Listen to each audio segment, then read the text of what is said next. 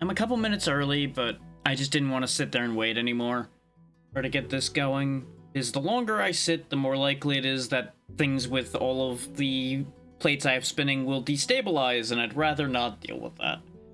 So, today is the beginning of that wonderfully long and arduous task that I have given myself and y'all have unlocked. The 5-game solo archipelago of nothing but games I've never beaten. Now, gonna get some information out of the way here, so for those watching the VOD, go ahead and skip ahead a bit if you know what an archipelago is and you know the plan here. Just skip ahead like 20 minutes, you'll get to gameplay like immediately. But an archipelago, for those who don't know, is a big randomizer where all the games connected to it get mushed together, thrown in a blender, all their stuff gets scattered amongst all the connected games, basically. So say Crystal Project here. I go open a chest there, it'll be an item for Bomberman Hero, potentially, or an item for Kirby 64. Things like that are how all this is going to work out. Now, the list of 5 games that I'm doing, you may have guessed a couple of them already because of what I just said, and you may, see them listed down here with the tracker, is Crystal Project, Grim Dawn, Spyro 3, Bomberman Hero, and Kirby 64. I didn't intend to have 2 N64 games, I kind of just started running out of options that I wanted to do, so I just kind of ended up with those 2. There's a lot of things in Archipelago I've either beaten, or I knew finishing them would be a nightmare, so I just kind of wiggled around it a bit. Because there was a debate in my mind of putting Blasphemous in there, and then I thought about it a bit more because I know how that game ends and how some of the fights in that game go, and opted not to because that would have been a whole ordeal, even without randomization. With it, it probably would be awful. So we're just not doing that. Same goes for a few other things that were on the potential list, but we're not going to go into detail there. Now, it is my intention to play each game probably roughly an hour each today, depending on whether they hit a blockade quickly or not. Based on my testing, Crystal Project could end up going way longer than that at just in one sitting, because you can pretty freely go around, and because of how some of the settings for that work, which I'm going to get to that when we actually get to gameplay for Crystal Project, because there's a couple specific things to that are going to matter quite greatly for that game in particular. Now, I'm going to tell you what the goals are for all 5 games right quick, right here off the top. It's mostly simple things, like Spyro, you gotta get to and beat the first sorceress fight. Bomberman Hero, you've gotta beat the final boss. Kirby 64, gotta beat every boss. I debated going shard hunting, but I thought that beating all the bosses would be more interesting, because it guarantees seeing more of the game, instead of just kind of ending. Grim Dawn is actually going to be shorter than you might expect, because all I have to do is beat the first act boss, us Krieg, so that will not be that bad. Though Act 1 is decently lengthy, so it's not going to be like, boom, done. And there's some interesting things to how I set Grim Dawn up that we'll get to when we get to playing that. And what was the name? The name is escaping me right now. But I have to beat just one particular boss in Crystal Project once I have enough of the jobs unlocked. Now, I don't know how many jobs I need. I randomized the amount of jobs I need. Which, on that note, let's go ahead and get to actually talking about Crystal Project itself once I rearrange my windows again. I have a lot of moving parts here, and there is a chance where things are going to get a little janky because of the amount of moving parts, so there may end up being a case where I end up having to close some stuff or reorient a few things, so just bear with me on that. Now, Crystal Project is an RPG where one of the heavy focuses is on the job system. As you can see, we have 6 random jobs we've been assigned that we have available from the start. Ordinarily, I believe you have cleric, wizard, fencer might be the one you start with for melee. And I forget what the fourth one you usually start with is, because I believe you usually start with 4, because you have 4 party members. It might be Scholar? It's been too long since I played this, because for context, aside from me testing this, I haven't played this game in like 2 years. At all. But this game is very good. I do very much enjoy this game. So we're gonna go ahead and grab a ninja, a samurai. You're not gonna be a ninja anymore. You are gonna be our weaver for our support. And Leia can stay a wizard, because we don't really have any more interesting back rank options. Because, well, there's a shaman we could take as well, if I wanted a hybrid. Yeah, you know what? The shaman will probably be more interesting than a bog standard wizard. So there we go. We got Cornelius, Rachel, Tao, and Alea. They get assigned random names. I could sit here and rename everybody, but we've got things to do and work to get done here. So we're just gonna boogie. We're gonna go ahead and leave it on normal.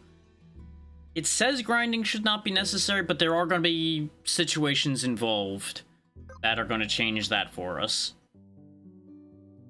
And there's actually a special introduction for the Archipelago here specifically, as you can see. You can actually, like, ignore locations. You can open any location on the world map. It gave you some neat stuff, and those are all the people responsible. So just have a look at that for a moment. And now we just spawn into the spawning meadows. Now, I do not really remember the plot for this game, but the plot's not going to matter that much, I'll be honest with you. Because some of the text has been altered, so it won't make sense anyway. And I'm going to be skipping through a lot of it to move us along quickly. It's going to quickly unlock all of the stuff we started with, so I'm going to just hang out here for a second. Because I can't really do what I need to do properly until this text is out of the way. That's one of the important things, level catch-up. It starts us at level 3 instead of us starting at level 1. Now, note the map. See how there's chests marked all over the place? That's because we start with the key item. Well, we start with all the maps for one thing. That's also very important. There's a lot of areas of this game, as you can see by the amount of maps. But down here at the bottom, the treasure finder marks all nearby treasure chests on the minimap.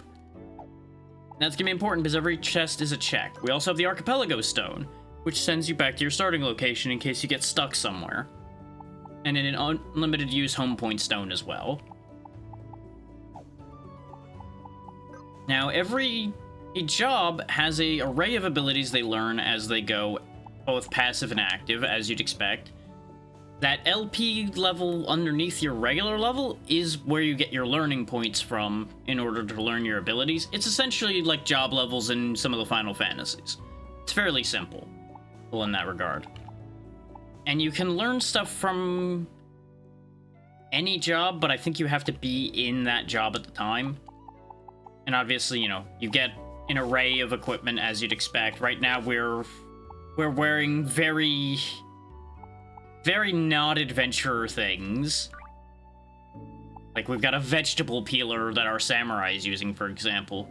Now, it's important to pick your starting jobs based on what jobs you actually want to be using, because your starting equipment is based on what job the person has, like the busted umbrella that this weaver has, and the icing bag wand that our shaman has. So that's important to keep in mind. Obviously, we don't have any passives or anything yet. Don't have any sub-commands because they've not done more than one job.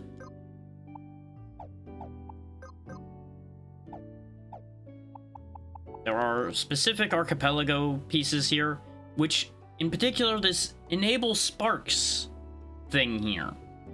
Sparks are your overworld combat situations. Because there's not, like, walk around, automatically trigger random encounters. There's wandering encounters you have to either dodge or deal with as you see fit. Now, I could make this much easier on myself and leave them disabled. We're gonna have the encounters active, so I actually have to fight my way forward. Otherwise, based on my testing, I could go get so many checks right off the top. Like, I wandered like 4 zones in the first like 10 minutes of testing because I didn't have to fight anything. Now, one of the main things about this game is also you can parkour.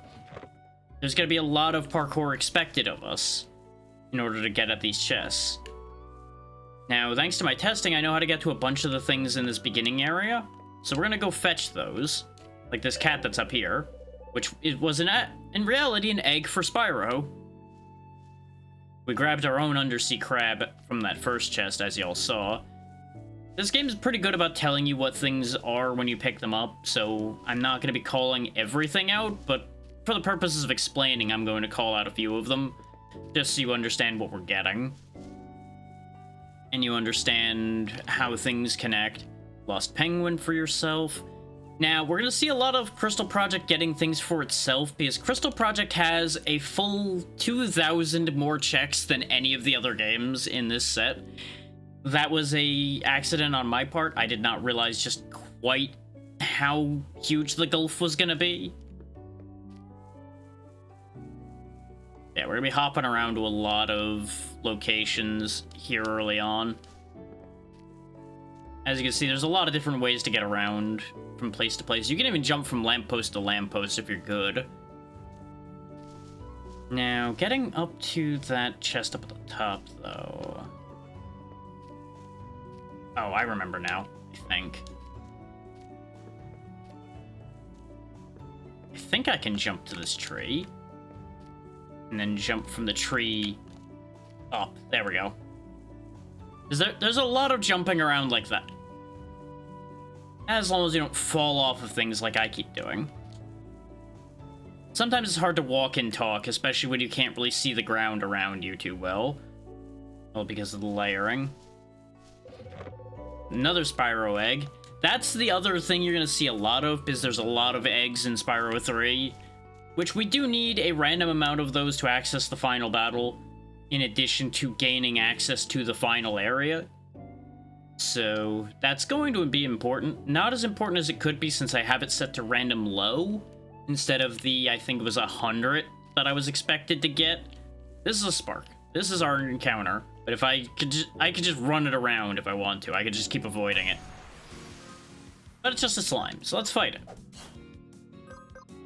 As you can see, it's a pretty standard RPG. There is like an aggro system you can track the intended target and such from. You can also jump on NPCs' heads and use them to get around. Unlike that. They expect you to use your environment a lot in order to traverse the terrain to go get a bunch of these chests. Damn it.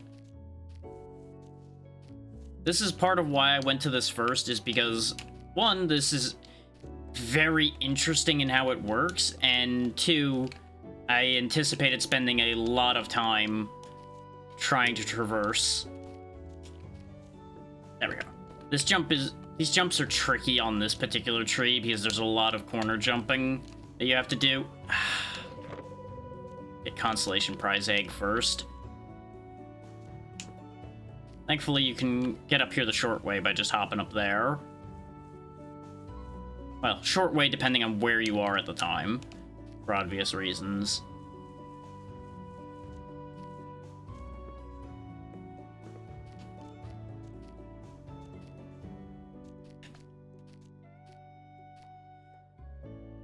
Now, the problem is, I didn't actually figure out how to get the rest of the way up from here. This is as far as I got on this particular tree.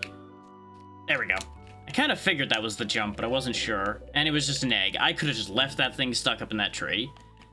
Ordinarily, I believe that's for a side quest involving fetching all of those animals that are stuck in trees for somebody. But obviously, you know, they're all checks now. Every chest, every overworld item, everything like that is a check that'll go to somebody.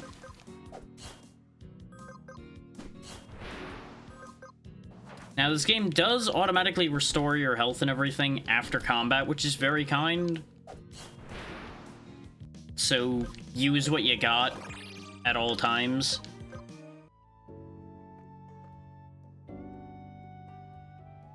Now, thing to note is all of our consumables and such have hard caps as to how many you can carry. Like, you'll notice maximum capacity is 10 right now. You can find items to increase that maximum capacity as you go, which is very nice.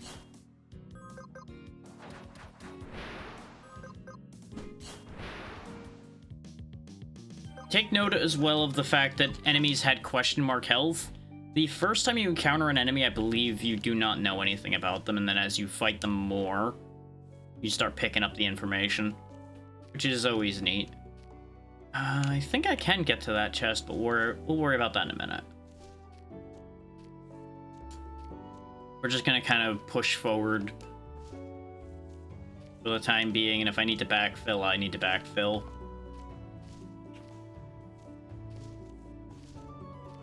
Now, none of what I'm doing is needed for ordinary progression. Oh, we got dino mines for Spyro. That's a world. So that will be very important for us. There we go. All cleared out. Another level, but no job level yet. Yeah, I have all of the worlds and individual levels for Spyro locked at the moment, so it's important that we go find them. And a bunch of them are going to be here in Crystal Project, which is another reason why I opted to go here first. Now we can pick up what would have ordinarily been a map from the Nan here, which is another egg.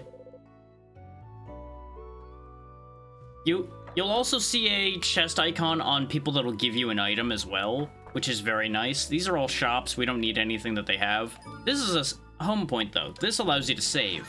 This is going to be important. This is also where you change classes if you so choose. You'll notice that the male and female characters also have different sprites for their classes, which is fun. Like if I have her go to a shaman, you see it's the same as the one we had down below. Ninja's different, etc. Some of them are the same, like wizard looks the same no matter which one you are.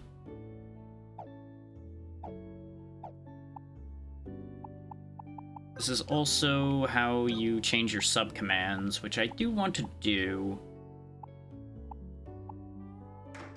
Give you black magic as your sub-command. Actually, yeah, you can have time magic as well. You can have poison, and you can have swift wind. There you go. This way they have additional things they can do. They won't really do much with that information at the moment, but I just like having the extra options. Oh yeah, from here to the tree, from the tree to the house, from the house over to here. This is where you learn about item pouches, but it's the warp room for Bomberman Hero. Fireworks for Kirby. Because the funny thing about Kirby 64 for us is literally every one of Kirby's abilities is an item out in the Archipelago somewhere. So right now, if Kirby ate something, it wouldn't do anything. Kirby can only spit it out as a projectile. That's all the use Kirby has for anything Kirby eats right now. So it's a bit rough out there for old Kirbo. Now, even though we have the maps of these areas, we do need to fill out the mini-map in order to see where we're going. Like, obviously, you can see what all of the items are called in terms of what, like, the chests are and how to get to them to a limited degree, which is very convenient. But we can't actually see the terrain until we actually get visual confirmation by going there. We'll just hop on up this way and get to a whole new area. Ta-da! We're in Delend now. Which, this is intended progression hopping up here.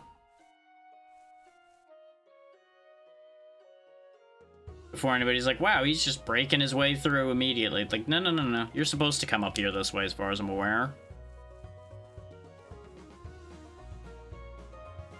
Now, crawling along like I'm doing there, not necessarily as much. You'll notice from the enemies we have here, it's a little different up here. Yeah, you can dodge using it. Nah, you don't need to dodge. You'll be fine. We don't need to really do much here at all. These are stronger enemies.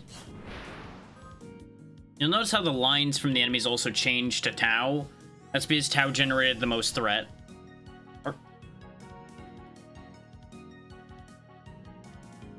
No, that was just a sound thing. It sounded a little bit like a sound alert, so I got concerned for a second, like, wait a minute, did I miss something? No, I think we're fine. Just keep hitting the carry. As you can see, they are stronger, though. Considering they know how to set us on fire. There we go.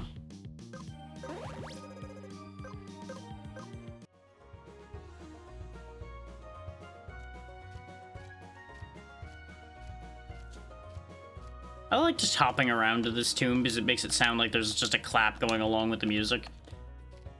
Hop up here, hop across this gap, walk across this log, and boom. Fresh salmon. I don't really know how it could be fresh when it's in a box like that, but you know, best not to worry about it.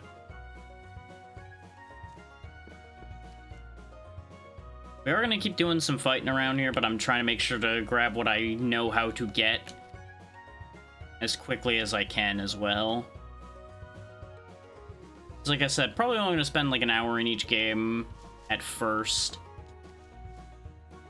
This is one of the pieces of modified dialogue. Sure up your goal isn't to kill me. That'd be awkward. Okay, bye. Yep, his Astley is our target. We got a short spear from going over there. Now, all of your equipment that you get from your various checks are progressive in this game. So you'll get, like, the earliest version of that equipment when a Archipelago thing gives it to you. No, actually, you don't heal between fights. I thought you did. Maybe that was an ability that one of mine had at the time.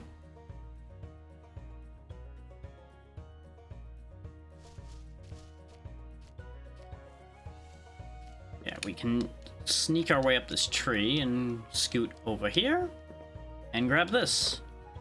Sour pop candy. Now, I don't think that spear we picked up is at all useful for anybody in this party. Yeah, because even though samurai have used spears, they're not gonna make any use of a spear in this game. Okay, we're gonna get lots of tonics, so we'll just do a bit of top up there. I had a cleric in the test file, so maybe the cleric just auto heals people at the end of fights. Maybe that's why I'm getting confused. Hard to say. Yeah, this game is very, very good. This is just another one of those ones that got caught up in the I was playing too many things and then forgot about it scenario. We all know how that goes.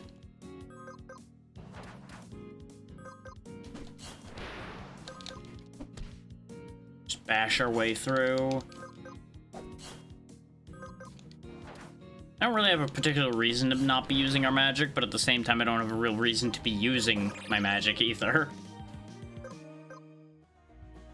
Since they're dropping so many tonics, I don't really have to worry about health that badly either at the moment.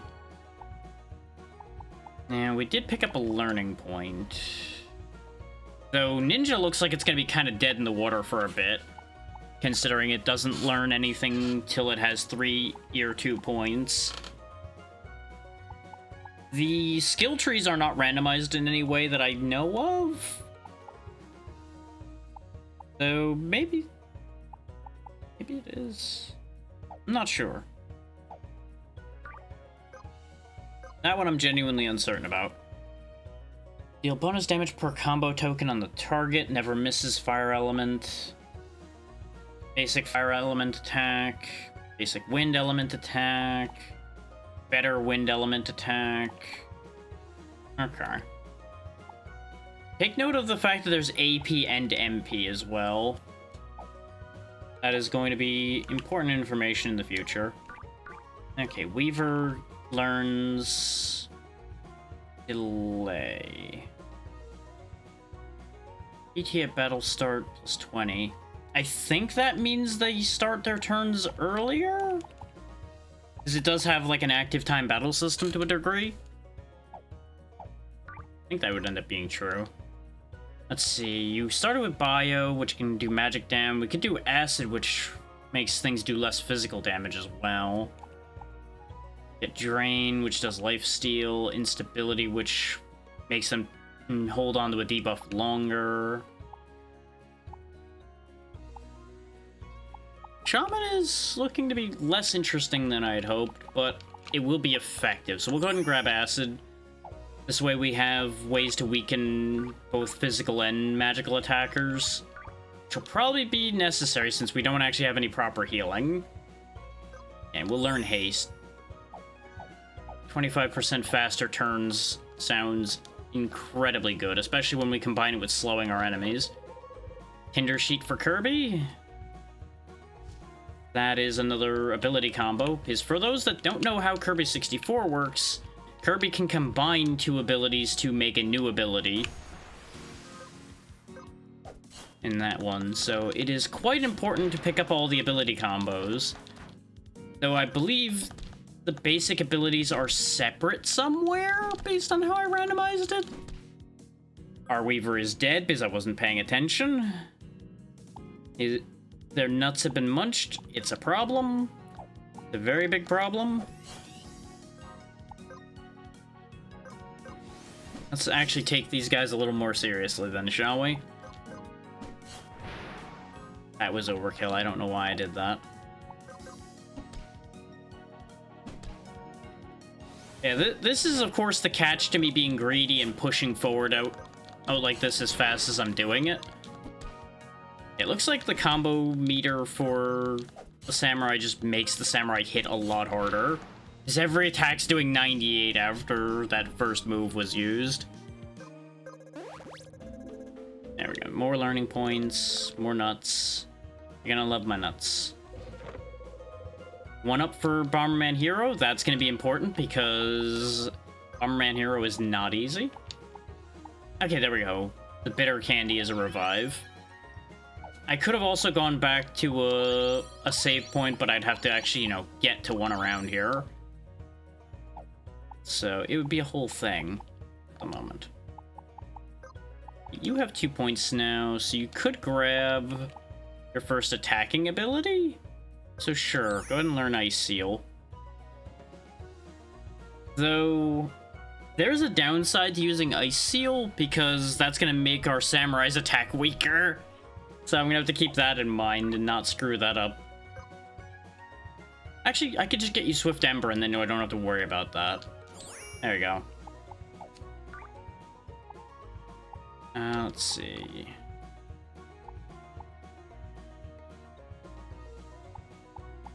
Why are these both right here at the beginning? Maybe this is randomized.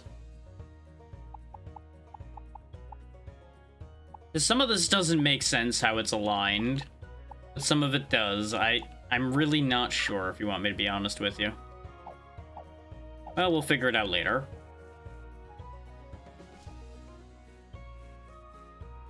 Okay, the item is up there.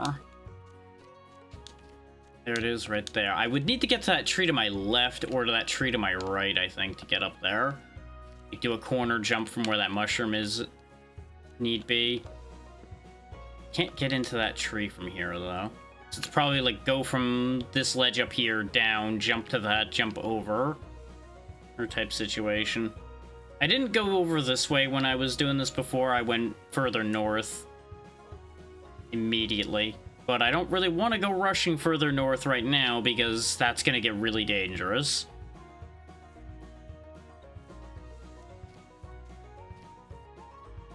Now that I actually, you know, have to worry about fighting encounters. Don't go in the water, by the way. It will just send you back. Our team here cannot swim. I know. Yet another adventuring party that doesn't know how to swim. Dog bone.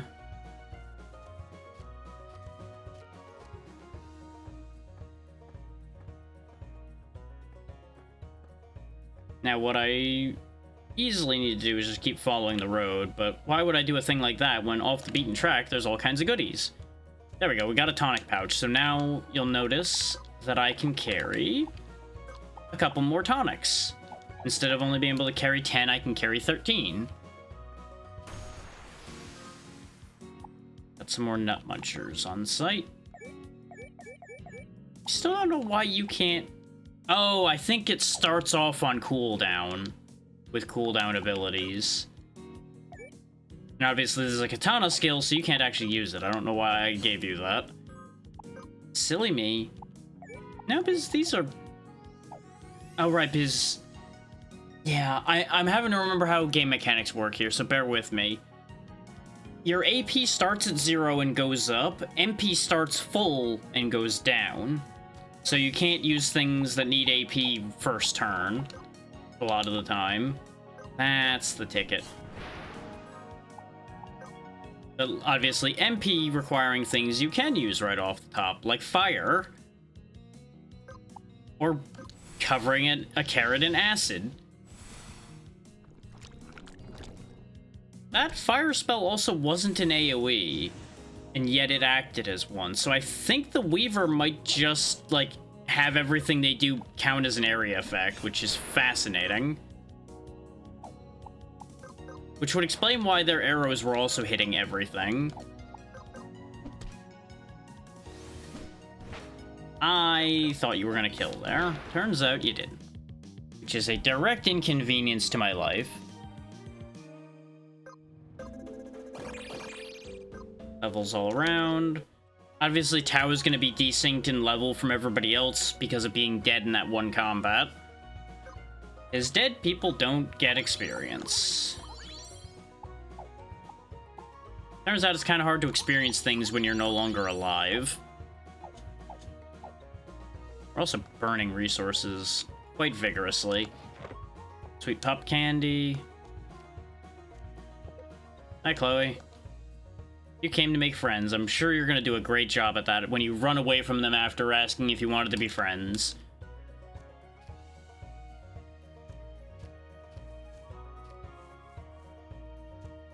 Like, there's playing hard to get, and then there's sprinting off wildly when you make human contact. So I can honestly relate to the sprinting away when you make human contact. I understand. If we pop down here, there's civilization, sort of. We can buy some stuff here. Go ahead and grab the cell key. The torpid cuffs are great at first, it looks like, because it gives you 80 attack right off, but every level you lose attack. This is a crystal shard for Kirby, so we'll go ahead and grab that. These are randomized for those who may have not gathered what was going on here. We'll just buy out the shop.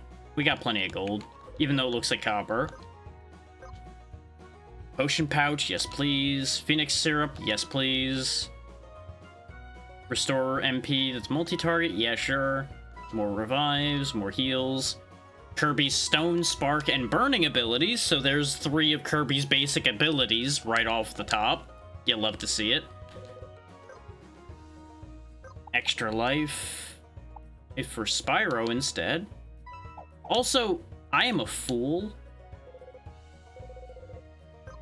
Yeah, go ahead and heal us. I should have double-checked the shops back at the beginning, because when I tested this, they weren't randomized. But maybe they are randomized now. So we're gonna make a quick trip back, in case I screwed up. Yeah, no, these aren't randomized. I think these are meant to be so you could guaranteed have stuff available at the start then.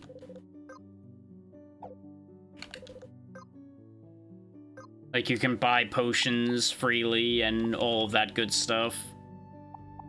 You'll notice this Phoenix juice is much more expensive than the one we bought at that other place.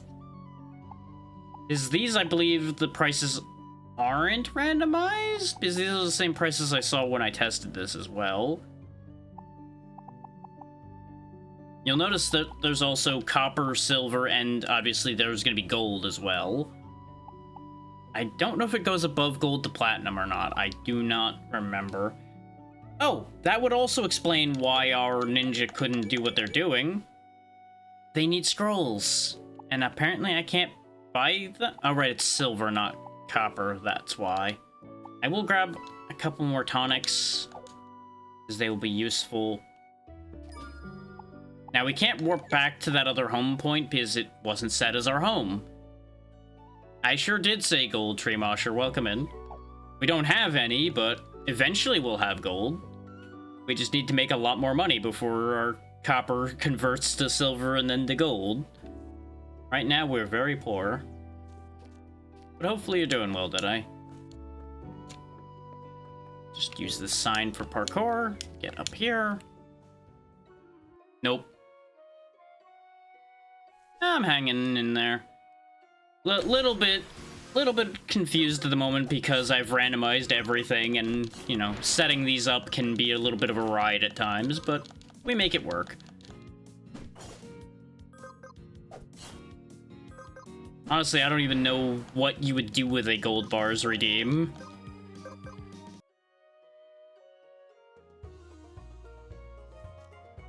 Like, would it rain gold bars? Like, what would even that be?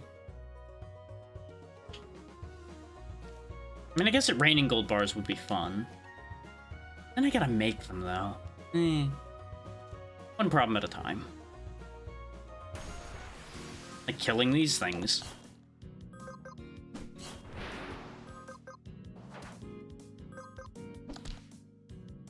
Yeah, but think about the fact that you'd have plenty of gold to then pay for the medical bills. It would work itself out, really. It all balances out.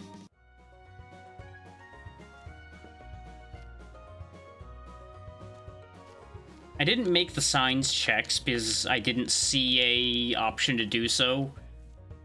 Forgot to hop over here. We'll disregard that fight for the second.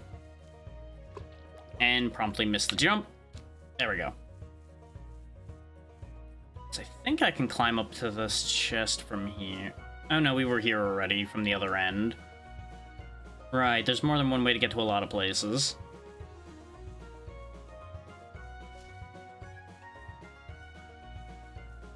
You would think I would know these things, but at the same time, not playing a game for 2 years means you forget a lot of things. I know the way to all those checks in the beginning because of testing this out. Make sure it all worked. That's about it. Like, I know how to get to 2 more areas ahead of here, and that's about the extent of what I remember. It doesn't help when it eats my jump as I take 1 step too many. But, you know, one problem at a time. Just go back, do it again.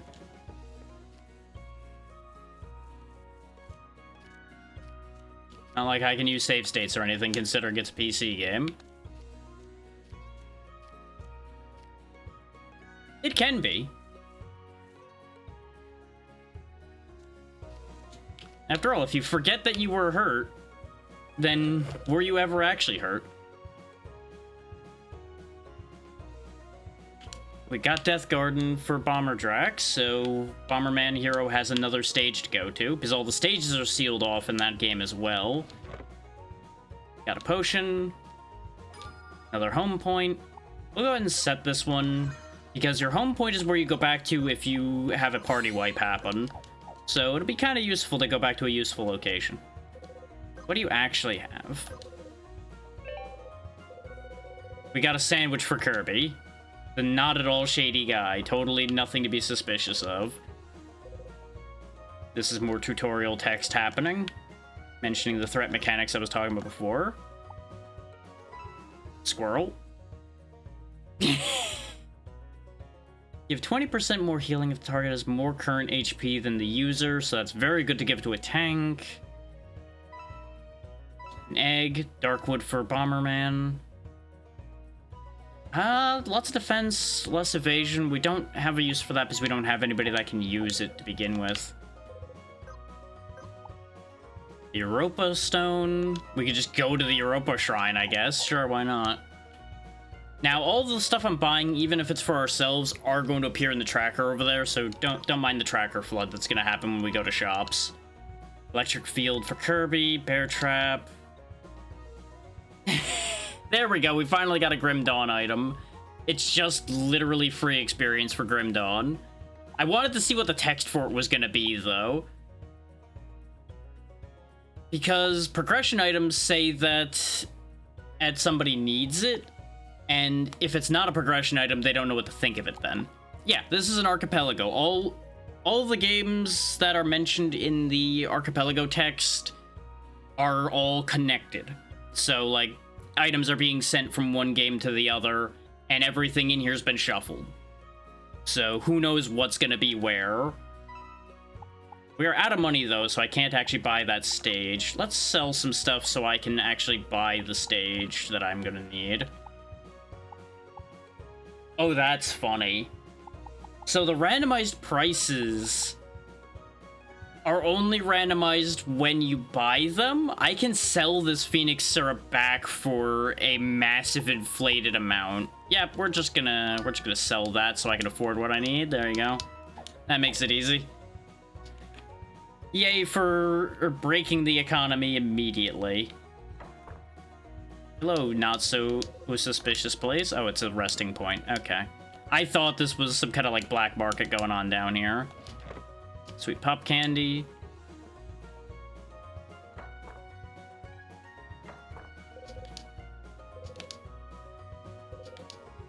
Now, yeah, I need fishing stuff, which I do not have.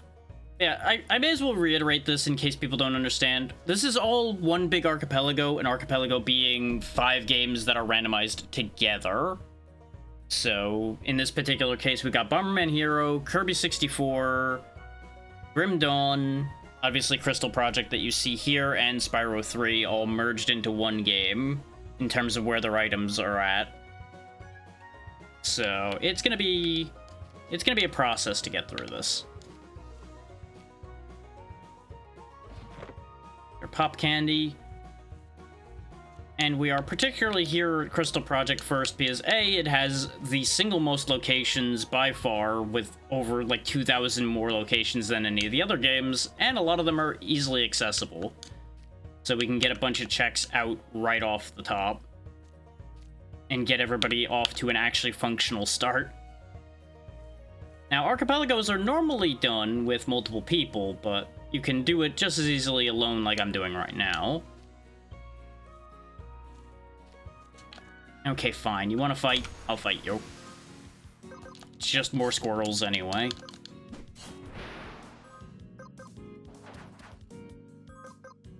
We won't get stronger until we kill more things anyway.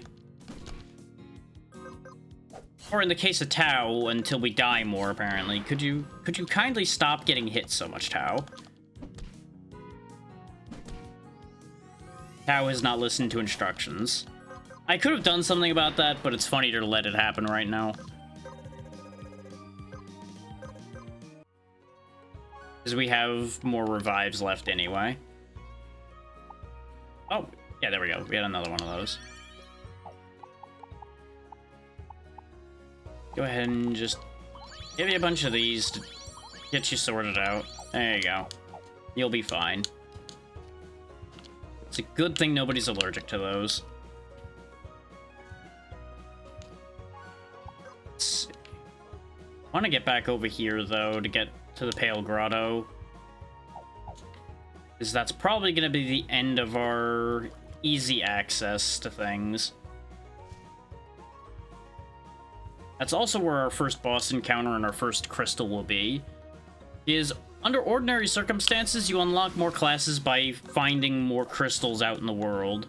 Kind of like Final Fantasy V. I have to use that as an example.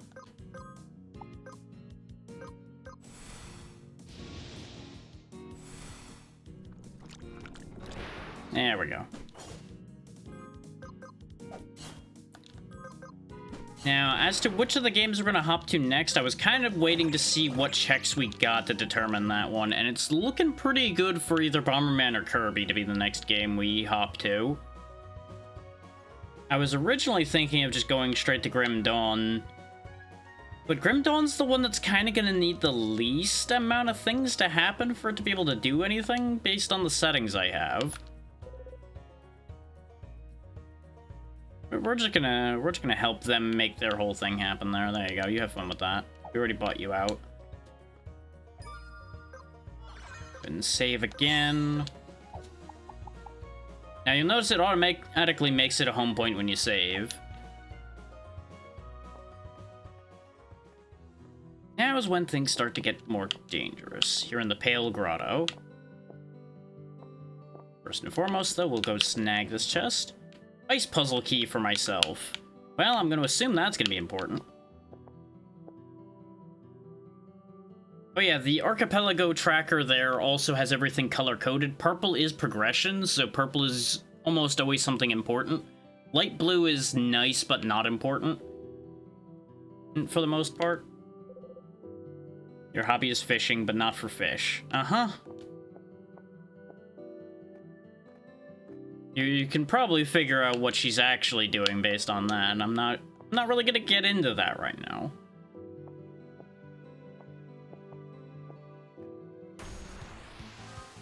We got Zubats, because, you know, legally distinct.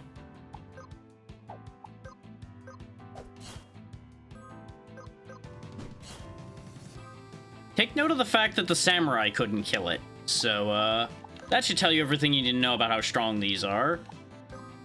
You can also target your own party. I do not recommend it. But we are obviously going to kill these as quickly as we can, because they are going to actually be a threat at this stage of the game. But nothing's a threat if it's already dead. Aside from undead. That's a different problem. Don't worry about that.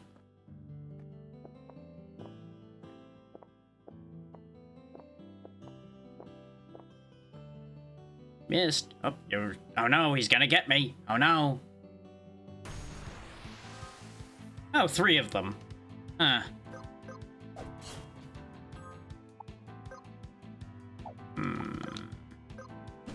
Yeah, they have 130 hit points. Which also means they're going to just... That one in the front's just gonna die automatically, so I don't need to worry about that one.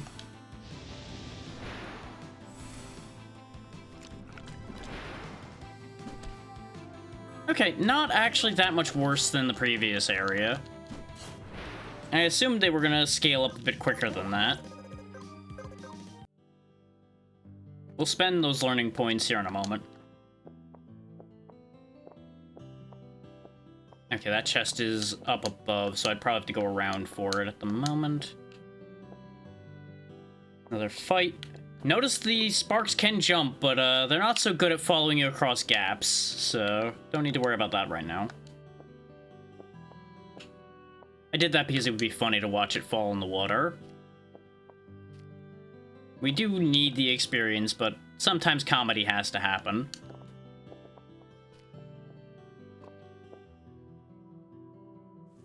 And there's an item all the way out here. I would like to see what it is. It was Death Road for Bomberman, so that's another stage. It was a good thing I came out this way.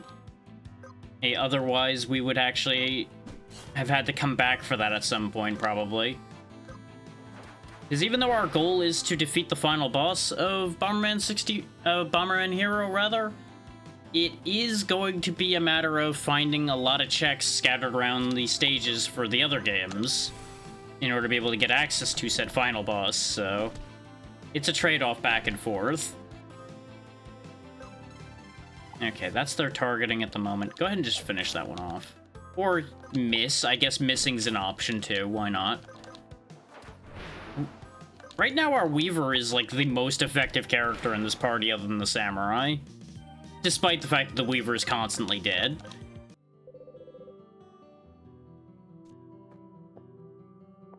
Now, you'll notice it does auto-save out after most things happen, which is very helpful. Where does this lead? Oh, to another home point. That's actually kind of helpful.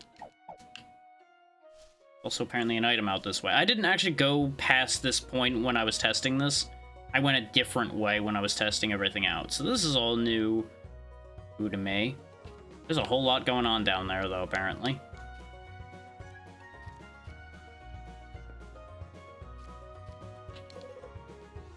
To the east, the Proving Meadows. To the south, Seaside Cliffs, rather. I have been to the Seaside Cliffs. But again, from a different direction. Huh? Oh, it's under. You can see the cave where it is, right down here. Snake route to Bomber Track.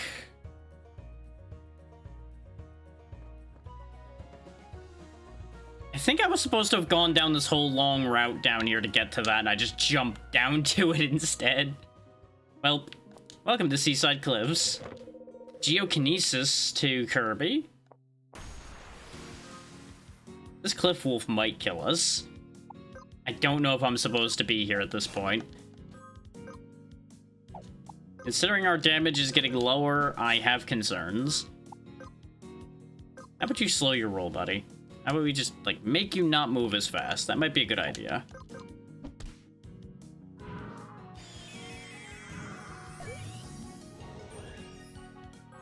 Okay, it gave itself some AP. That's concerning.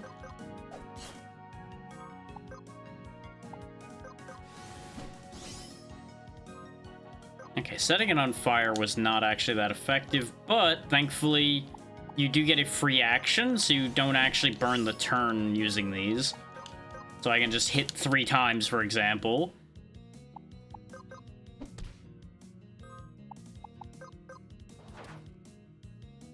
Wow, it survived all of that and did 78 to our samurai. I was right in thinking these are dangerous, but we got through it. Having shenanigans at our disposal helps.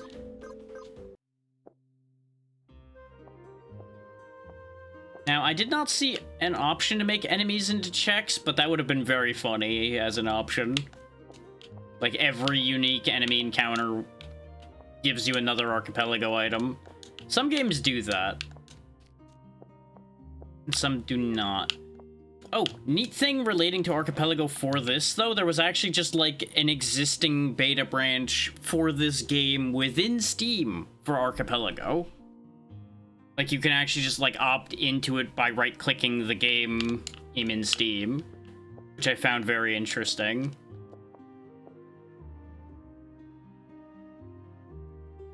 There's a little bit more to it than that for setting this up for Archipelago, but just even having that much natural support for it is fascinating.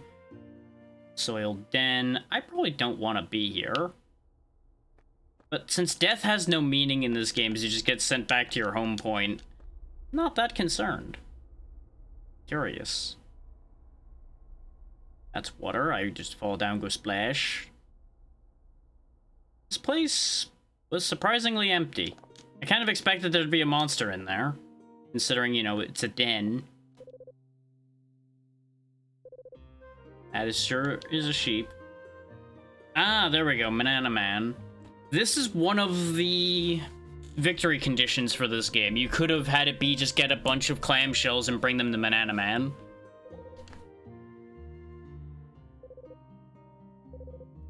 Rest in the tents. Yeah, sure. I got a solid amount of money. And I do need my MP restored. Saving here? Probably not my wisest idea, but we're doing it. Let's see. Got some swords that nobody can use. Chain helm that the samurai can use. Bamboo terrace for Spyro. An Enda egg. Tincture pouch, yes please. I'm not buying nuts, are you stupid?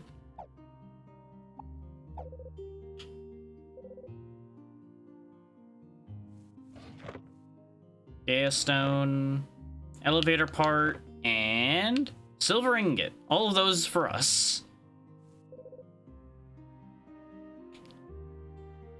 Good to know that there's a crystal around here too.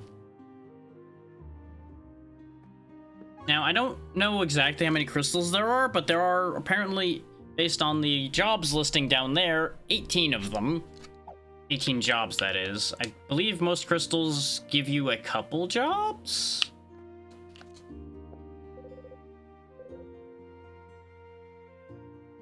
Yeah, you know, that is a good idea. Just give everybody white magic if you have the ability to. But when you're at a home point, you can just have everybody use healing magic.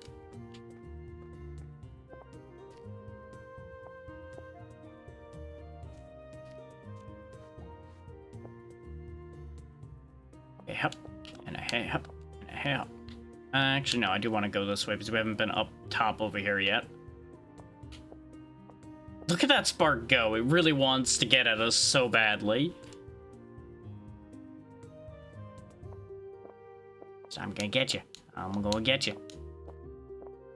I'm gonna eat you. Yeah, that's where we were already. We're just above there, and I can't do anything from here currently.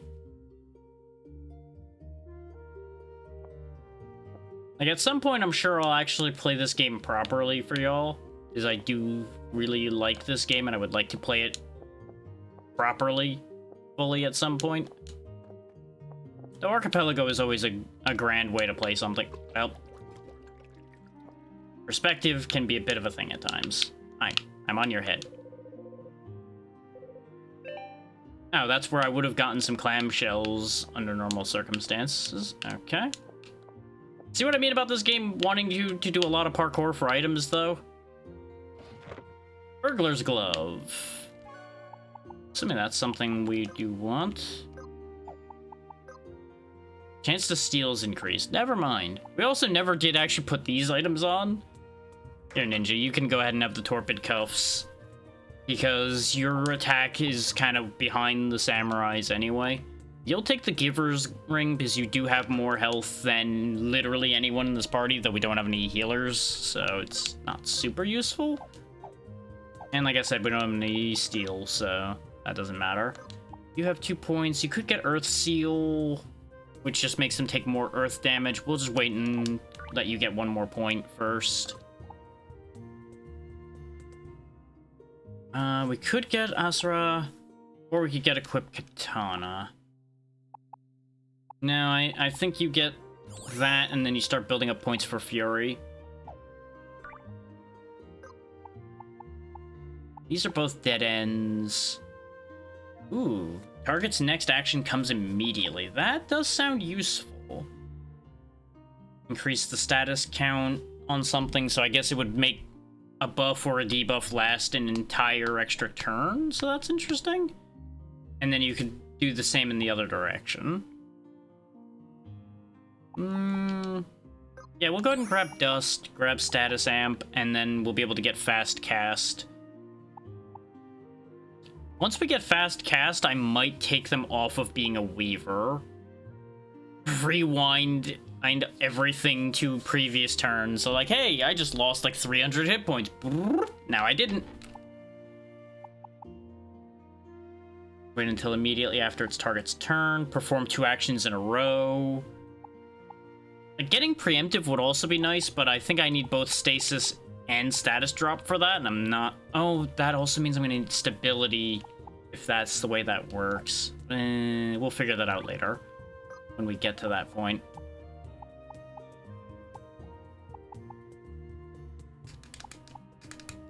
Grab you Drain, and I think you're done being a Shaman. Shaman doesn't have anything too remarkable for us to pick up.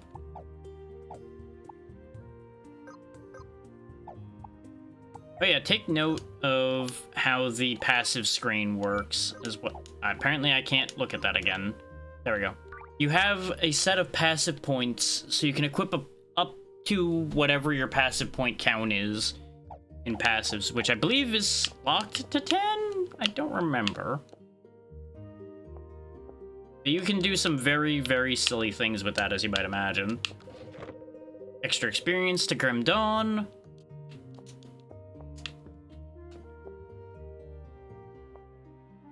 Whee! Sploosh. I think we're done over on this side. I think I can make this jump. Yeah. Silver dust. Haddock bomb? That's actually... Well, it would ordinarily be important to Bomberman Hero, but I don't have it set to be a requirement.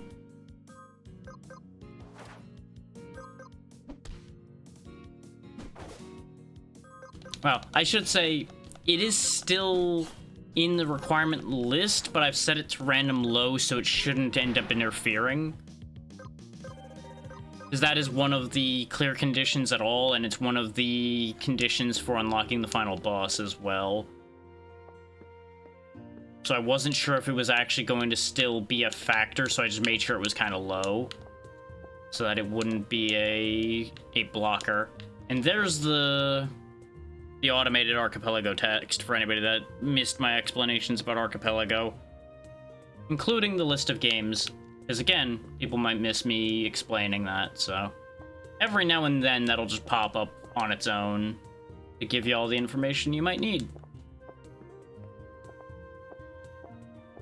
There's a shorter version without the game list that will pop up as well if you do !Archipelago, but it's not information that's not in the automated one.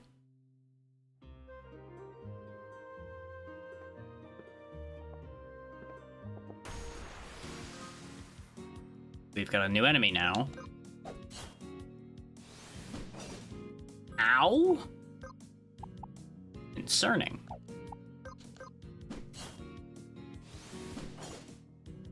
Oh. It attacks back automatically. I see. Does it counterattack magic? Does not. It does, however, just bite. Very hard. Alright.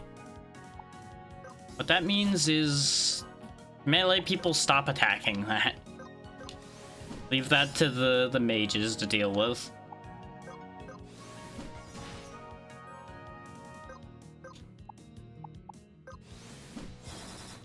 Or, you know, we're just gonna get thorn barraged and half of us are going to be in grave danger immediately. Wow, that thing still is alive, huh? That is decidedly upsetting.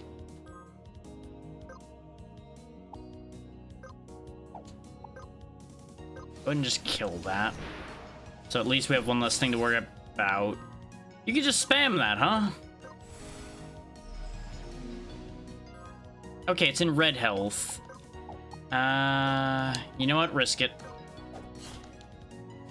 It didn't die. Well, goodbye, Cornelius. You risk it too. Kill. There we go. Because we just needed to make a push there. If we didn't, it was just going to keep thorn barraging us to death. Let that be a lesson that we probably aren't meant to be out this far right now. But because we can get away with it, we can level rather rapidly.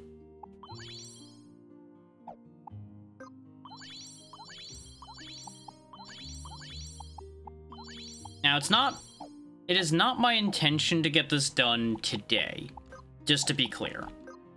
My intent is for this to be relatively quick to get through, but not like, oh wow, you just finished the whole thing in one go. There we go. You equip smoke screen, so now you have free dodge at the start of every fight. That will help you immensely.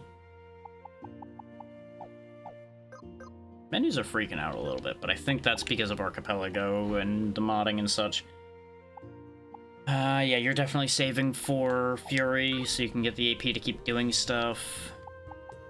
You're saving up right now, and you're obviously done. But you'll save up your points to buy something else before you change out. Because you can. Fresh salmon. His learning points stay with the class that they're learned on. It's not like you can bank them and then use them for a different class when you switch or anything. As clever as that would be. And robe. I mean, that's probably better than what you're wearing right now. Or not.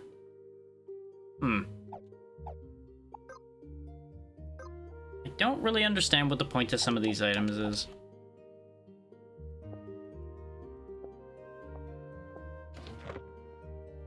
Stem ward? Really, I'm just going way out into the middle of fucking nowhere. But you know what? There's stuff here, so it can't be too nowhere. Breastplate, that might actually be worth something. Short sword might also be worth something, but we didn't get a chance to do anything about it. Okay, yeah, that was progressive heavy body and progressive one-handed sword, so those may or may not matter. There's only the one fly trap, so I'm gonna go ahead and just, like, go ham here. So we can get out of here quickly. Based on what we learned about those thorn barrages, I am not interested in this thing sticking around. You're gonna have to skip turns, really, Alea, because you don't have anything to work with. Does it... Is the thorn barrage the response to magic? No, because if that was the case, it would have done that before.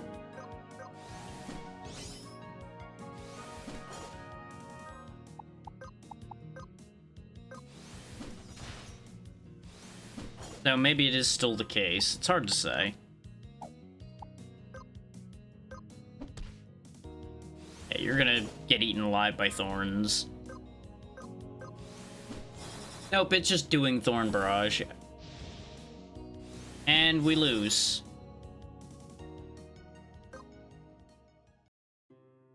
Ta-da, we're just back here now. I think... Yeah, we keep what we picked up along the way, and the short sword's actually just worse. Breastplate, also just worse. I did forget to put the chain helm on you.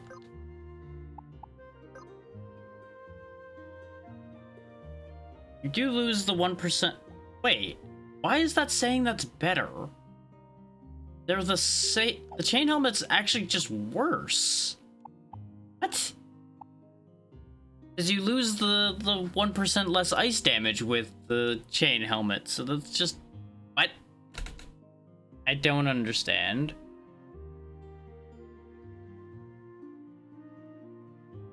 Like, I get a distinct feeling that there's information here that I'm not understanding.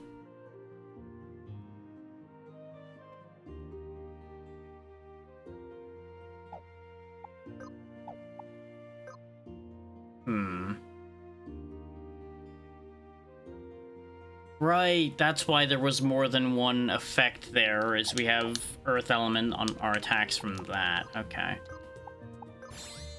Yeah, we'll just go ahead and save. And we will be popping over to a different game now. Keep this whole process moving along. Because like I said, I could keep grabbing checks here, but I feel like it'll destabilize everything to a degree if I keep grabbing checks here before I even do anything else. Let's go ahead and do Bomberman Hero for a bit.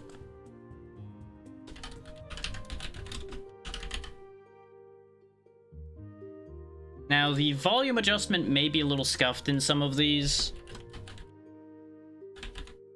Because I did adjust it, but that doesn't mean it's going to behave itself. We all know how that works. So let's see. I just need to pop over to this screen now. Flip on that one. Flip off that one. It's minimized at the moment, so it's a black screen. Of course it is. There we go. You'll hear it in a second when I unmute it. I'm just making sure I have all my ducks in a row.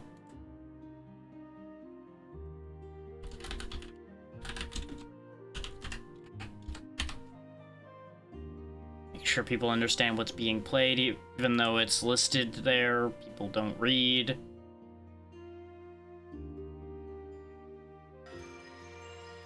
Nope, that's Kirby. They're both listed as BizHawk Client, so it's a little bit of a crapshoot as to which one's which.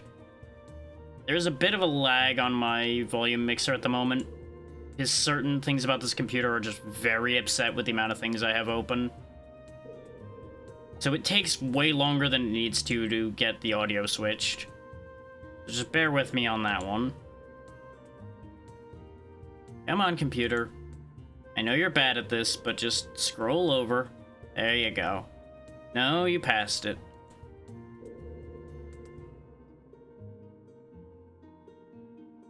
Come on. One more. Oh, you son of a bitch. Why are you like this?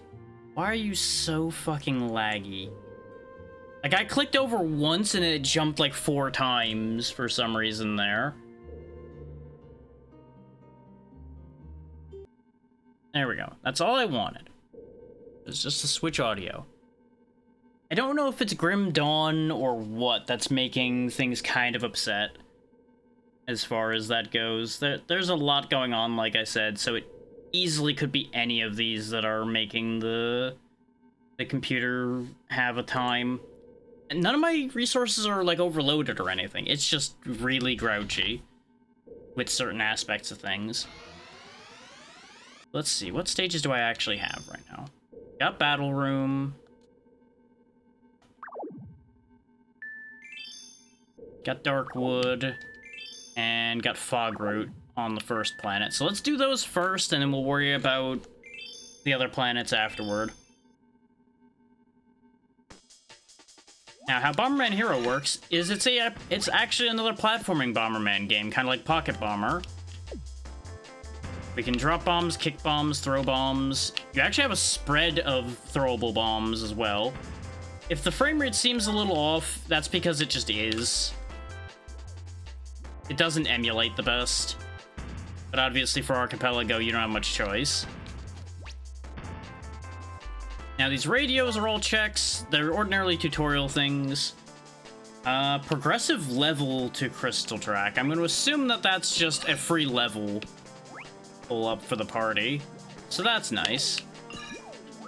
I believe I have checks for getting a certain amount of crystals per stage. Or at all. Ordinarily, enough crystals gets you a health extension from what I remember, but I have health extensions, bomb ups, and flame ups just out as items in the Archipelago pool. So that's going to be a whole thing. Like, you'll see that heart up there. That ordinarily, I believe, would be an extra hit for us, but it isn't in this reality. It is instead nothing. Is that was the problem with this as an Archipelago game, is for some reason a lot of the collectible items don't actually count as anything yet. If you make them be out in the pool, they don't reciprocate for some reason. It's a little bit weird. That was a egg for Spyro. So I know you can't see this one nearly as well because it obviously isn't on screen.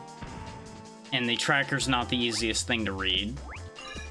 So I will be calling out what we pick up.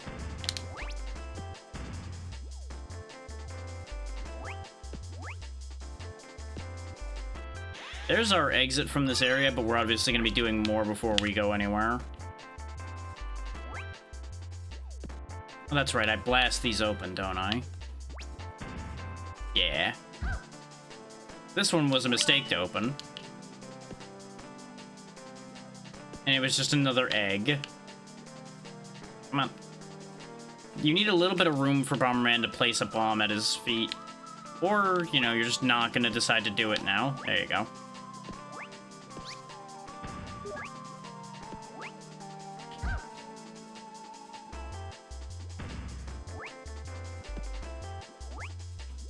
There we go. It's a good thing Bomberman, despite not having fingers, can ledge grab. There we go. I don't think this is a check either, but I want to make sure. Go back and grab this gem. So like I said, there are gem thresholds we need to hit, so it's important to get all the gems.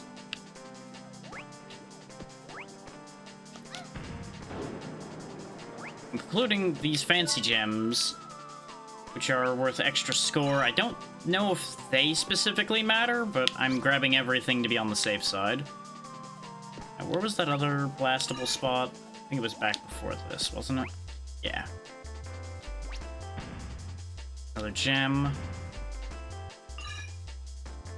Grab all of these. Now, I keep reading this, and I don't know if this is a fact or if this is just like a well talked about myth, but apparently this was actually going to be a bonk game and got turned into a Bomberman game. Or I do not remember the reasoning that was mentioned. Clearing Battle Room was another egg. Remember I said we were going to be getting a lot of eggs? I wasn't kidding. Okay, Darkwood.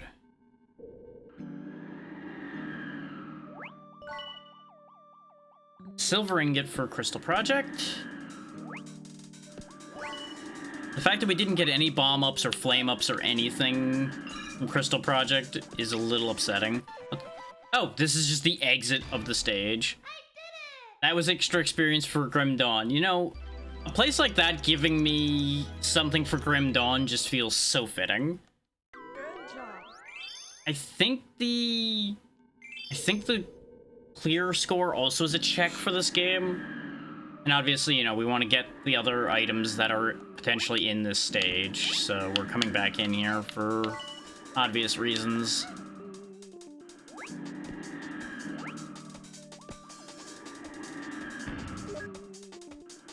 Don't really know what that switch did. Oh, made that moving platform over there move. Now, there are, if I remember right, living trees on this stage that will try to kill you. Like that one that's got the weird roots. Pretty sure it'll come to life and try to eat me. I don't know if the tornadoes are helpful or not. Yep, there we go. See? Tries to spray you with poison gas.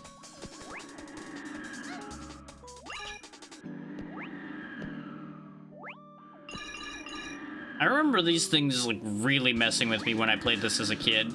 No, okay, no, they do send you, but they also hurt you. Take note, by the way, the fact that we did not heal between stages. So if I get hit again, I'm gonna die. Oh wait, yeah, that's what the heart pickup was. I think it gives you a hit back. It doesn't give you a extra hit. It gives you one of your missing hits back. Which, having a health bar at all is unusual for a Bomberman game. Usually, you either have, like, a extra heart you can pick up, or a vest, or something like that, and that's it, other than dying in one hit.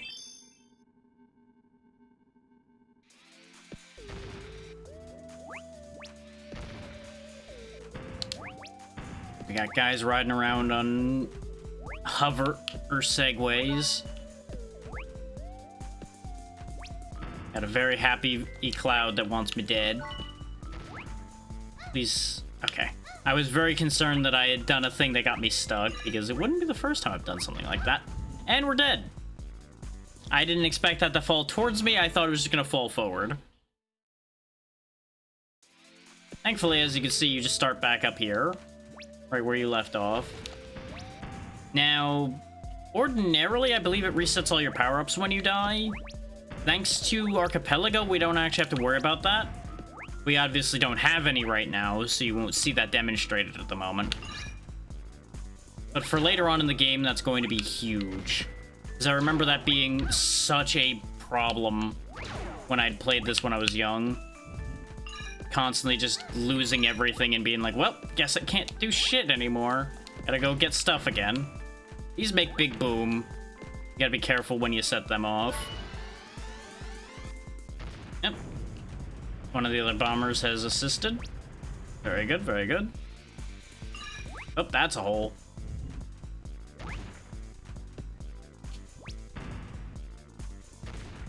Okay, yeah, that just gives us one hit back. Perfect. Might even be a full heal, and we just don't know because we only had the one missing heart. That, I think, would ordinarily have been temporary invincibility? Which, as you might imagine, would be very helpful. Ow. When there's spikes everywhere you go. I don't know if this is actually still an extra life or not, but it'll be worth points, so may as well grab it. Get our clear score up. Because your clear score at the end of a stage, in case you didn't figure that out, is quite literally just based on your score. So you'll get a better clear rating the higher you get your score to be. As usual for Bomberman game, you can of course blow yourself up. It's not recommended, but you know, it is a thing you can do. You hold a bomb though for a little bit. You start spinning it, you can't jump anymore, and then you can throw a spread of 3 bombs forward. Unlike other Bomberman games where you could charge your bombs to throw larger ones. Jumped right into that because I am good at this. Only having 4 hits is gonna make getting around in here a little tricky. Considering this is a full other zone, I would assume probably by now you're meant to have gotten at least 1 extra hit.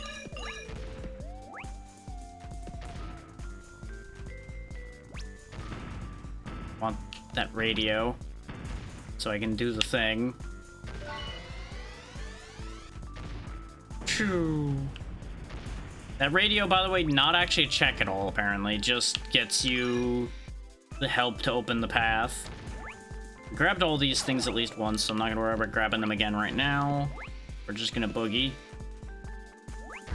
Ow. Iframes away! You know, you probably could be cheeky and drop bombs on that robot that's in front of us from above. Like they're throwing bullets at us from above, for example. Might even be able to just skip past this thing. Like, just tank a hit and then run for your life. How many hits do you take? That many. Why is it that every time I ask that question, whatever I'm asking it about dies? I don't mind, but it's interesting that that timing keeps happening.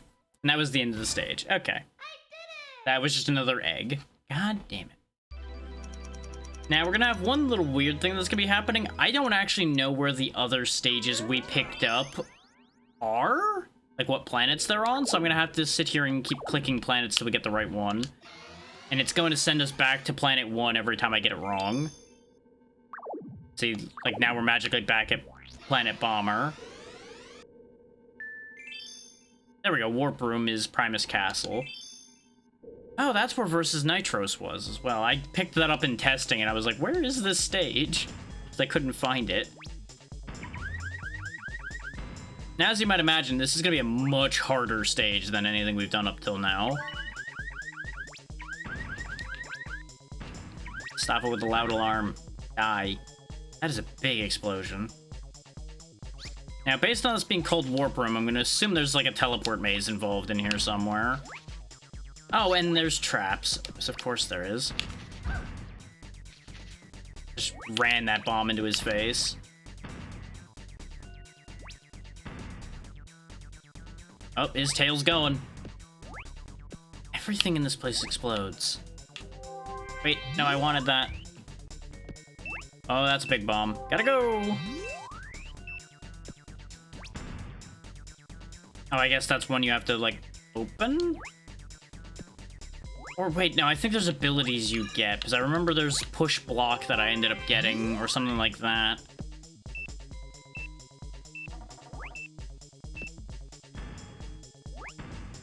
When I was testing this out.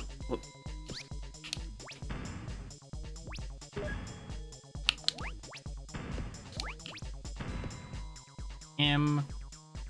Okay, big pink bomb exploded. Oh, which also took care of this problem. What do we got over here? Death!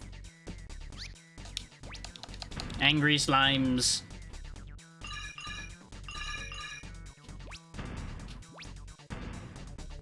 Another orange gem.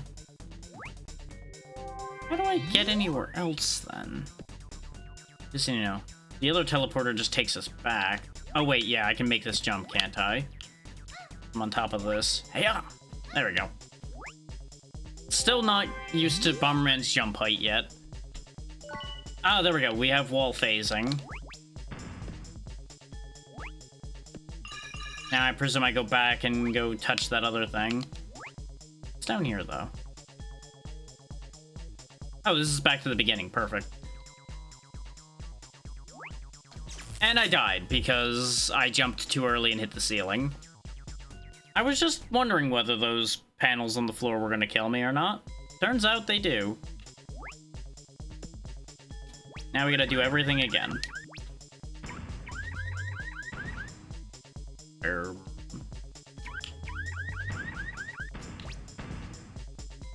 Do bear in mind that explosion chaining is a thing.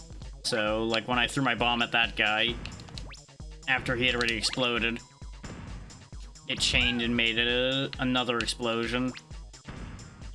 There we go. Off goes your tail. I'm gonna get up here until that's done.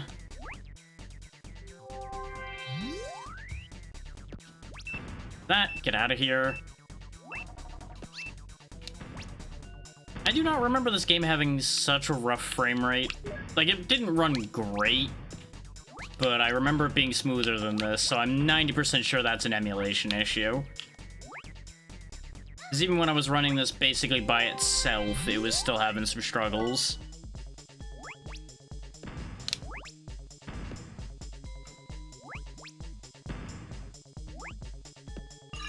But, you know, that's the nature of dealing with things in Archipelago sometimes. It gets a little janky.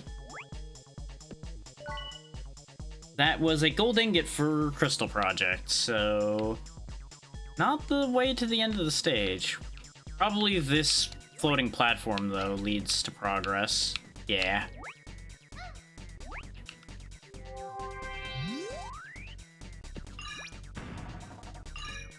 He was still playing his sound, even though he was dead. His ghost was making noises at me. I think it's 200 gems for our reward from gems. Like, collectively. There we go, another stage done. Nan's secret recipe for Crystal Project, so nothing important. Like, don't get me wrong, that's a nice item, because that was that 100% missing MP restore. But not progress. Oh, we have Snake Route here in Clock Tower. Why do I remember this stage? I recognize the name of that stage for some reason. I don't remember if it was a stage I had problems with or it was just an interesting stage. Judging from what I'm seeing, I think it's more it's just interesting. But we'll find out. That appears to be a nothing.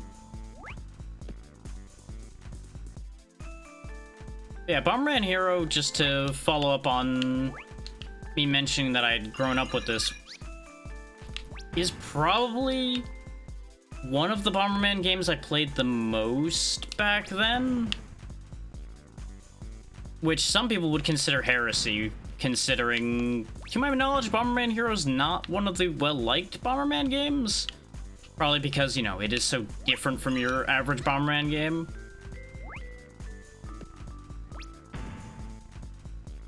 But it's an enjoyable weird for the most part. Some of the boss fights I do not very fondly remember, but most of the game that I remember was fun, including some of the extra stuff you do with a couple of the stages that are more unique than just run around and bomb things. But it also depends on what you're interested in, too, whether something like this would work for you, of course. Ow. Like, if you are into getting run over by gears, this game's great for you. Because you'll get run over by gears a lot. Can I, like, get up on the railing here? He's just trying very hard to stop me from doing that. There we go. Rainbow gem. Oh, there we go. In order to open the exit door of this stage, I need to have enough of the directional gems. That's what I'm gonna call them now, the directional gems, but they just look like directions on a D-pad. I don't think there's fall damage in this game, but there is still gear damage. Gotta go!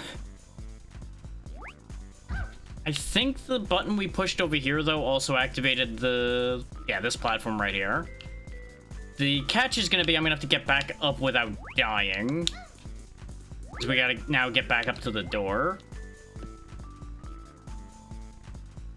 Since it's an N64 game and I can't rotate the camera, I'm gonna have to try to walk these railings very carefully to not die.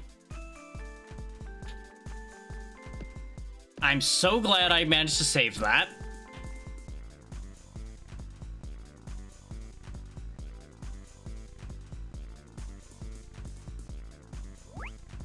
I suppose I should also be grateful to the game on that one, considering they made sure there was a platform under you at points. Go up on this side this time and see if that works out better.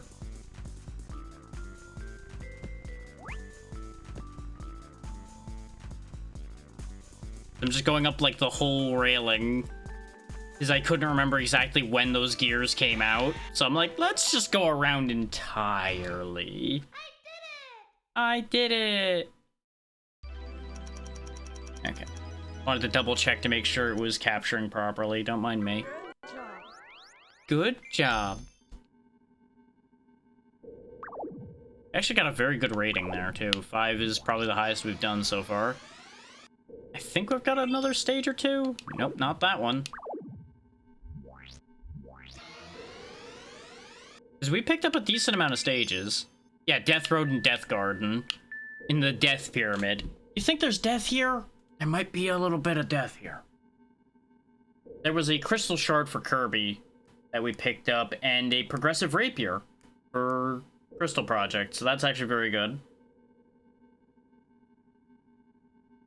Also, that proves that points are, in fact, a check, which means I need to get 5 points on some of these stages for some of my items, which is going to be really rough. Is 5, I believe, is the highest points you can get in a stage, and I remember seeing it mentioned that getting 5 points on some stages is brutal. His bosses count as stages for getting 5 points. Which there's a timer involved, from what I recall, on basically every boss as far as the points go. So don't be surprised if there are just going to be items I'm not going to get. And we'll just hope that they're not vital to progression. I think I need to jump on top of the angry Moai. No, it doesn't look like that works. Do I stun you with a bomb? No.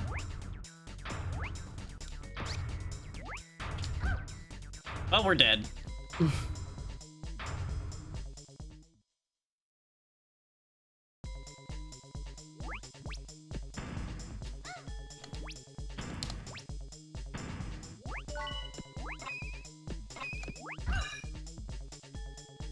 I feel like I'm not supposed to normally be carrying more than 100 gems at a time, considering the number is overlaying in a weird way.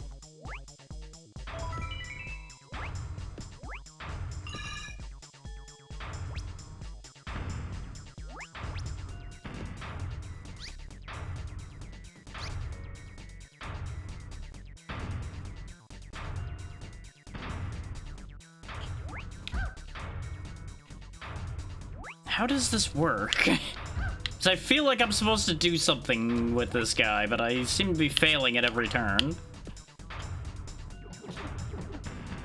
Maybe I just need to hit him a bunch, and he's just not, like, obviously registering the hits.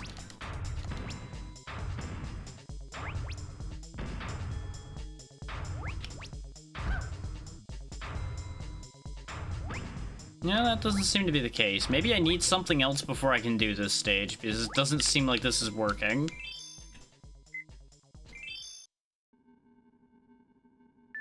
So we'll come back to Death Road later. We'll just do Death Garden. Because at the very least, it would behoove us probably to have more health or something before doing that one.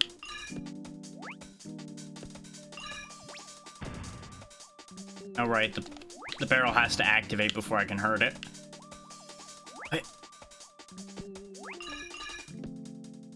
There's a lot less death here in this Death Garden. Shouldn't have said anything. Really shouldn't have said anything. Yep, there's one of the things we're gonna need. There's a remote bomb power-up. And an angry plant. It wants to just slap the shit out of me with its leaves, apparently. Okay, remote bombs are also just around. That's not something I need to go fetch. That means that's something I probably do lose on death, then.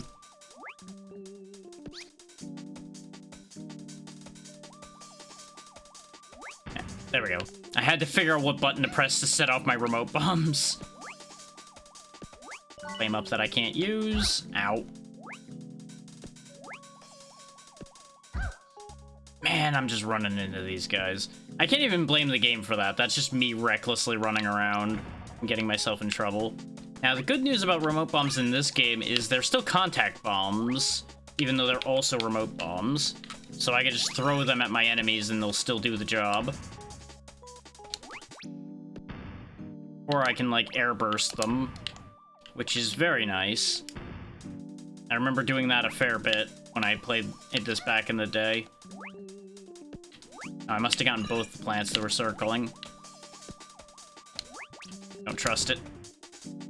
Well, it either doesn't take damage until it activates. Yup, there it is. Didn't even get to finish the sentence. The game's over. Game over.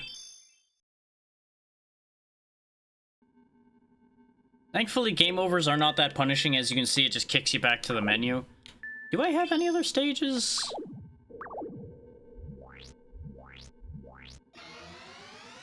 Off to my zone. Nope, nothing there.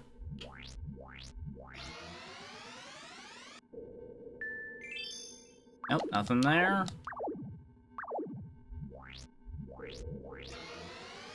We might be out of Bomberman Hero here in a moment. Yeah, because we have no other zones there, unless we have something in literally the final area. Nope. Okay, so we either deal with those two death zones that we're dealing with, or we go off to a different game.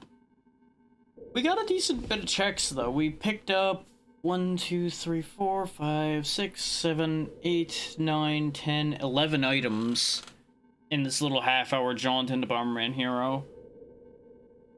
I could probably do Death Garden, though. I feel like that's doable. I just need to not be so silly about how I'm traveling around in there. Death Road, I'm still not convinced. Because that jump just didn't seem makeable.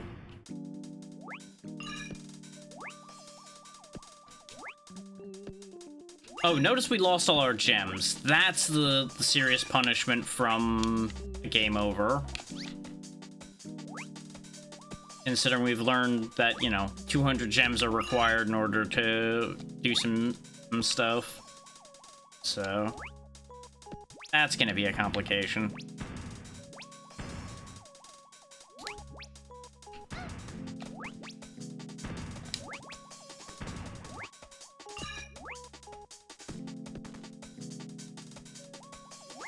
We go scoop up the remote bombs.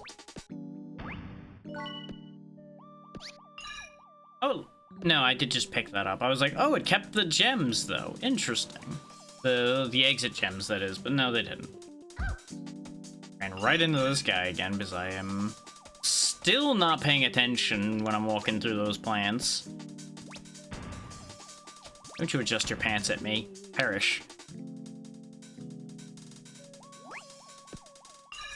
That's, you know, that is in fact a sentence that has been uttered now, I guess.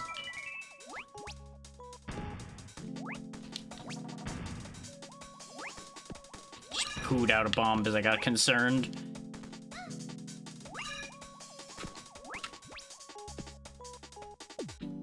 Thankfully, you have default bomb kicks. You can also just get rid of a bomb that you placed incorrectly. Oh, those two are connected. So the pink one's immune until the red one dies. Okay.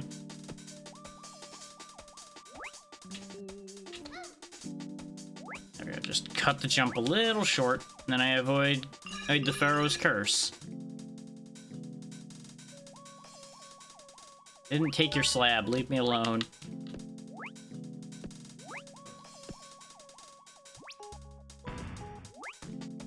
Don't even need to kill you, but I'm going to anyway for score purposes.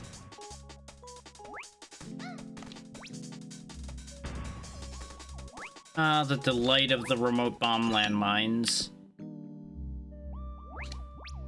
I see you up there. Don't think I have enough flame to hit you.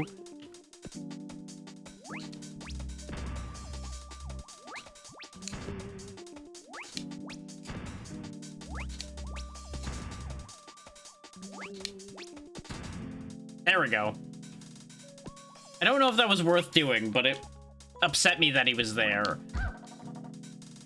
Speaking of things upsetting me, perish. Because remember, score matters for getting through these and getting the stuff we need. So, a little bit of massacre is necessary. Door's open, but we have that collectible up top to grab. Because those are checks. So, I do need to grab that. Oh, god damn it. Ideally, though, I want to not die in the process. So if I could just stop being bad at things for a minute, that'd be great. Son of a bitch.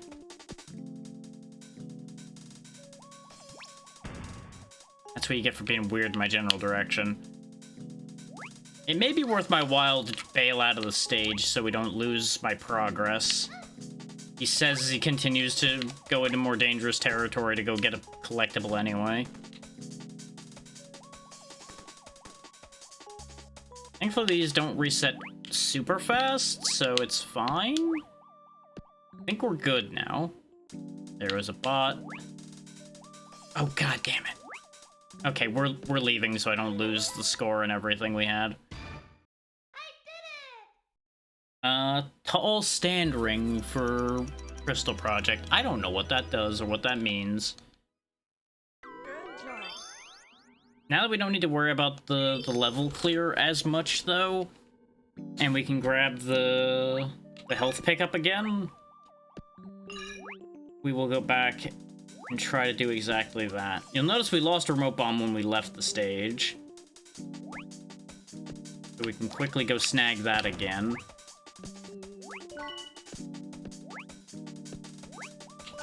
All these power-ups are worth 50 points each as well, so there's an inherent value to getting them, even if they don't actually do anything in our current reality.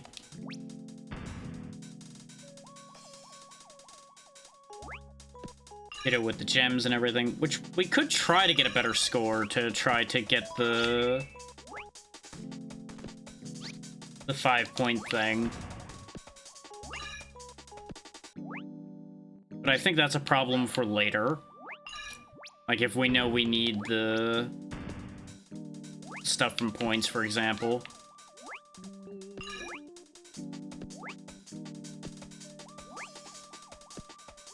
Nice, I timed it perfectly that time. Didn't even have to grab the ledge. Look at me. Look at me being an expert suddenly. I fully expected to slam face first into that Pharaoh mask, if anybody's wondering. Take note of the fact that that flying guy's not back, by the way. He's the only thing that has not respawned. So that's interesting.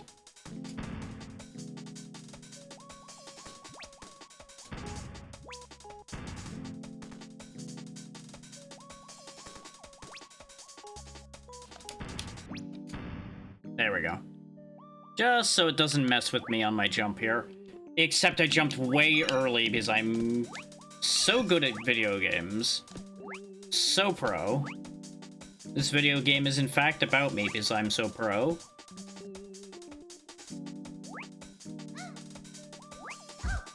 Yep, knew that was coming at some point. I got impatient.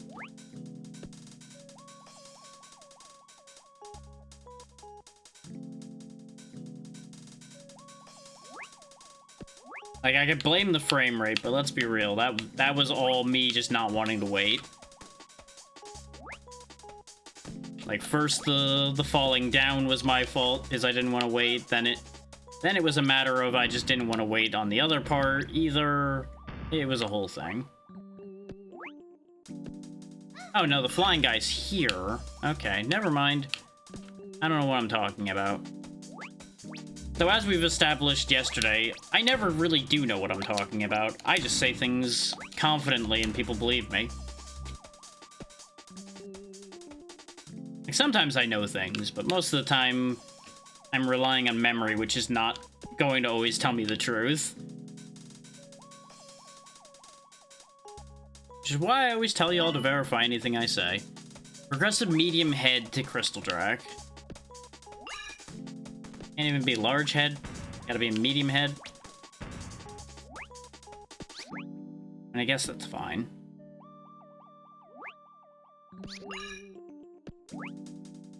I think we grabbed all the stuff to exit? No, we're missing one. And I do not, in fact, know where I missed it, so that's gonna make things interesting. Never mind. I am dead. Hear me? Ow!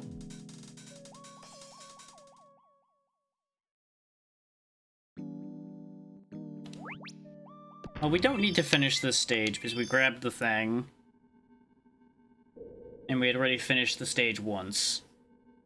So I could try Death Road again, or I just get the hell out of here and go to, like, Kirby or something.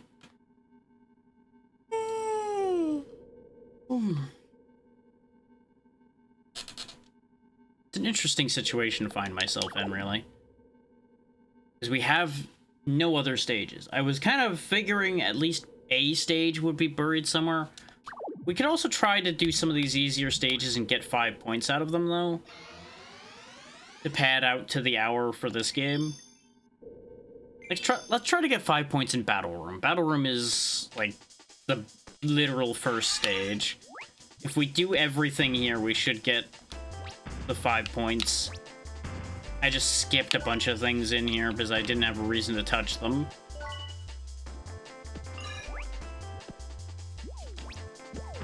So I immediately forgot that the 5-point thing was necessary.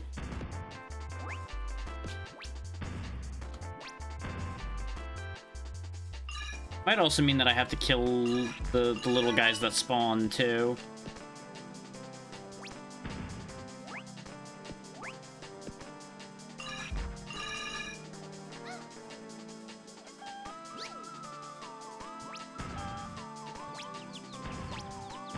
Yeah, because the little things are worth points as well. I think. Or was that just a delayed... No, that was worth 100 points each, so... Come here, you. I'm gonna fry you, chicken.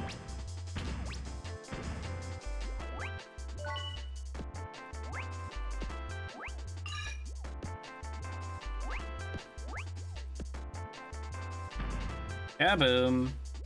Was not enough to set off the thing, though. Because of course it wasn't.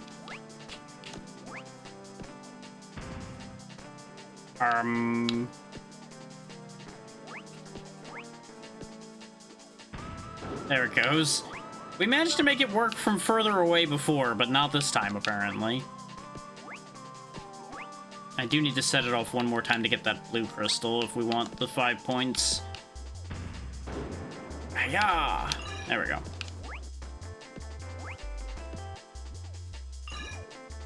It's a good thing speed isn't a factor for these. At least as far as I know. If it is, we're SOL. Hi, Natra, how's it going?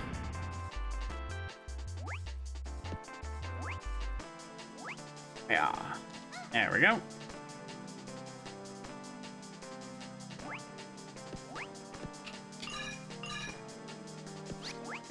Now, this is the chicken spawner. Ah.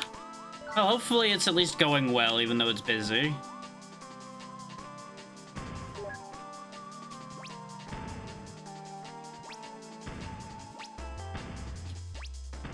Yeah, see, these are only worth 50. No, they're worth 100. What was the 50 then? Maybe it was the wall. Like, maybe breaking the barrier there was worth 50, and then each chicken was 100 each. Anything actually in there? No. That was just for score, then.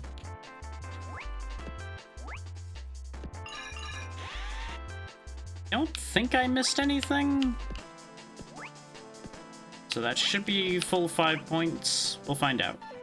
No, I missed 450 somewhere, apparently. Goddamn. Where did I miss 450 points in that stage?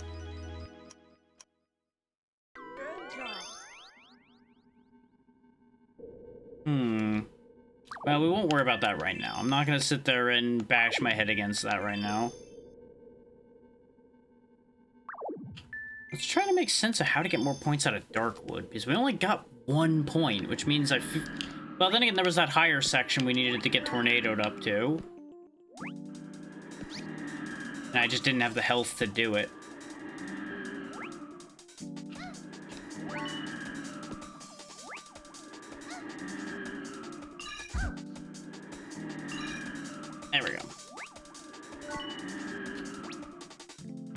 can I hit that button?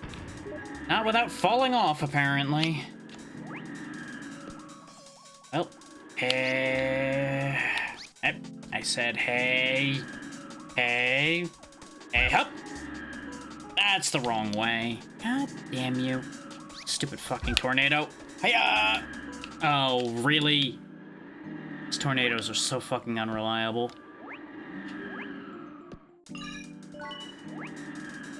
I don't know if there's a heart around here anywhere.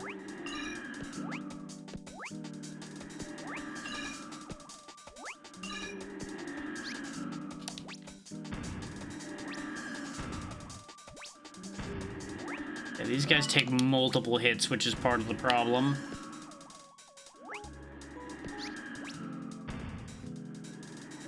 Do you hurt me too?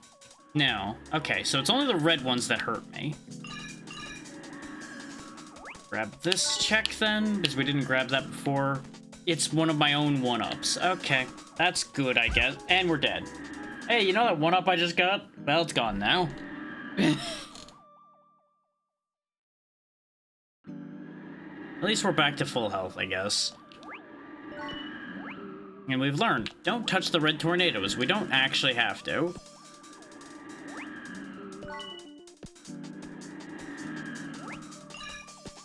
We're learning a lot.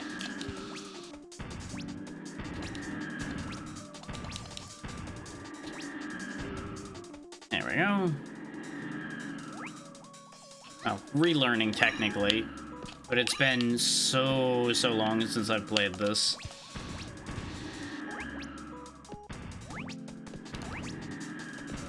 It's a good thing these things don't really move, otherwise we'd be in really serious danger here.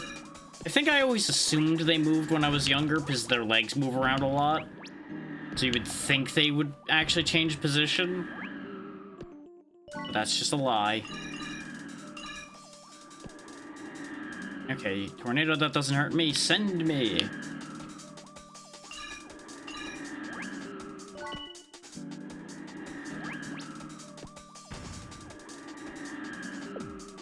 Yeah, no, I can't make that shot from here. I have to do it again. There we go. Oi.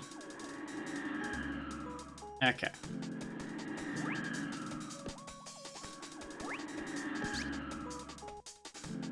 So this is how you're supposed to get these gems. Low frame rate platforming. Yay. Whee. I don't even know if I'm gonna get the full score for this place, even now. I did that thing again where I think there's something more than there isn't. Whoa! I got very stuck for a moment there.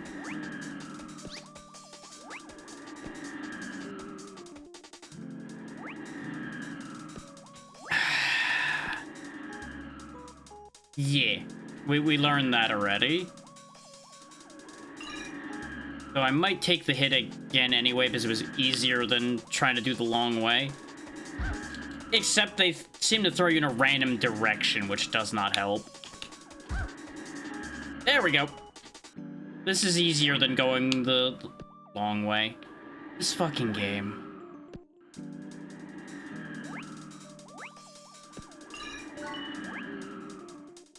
I'm only missing that blue gem now, I think. Depends on if there's still more score left in this place or not. Got it. Okay, let's get out of here and see if that is the total score. It is. We actually got more than we needed. And that was a progressive shield for Crystal Project, so arguably worthless. Good job. But I think total clear points are also worth checks, so that's worthwhile. We'll see about doing Fog Route better, and then we'll hop to the next one in line. Because this one is just a matter of I need to actually kill everything. Ideally and not die. My bomb was still falling, because we still haven't gotten a bomb power-up that actually is real.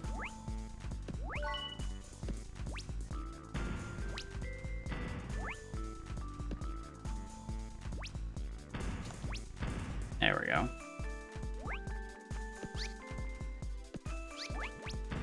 Trying to do this with 1 hit point left is not a good idea, by any stretch of the imagination.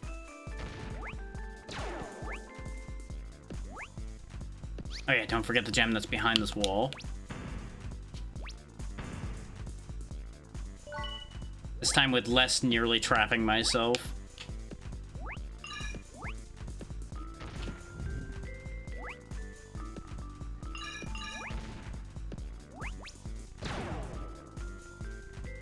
It's a good thing I can out-accuracy a turret just by throwing bombs at it.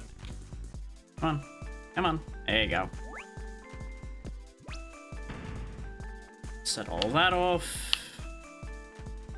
Wall comes up. Radio activates the bomber for me. Gets me out of this area. Over through that. Through that the wrong way. Under through that one. Got him. And yoink. Come on. Come at me, bro. There we go.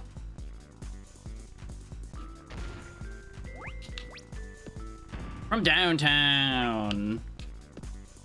It's a good thing these scooter guys just go back and forth. They don't actually, like, chase you or anything.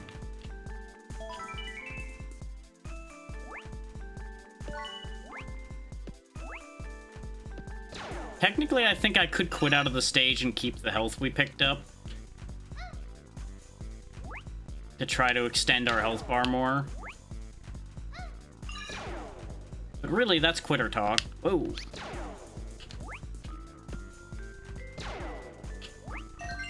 These laser spikes are weird. And I didn't make it because for some reason Bomberman had no momentum off of that jump. So that health I picked up didn't matter.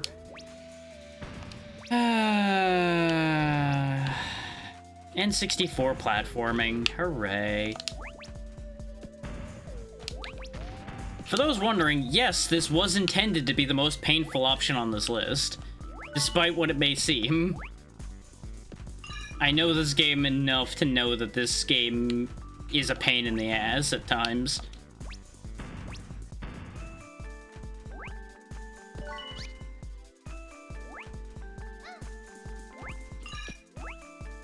Because, you know, I can't have it be all good or all easy, you know?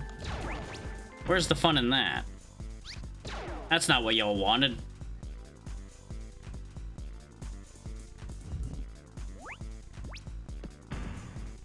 Kaboom. Yep, do the thing again.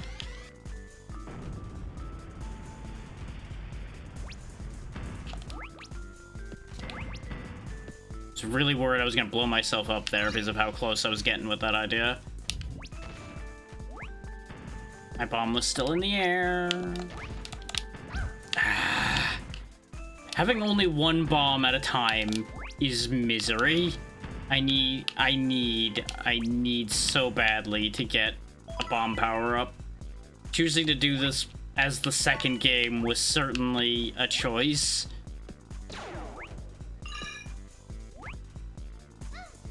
Okay.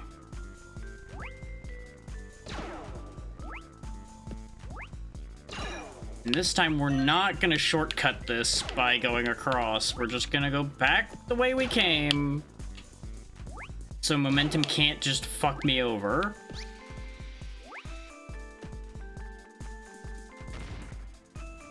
Bastards. There we go. Get dunked.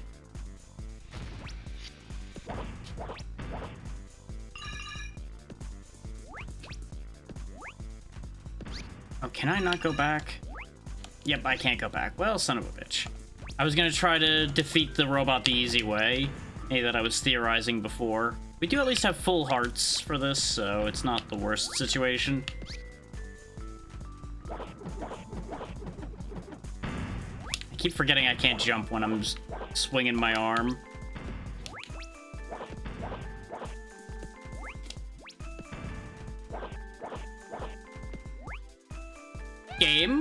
Game, we need to have a talk. Why the fuck did I go flying to the right off of that jump? This game's momentum is so fucking weird.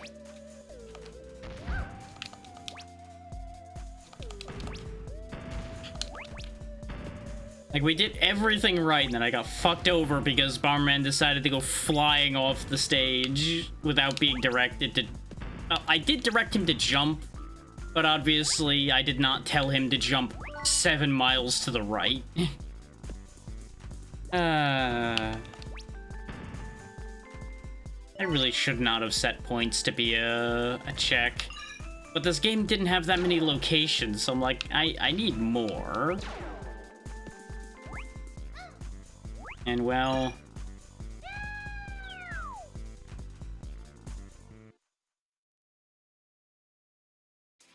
Okay. I was waiting to see if that was a game over or not before I said anything else. Because if that had been a game over, that would have been like the perfect segue for the ads about to come up and we were just gonna switch to the next thing. And come back to this once we actually get something meaningful for it.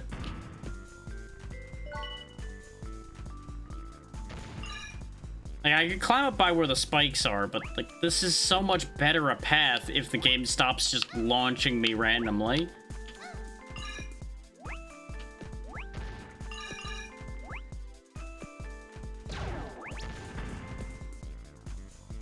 It's like, we can zoom through this stage. Like, look how we're moving.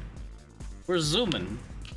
The only thing stopping us is this damn barricade that I have to wait for the radio for.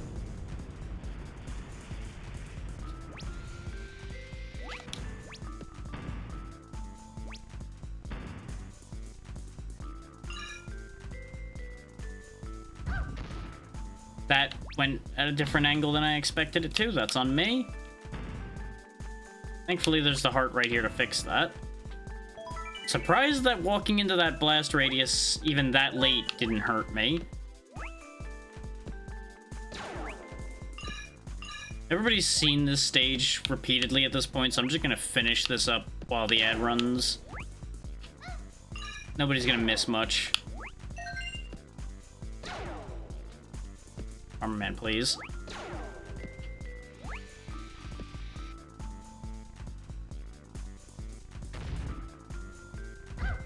Fuck's sake. It's a very good thing that taking damage doesn't stop you from completing with full value.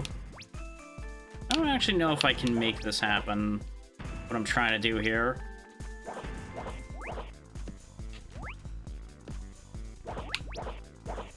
Well, guess I'm down here now.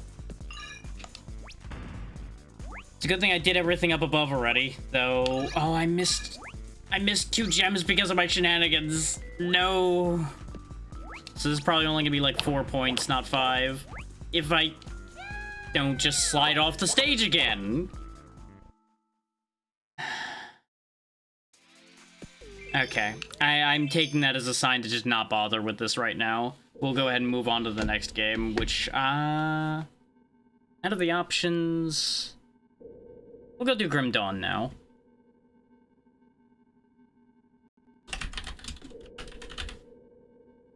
Because Grim Dawn's gonna be pretty wide open, so we don't have to worry about getting stuck too much. I'm also probably gonna close it after we do the bit for it here, so that'll free up the computer a little bit. Is the other reason why I'm jumping to that as our next one.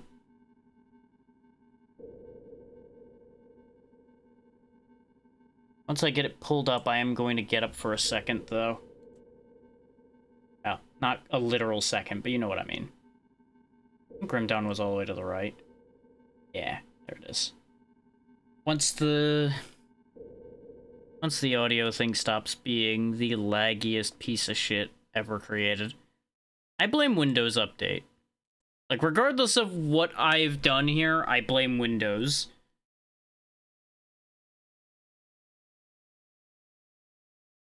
Because it should not be running this slowly, considering I'm not even at over a quarter CPU right now, and the GPU is not even being taxed in any meaningful way. Gonna tab right back out again because I need to rearrange my windows. So much shit to juggle. So much shit to juggle. Now this one's the one where the audio balancing might be scuffed, so I'm gonna need y'all to let me know about that. But even though the ads are done, I'm gonna get up for one quick second. I'll be right back.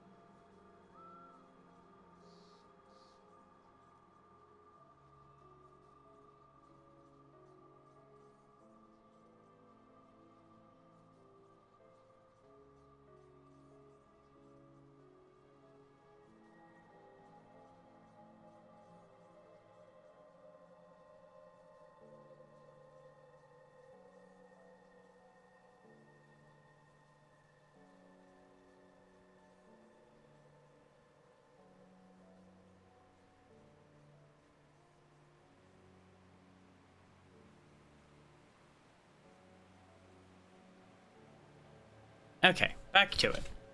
So, for those who do not know what Grim Dawn is, it's essentially a Diablo clone with its own twist. Well, actually, I suppose it'd be closer to Titan Quest because it does have a dual class system. Your options are Soldier, Demolitionist, Occultist, Nightblade, Arcanist, and Shaman normally. You gain Inquisitor, Necromancer, and Oathkeeper through DLC. Now, there's a catch because of how I've randomized Grim Dawn to fit into the Archipelago. These classes somewhat don't matter because all of their moves and all of their passives have been shuffled around between the various classes. So they could be anywhere in any of these classes. Thankfully, you can undo if you don't put points in the class, so we can take a look. Like Blitz, Cadence, Amarasta's Quick Cut are our basics. Whirling Death, Frenetic Throw, Might of the Bear. Like, see, this specifically mentions Shaman here, for example. Because that's supposed to be a Shaman ability. Decorated Soldier's supposed to be here. Master of Death is a Necromancer thing. Fire Strike is, I believe, normally a Demolitionist thing. Now, how these skill trees here work is you need to put points into this baseline down here until you reach the marker where that ability is, then you can put points in it. Demolitionist has Storm Totem, Summon Familiar, Judgment, Flame Touched. Flame Touched is supposed to be there. Amarasta's Blade Burst. Right, all the Amarasta stuff is Nightblade. Yeah. Aegis of Thorns. Yeah, because this is normally Canister Bomb, and this was an upgrade for it? Yeah, this is actually the upgrade that's supposed to be there. Or is Canister Bomb over here? No, this is ordinarily like the Fire Bomb. And then Canister Bomb somewhere else in here. Nightblade's got Ascension, which is ordinarily an Oathkeeper thing, as you see there. Ditto with this. And then here's Bulwark. Forget who gets that. I think that's a Shaman thing. Like, there's Granado. That's another Demolitionist basic thing. Shadow Strike, I believe, is supposed to be here normally. Like, it's weird because of what I've done here. Now, arguably, I should take my first choice and stick with it, but I'm getting a feel for what has gotten moved around. Okay, these did get shuffled properly now.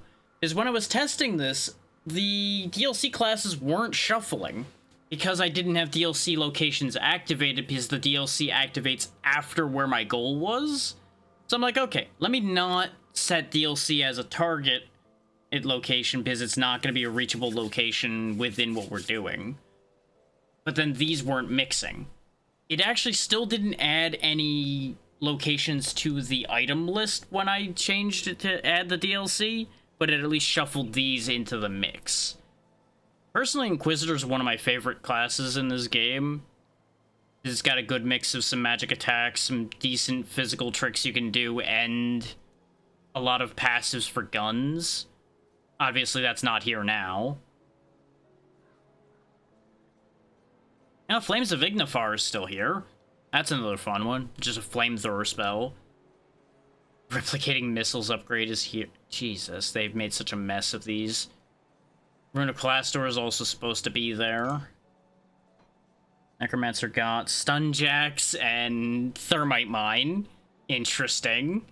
And Oathkeeper got Flashbang and Alberic's Aether Ray. That was usually my favorite spell for the Arcanist. It's just a Death Beam.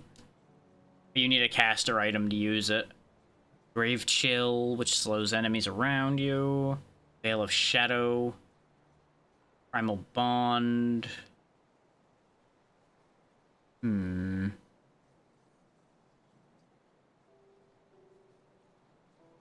See, I was actually thinking about Oathkeeper because I've never actually played an Oathkeeper before, but with the moveset changes here, not really going to get any Oathkeeper things out of this. It's actually going to mostly have things I've used before, other than, like, the Flashbang.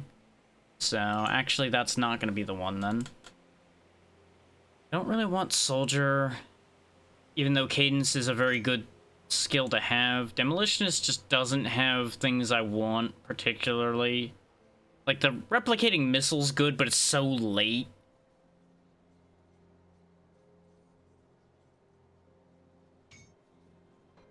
Nightblade has some interesting ideas. Like, I'd be curious to see how Ascension actually works.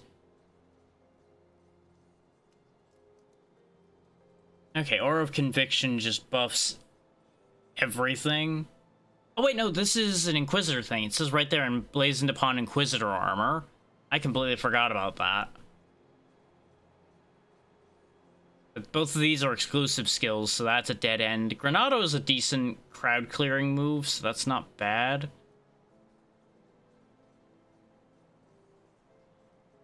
The mix here doesn't entirely work, but, you know, we can work around that.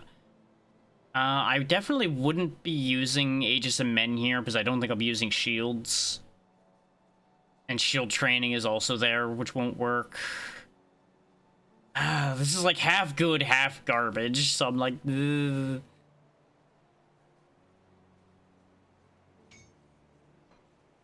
I'm being indecisive, and I acknowledge this.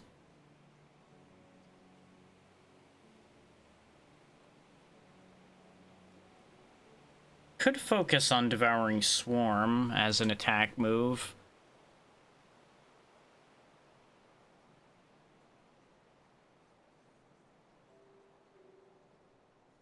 No, there's another shield requiring thing.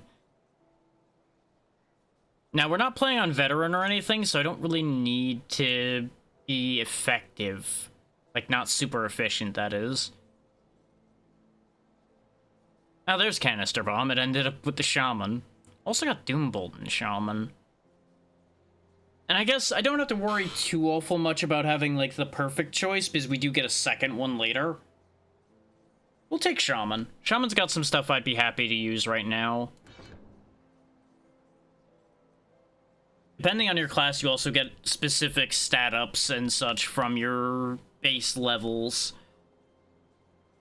Stormbox of Edelgoloth, Wind Devil, and Olahan's Technique. Yeah, this will strike multiple targets, so we'll take that as our base thing. Because that'll just buff our basic attack to be better. I don't really want Wind Devil. Like, I'm basically gonna wait till I get up here and get Aura of Censure and Doombolt. So we'll take 1 point of Zolhan and then just put everything else into the main thing. Is one of the things you can get as a reward from Archipelago is skill points. Like, you'll notice we're level 3 and change. Is you start off with a level and some skill points because of Archipelago, and then the bonus experience we picked up from checks is how we're at 3 and change now. So I'll go and lock this decision in. You can undo that at any time as long as you haven't exited the window. Now our stats are just physique, cunning, and spirit. There's just 3 stats. Spirit's good for magic, cunning's good for ranged, and physique's good for not dying. Actually, cunning is for physical damage in general. Let me amend that slightly. And your chance to hit. So we'll take some cunning at first to make sure we don't just miss all the time. Now, ordinarily you'd pop up from this area over here after they were hanging you, and you came back to life. It's a whole thing. Now they're putting you to work. Or solving their problems. We have no money, so we cannot buy any of the things Carrick has. We've got to go solve a problem under a hill. Oh, but first, X, thank you for the raid. What are we up to today? Hopefully you were having a great time. I know I saw what you were playing. But either way, tell me either way. Oh, the dead are approaching. Let me deal with that while you tell me about what happened. Ah, Undertale. How'd that end up working out for you? And of course, as usual, if you need to raid and run, please make sure to do so. Right now, you're dropping in the middle of me doing an Archipelago randomizer that at the chat here unlocked the other day. 5 games I've never beaten before, which is certainly an interesting choice to combine in an Archipelago. For those who don't know what Archipelago is, the message there in the chat will explain it in part, but I'll explain it in more detail right now. Basically, Grim Dawn here, Kirby 64, Spyro 3, Crystal Project, and Bomberman Hero have all of the items from them jammed together, thrown in a blender, and then redistributed across the 5 games. So, you may have caught me mentioning the fact that I got some of my experience for this game from the other games.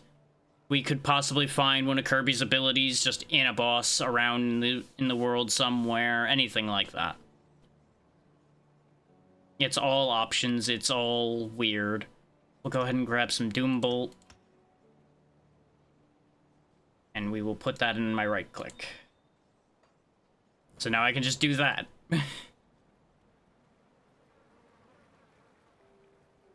Now, I will reiterate the goals for those who have come in recently as well. Here in Grim Dawn, I just need to beat Act 1. So nothing too complicated there. Bomberman Hero, I have to defeat the final boss. Same with Kirby 64, or after I beat all of the bosses in that. Crystal Project, basically final boss. It's one of the final bosses for that. And same with Spyro, but I have to get a certain amount of eggs before I can fight the final boss there. And absolutely, Hex, thank you again for the raid. Hopefully you enjoy your food.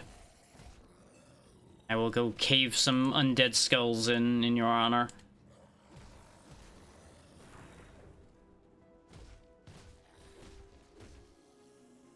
Now, as you might imagine from a game called Grim Dawn, it does get a bit grim and dark at times, so be advised about that. You're welcome.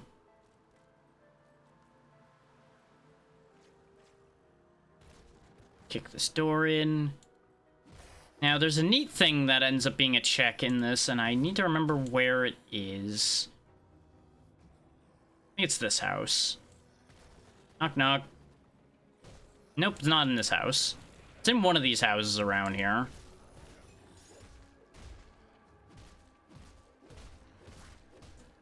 For those wondering what we end up picking up if I don't call it out, that message box that's in the bottom right there will be telling you, oh, there we go. Francis's note sent an egg to Spyro because any lore things I pick up count as checks. That's the fun one. I gotta find all the lore bits in order to send all my checks out properly for this game.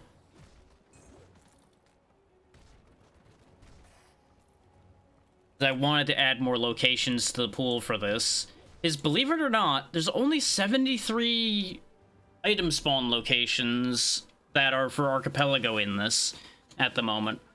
This is also the one of the Archipelago choices I have in here that is the most kind of out of date. This one was last worked on like last year, which was kind of unfortunate to find out, but I opted to keep it anyway. Got some bones of blood, but we can't use them because we don't have enough spirit. Can't use this mace because I don't have enough physique. We can use Francis's gun. So, you know what? Instead of clubbing things, we're going to be shooting things. You also get a lore bonus of experience when you read the lore stuff, so, you know, may as well make sure to do that. Now, you can use any weapon with any class as long as you have the stats for it. So, not really a big concern there. We'll be swapping this thing out fairly quickly. But it will be convenient for us for the moment. Now, another neat thing for those who have never seen Grim Dawn before is items like these emeralds kind of work like rune stones and the gems from Diablo, where you can socket them into things to get a variety of effects. There's just a lot more options in this compared to a Diablo game. There we go, that was another item. That was another egg for Spyro. As mentioned before, there's gonna be a lot of those, so don't be surprised if I pick up a dozen or so eggs just here. I'm really hoping to find some more stages for Bomberman Hero, since we have a very eclectic mix of those at the moment, considering we have stages from World 1 to 3, mostly 2 and 3. Because they don't unlock in like a progressive order or anything, they just unlock from wherever you find them, so it's a whole thing.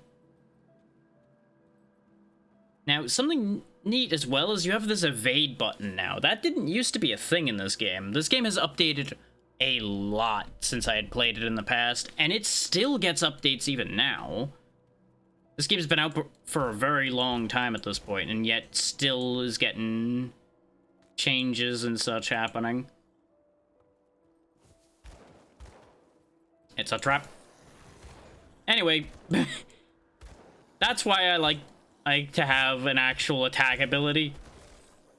Because if I sat there and basic attacked that boss, it would take a while. Instead, deleted. Now, bosses are checks as well. Barog the Bloodied was another egg. We've sent literally nothing but just eggs from Grim Dawn so far. Just eggs, eggs, eggs, eggs, eggs.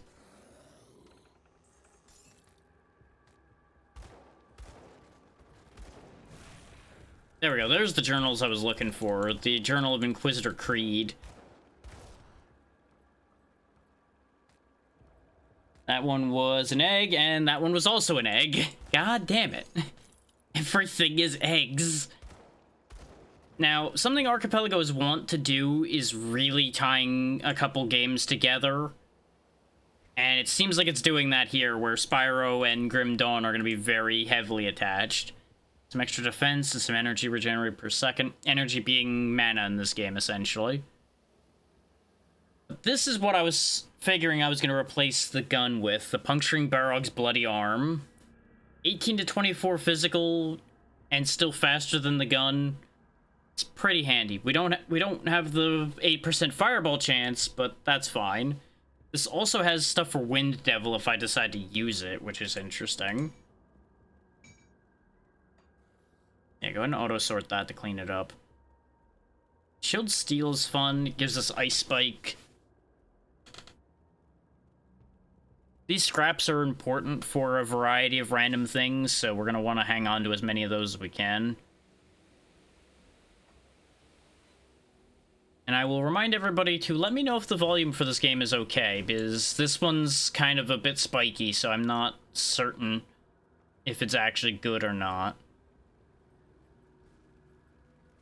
So as a context thing, as soon as I remember where my menu is, it is. The audio is already pretty low, but it still sounds loud sometimes, which is why I'm not 100% sure if the audio is good or not. If it's good enough, great. If it's not, you know, just speak up and I'll fix it. Especially if you can tell which part is the problem, since I do have individual sliders for this. This is the only game, really, out of this set that has individual sliders.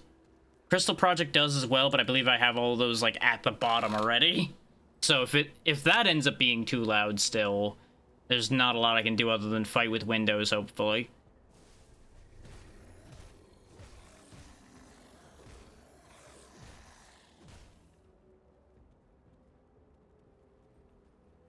Now, as with games of this type, things are, like, rearranged, but the set pieces are still the same. So if you know where to go, you can still get there, just sometimes you have to go a different direction to get there.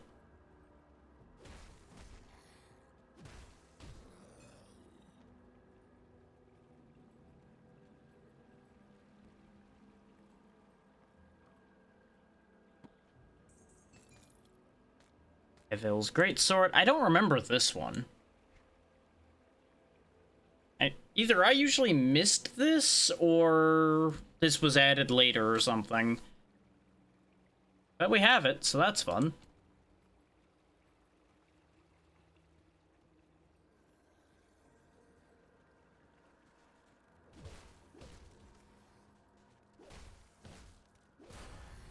There we go, there's another level up. As usual for an action RPG of this type, we will be leveling up rather quickly for a little while.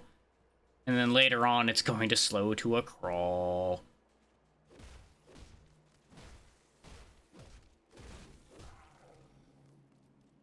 Okay, considering it's just Act 1, we probably could blitz this pretty quickly. I'm not going to, because I have no real reason to, but I could. Let's just actually keep raising our baseline points for the moment. Because Doombolt's already doing a great job. I don't really need to make it much stronger. Horn of Grandar.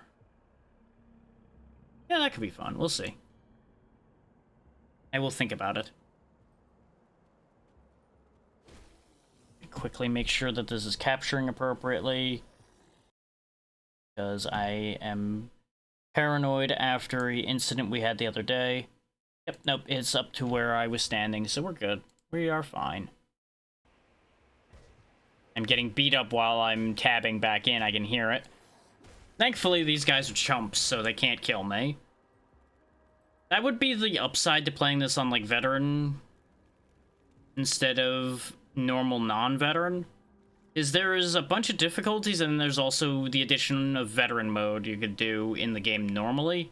There was also a randomizer setting to turn all monsters into dangerous monsters, which are the ones with special affixes and such.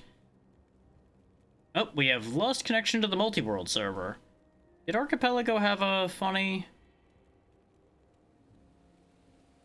It's looking like a bunch of my pages disconnected, so it's possible Archipelago is having a moment, which is going to complicate my life. Nope, it's back. We're good. We're fine. Because if Archipelago had chosen now to, like, go down completely, that would have been the most upsetting thing. Wouldn't be the first time that's happened. Because bear in mind, I'm not directly hosting the randomizer on my machine. It is being hosted on Archipelago servers. So, if they go down, we go down.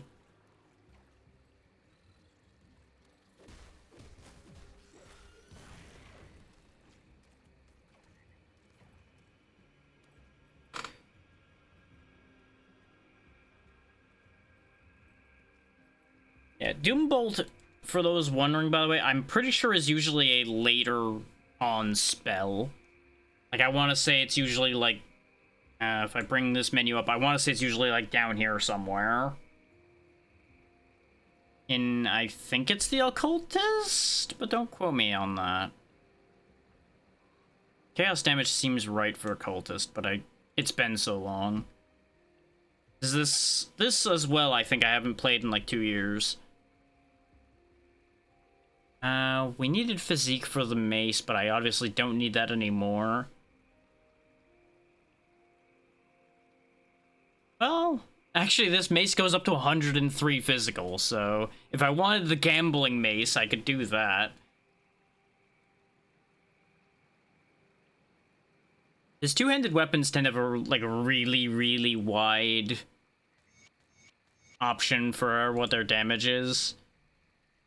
So you can get some very silly results that way. This is just a lot more armor, so sure. It's not fancy, but it's also not caster armor, so it works. You can dual-wield guns in this game, but you need to be an Inquisitor and get a specific skill to do so. I believe the same is the case for dual-wielding one-handed weapons. So we're probably going to end up with a two-handed weapon at some point. If I'm going to stick to melee. We might end up with a two-handed gun if we stick to range. We'll figure out what we're ending up with later. I will go ahead and go over 100 physique, though, to make some weapon options a little easier. I'm gonna go this way. And as is the standard with these games, there is a way to bring up, like, the overlay map, but I don't remember how to do it.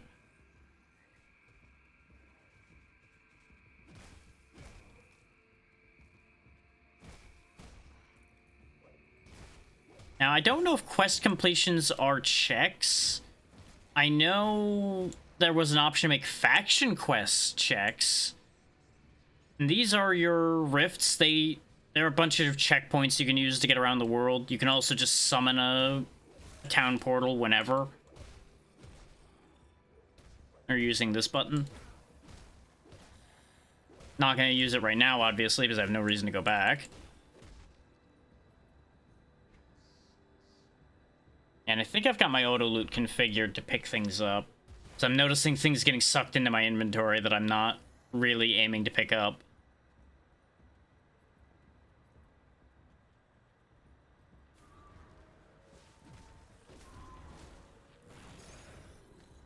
These Aether Crystals are what's raising the dead in some parts of this area, so you break those crystals, the dead fall back down, and you don't need to worry about them anymore. But there's obviously, you know, a greater threat behind all the facts that these undead are rising to begin with. That's what we're working on right now. We're gonna go beat up the thing making all the undead a problem in this general vicinity. To help the town that tried to hang us, and, you know, now we're helping them for reasons.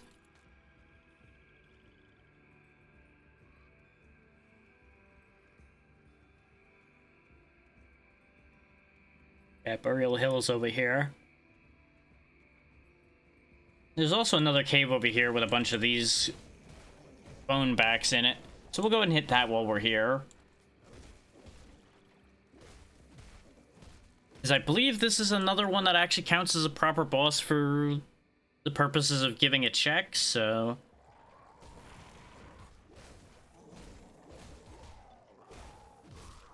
Oh, and you don't have to stock up on potions, per se. You just have, like, a refilling potion of both flavors. Which is nice.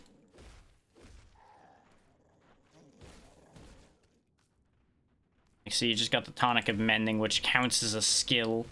And everybody gets it, so it's not like you need to pick and choose which one you want or anything.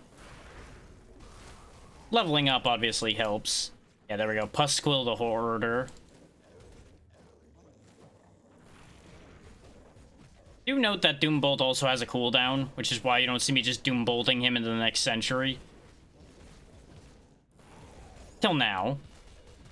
That was a rocket launcher for Kirby, so Kirby can become a rocket launcher now.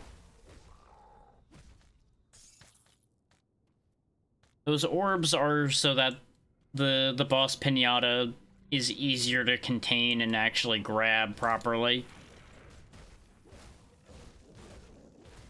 And I believe it reduces reduces issues of people like being out of the area, having died or something, missing loot when they're in multiplayer. I'm not sure about that part.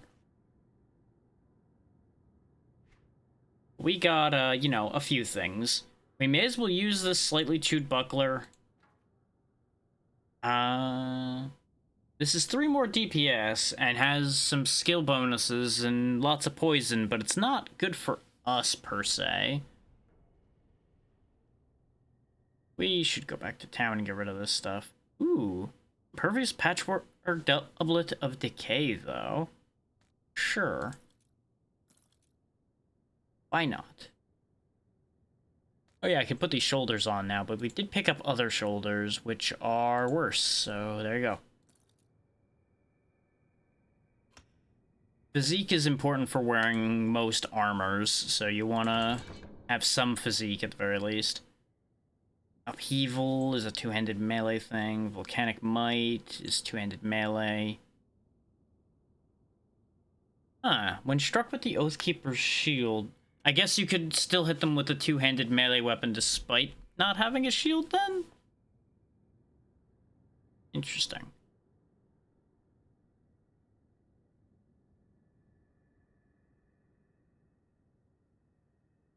I might invest in the Horn of Gandar, that sounds fun.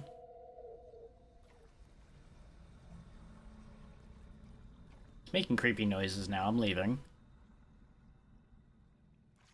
Oh yeah, that tooltip says that relics can only be created by a skilled blacksmith. Relics are one of the few things you can receive from Archipelago. Because I saw a relic pop from one of my test games. Let's go ahead and warp back right quick. So we can drop off what we're carrying. So we'll have room for everything from Burial Hill. We're gonna get a decent bit out of in there. I'm not talking to you, I'm talking to the man who matters.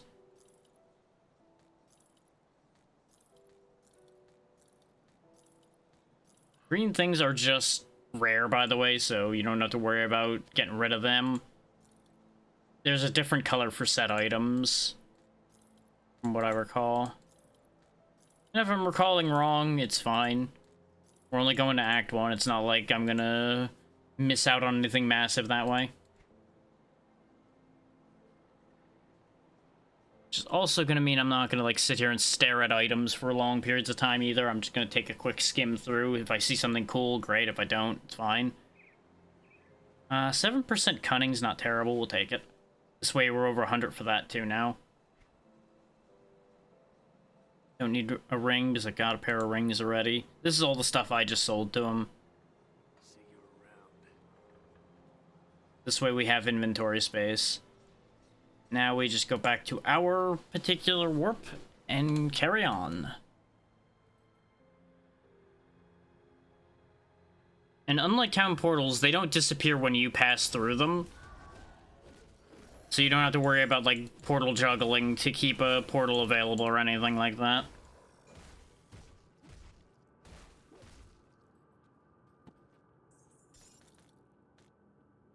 Court of Thunder.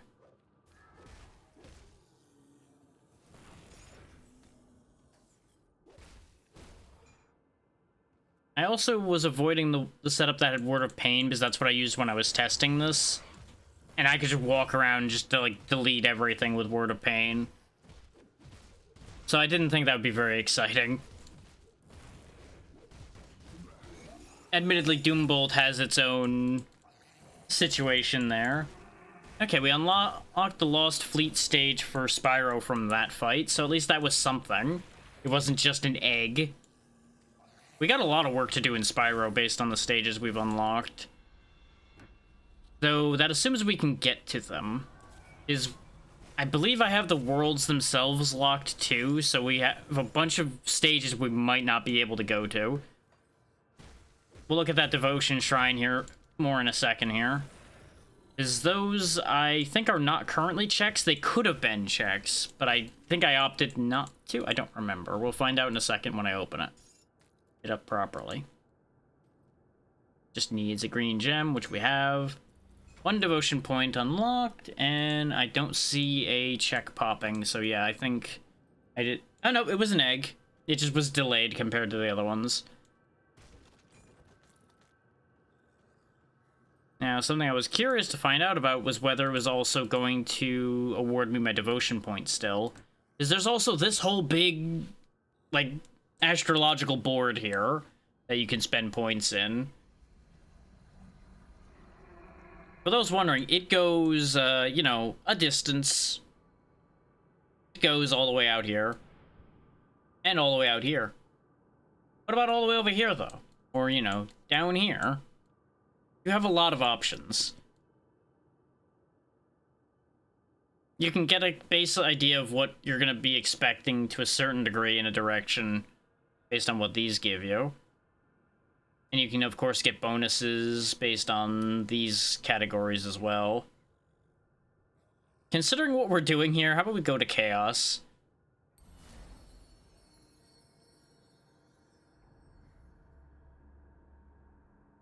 Because, you know, it's an archipelago. It's pretty chaotic.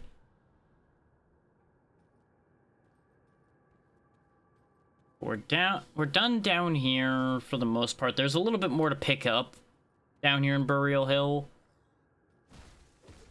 So we may as well clean it out completely.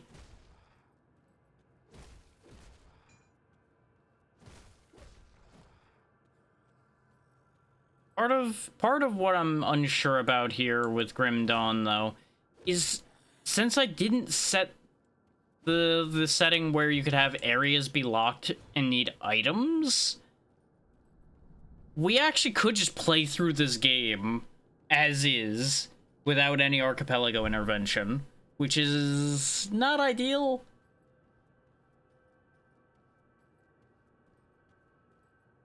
Which is part of why I'm doing the rotation that I'm doing, where I play like each game for like an hour or so at a time. And for the purposes of stream, like obviously there's gonna be some like off-camera grinding for Crystal Project and things like that are gonna happen. Okay, now we've picked up everything. I thought there was another chest down here somewhere, but it seems like I didn't get it.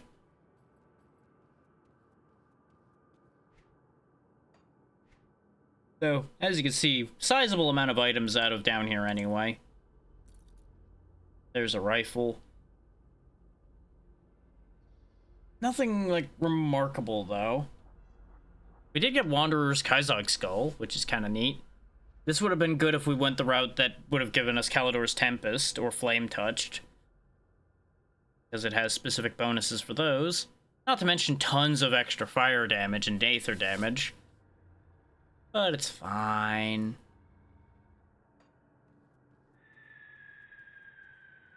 Cave's screaming at me. I'm leaving. Don't like it. We'll just reuse our portal. Because now we can actually turn that quest in. The dead attacks have slowed and their numbers are thinning. I take that as a sign that you've dealt with the source? A creature was doing this? Disturbing. Thanks to your efforts, we may yet hold out here a little longer. I've sent word to the gate guard. Speak to him and he should let you in. Take some well-deserved time to rest and recover.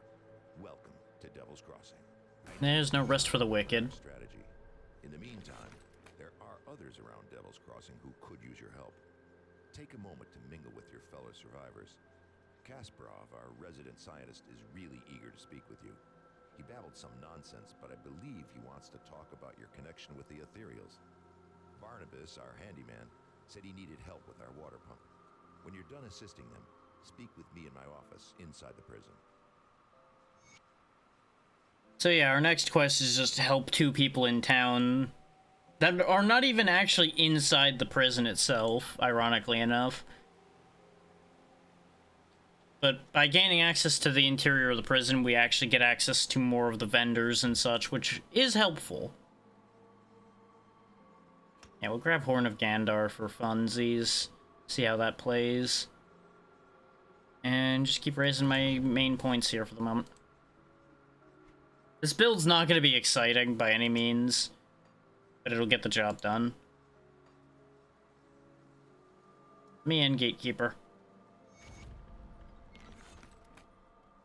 Yeah, because this is a survivor camp that was converted from an old prison, basically.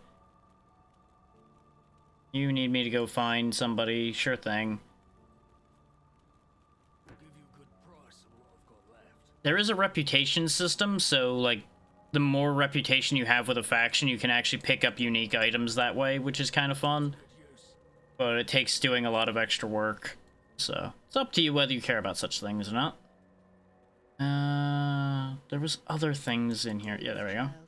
I am pleased to see that the taint of my knowledge of spirits has allowed me to devise a trap with which we were able to contain you and the ethereal that controlled you. It was not until the noose was firmly around your neck that the spirit left you, though. I'm afraid that I am not at all fit for combat, which from my understanding was more than necessary for you to reach the Reanimator's lair.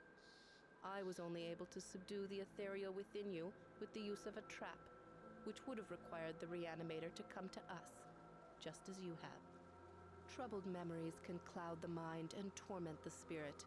With my guidance, you can move past these painful thoughts and begin anew.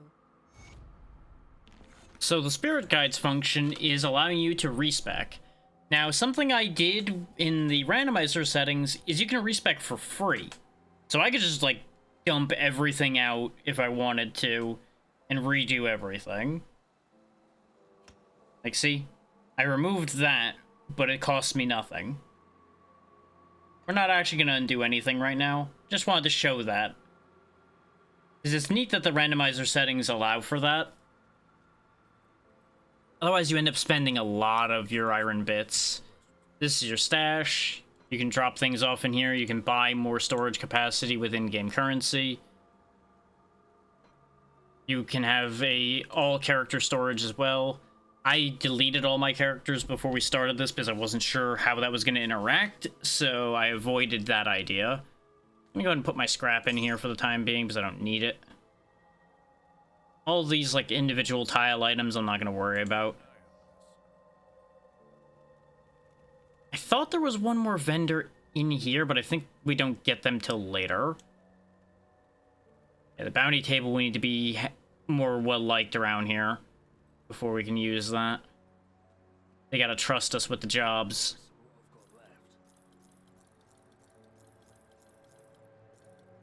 There we go. Clean all that up. Put that on the side. You want a job? I'm done. Sure. Yeah, they want 3 special undead killed. The emissary is how you go to one of the DLC areas. We can't do that till after we defeat the boss we need to defeat. You must have done quite a service with the dead if he's got hands to spare for old Barnabas. Let's get to business, yeah? Our wind pump's broken down again and we're running low on water. We're all out of parts, so I can't fix her up. Can always melt down what weapons we have, but I'm not too fond of being devoured in my sleep. I'll need scrap from Lower Crossing. Search the ruined houses and the old dumping grounds on the far side of Lower Crossing, past the burial hill. Smash some junk. Search the bodies of those things roaming around out there. Where you get it isn't that important to me, just that you get it soon. We're running out of drinking water. Nothing to be said about ever taking a bath again.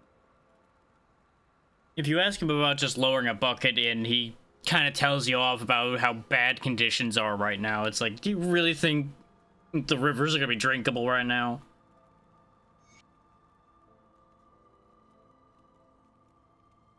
Yeah, I need 5 scrap for him. I only had 4, so I can't just turn in what I have. I haven't be done with that. Scientist's over here. I forget what exactly he wants. Game? I would like... Oh, right. His door's over here. That's boarded up. To my workshop. I saw you fighting the dead out in Lower Crossing, and I dare say you were absolutely brilliant. Evidently, cutting you off that noose was the best decision the captain made that day. Ah, where are my manners? I'm Kasparov, scientist and inventor. What brings you to my humble shop? Rift gates, yes. The ethereals use them to get around. I was working on a way to close them, but then you stumbled through ours. We have never seen a human, possessed or otherwise, pass through one before. Not a living one, anyway. It was then that I realized that we could put these portals to use. There is something about you that is attuned to the rift gates, and I intend to replicate it. Yeah, there's a little bit of context based on both what the spirit guide has said and what he's talking about. We used to be possessed by one of these things called an ethereal. That's what's the big problem right now. That's where all the undead and everything are basically coming from. We ceased being possessed when they were about to kill us, and now we're more than human, but not under ethereal control, basically. You don't remember anything, do you? I may have taken some liberties while you were out cold. It was just a few tests, a blood sample or two, nothing major. The results were curious. It appears that your body is still teeming with residual aether energies. Don't worry, you won't be growing any new limbs, probably. But I'm going on tangents here. I believe that with a correctly tuned pulse of aether energy, we can replicate this phenomenon in a controlled manner, as in without the need for pesky possession. I've been working on just the device to do it, but it needs power. For that, I require aether crystal fragments. Yeah, you'll notice the continue text was there, but he was still talking, and this whole segment was part of the voice dialogue there. I couldn't remember if it would cancel it when I clicked that, so I just was letting him talk. Excellent. These will do perfectly. I'll just place them into my device here, and... Oh my, that's not right. Not at all. That pulse, it wasn't supposed to go off. Oh dear. 1, 2, 3... Yes, my fingers are still intact. Did it reach you too? How do you feel? As you might tell, this guy's a bit of a quack. Just work with him, it's fine. Ah, very good. I'm sure a little more aether in your system won't do you the slightest harm. Okay, maybe it was a lot more. But you look fine. Fitter than ever. A real shame about the prototype, though. Showed such promise. Perhaps if I had more fragments. Okay, so since that was supposed to give me a skill point, it actually gave us a stage for Bomberman Hero. Okay, so that's how that works. Item and skill point rewards from quests are not gonna be those, but quests that just award experience still just give experience. Okay. I've been so preoccupied with this Riftgate business that I completely forgot about my apprentice, Darlet. I sent her out to the Burwich estates to fetch parts for our research, and she's been gone entirely too long. Seems her ineptitude carries beyond just the workstation. As you can tell, Kasparov here's a little bit of a dick. I have to say, I do feel a little responsible for her now that she's my apprentice. Could you please go out there and find that hopeless girl? Yeah, sure. That's your actual quest for Kasparov, is to go find his apprentice. Lost out in the middle of bumblefuck nowhere somewhere. We are approaching the hour mark, though, so I will be hopping across to the next game here in a moment. Having at least unlocked a stage for Bomberman Hero, so there's something out of this at least.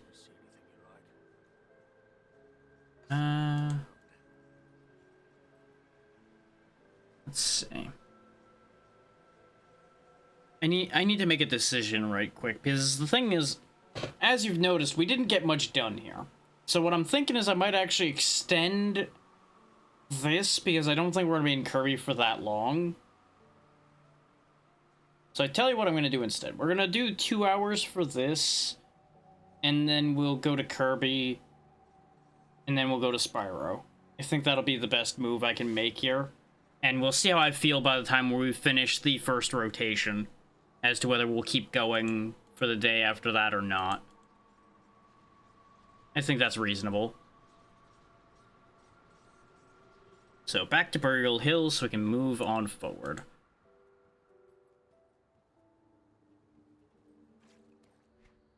Because I believe our next target is on the other side of the old dump here.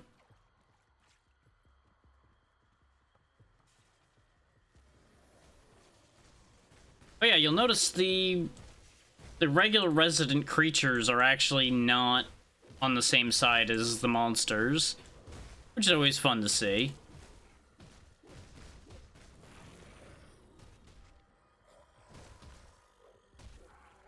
Oh, I did end up unassigning my point in the horn, it seems. Oopsie. Let me fix that. Oh, and I did get the skill point as well. So I guess it doesn't replace it. There's one of our targets, Pharos the Rotted, who's trying to melt me to death with acid. Joke's on him, I'm a little too durable for that. That's one of the targets down. Ooh, he had mutiny. Neat. Look at that in a second once this guy's not on the screen anymore. Mutiny being an epic pistol. It's not usable by us because it's 7 levels higher than us.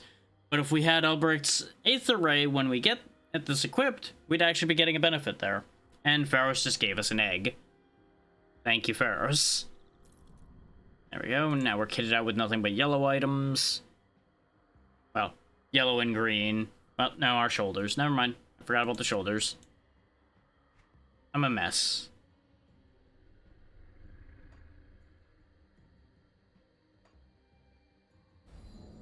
Okay, yeah, that has a decent cooldown to it, too. But it explodes things, so that's fun.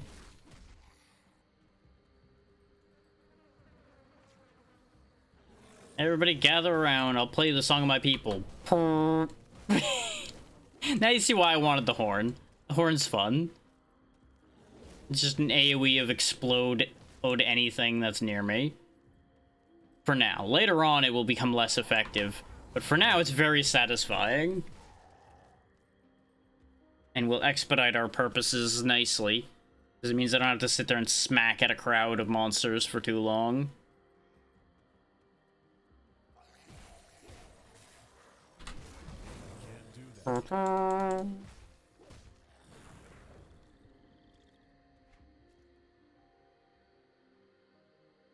Oh yeah, there's also untouched meals, which add to this, like, yellow bar you see over my health bar, which is how we're regenerating health so much. I believe it's referred to as fortitude? The more fortitude you have, the more you'll just regenerate. Again, makes the early game pretty breeze-worthy under normal circumstances.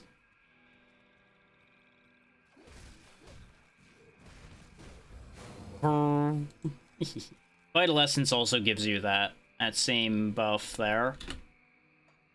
And that's just a thing everybody gets. Because, you know, we are a weirdly enhanced human, so we gotta have some benefits.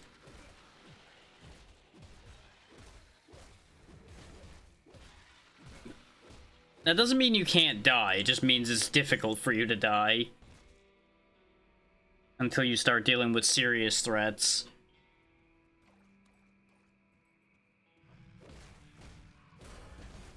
Level 8.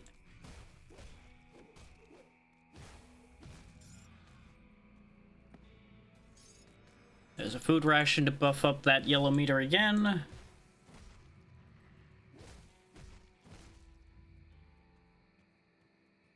Yeah, this is on that long list of things where I'm like, yeah, you know, I'll see about getting people to play this at some point, possibly, perhaps. And I just never actually got around to it still.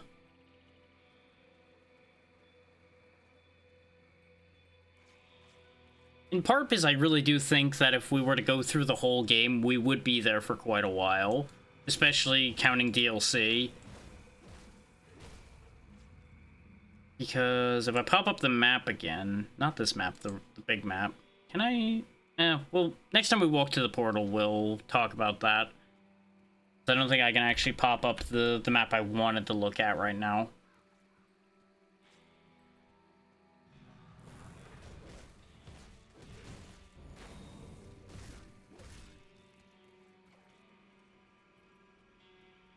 There we go, there's the... Now you'll notice we actually have to fight the Ethereals for control over most rift gates. Because, you know, why would they just let you toy around with their teleportation network? Now that they're realizing, hey, this guy's not under our control anymore. Oh, that hurt.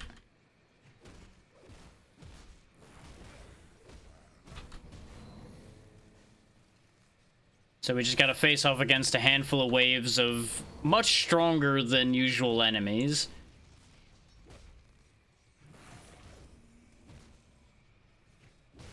Definitely need a better weapon. This portal got us an adduct bomb for Bomberman, which is not relevant. But yeah, see there's this Corvon Basin over here? This is DLC content, for example. This entire area. And I believe... yeah, up here in Malmoth is the other DLC. So, Malmoth's a bit smaller. I believe Port Valbury is also part of the Malmoth DLC. Like, just everything up here, basically.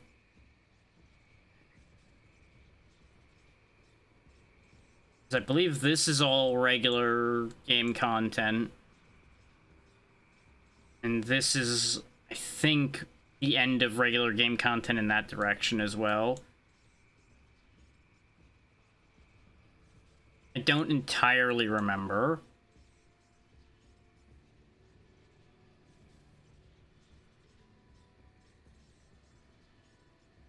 I also don't remember exactly how far I need to go to get to the end of Act 1 either, but we'll figure that out when we get there. I'm not really in any hurry.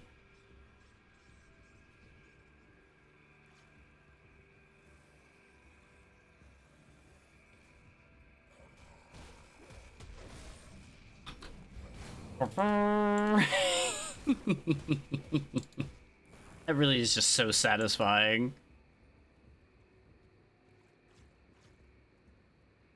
Just blow the horn and watch them explode. Yeah, Whitemire is somewhere we're gonna be for a fair bit. But once the ads start, I'm gonna, as usual, get up for a moment. Oh yeah, the roving merchants. They also have quests for us. That up too.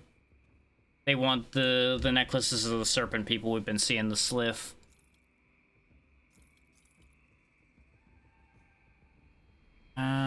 These things are kind of pricey. It's always kind of funny when you see, like, this laundry list of effects, and then this thing with, like, 2 lines is stronger. It's like, huh. You see.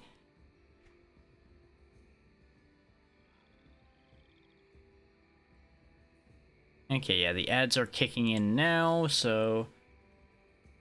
I'll snag that scrap, so I have another one towards Barnabas's quest. Do I have a necklace yet? I do not, so... Take the regeneration one. There you go. Have another hit of physique. And we'll sort out the rest of that here in a second. When I return from Adland. Yeah, beat.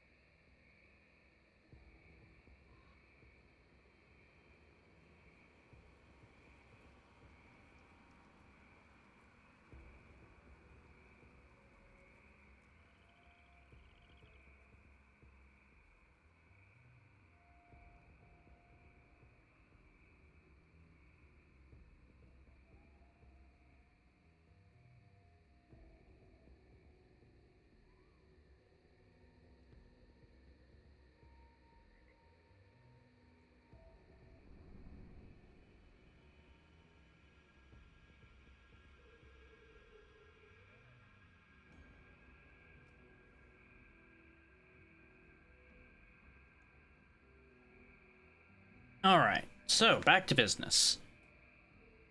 We're not quite back from ads yet, so I'm going to take another look through their inventory and make sure I didn't not grab something that I do want. Those pants are better. I don't have a lot of money. I think I'm better off replacing my shoulders. Except I can't really without losing armor, so no, not gonna worry about that.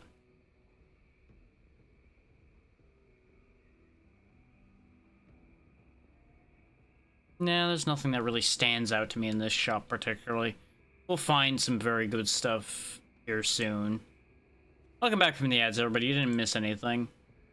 I just got done sifting through the shop again after coming back before the ads were done. There wasn't anything I really wanted. Let's head on forward and just crush our enemies. That's a lot of serpents. Anyway, less serpents. Ah, satisfying. That any good? Nah. Yellow items will get my attention. Other than that, I tend not to pay too much mind.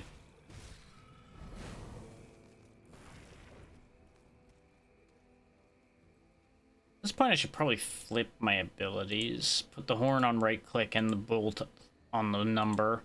That probably makes more sense.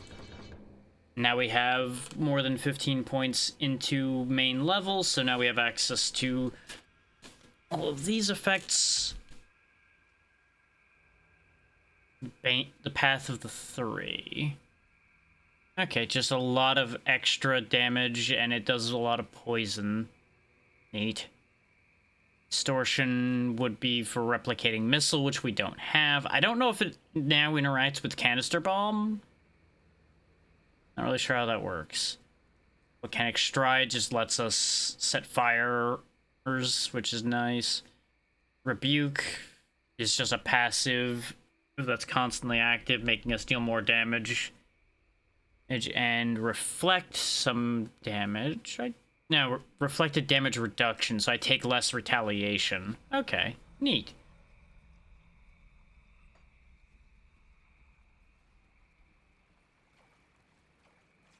Do do do do do do do do do do do do.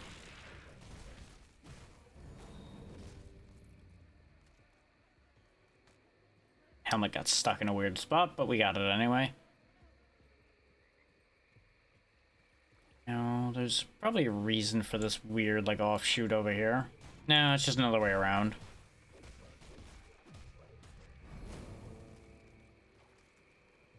Yeah, basically, half the reason to switch the thing to the right mouse button is now I don't have to use the keyboard unless I'm actually fighting something significant.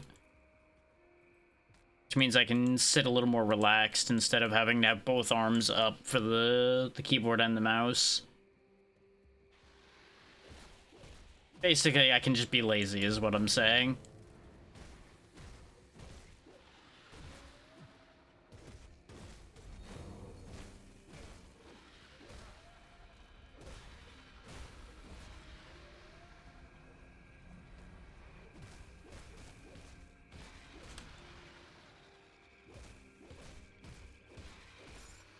There's a Slith necklace. I was just about to question that. I'm like, I thought the shaman were the ones that dropped it.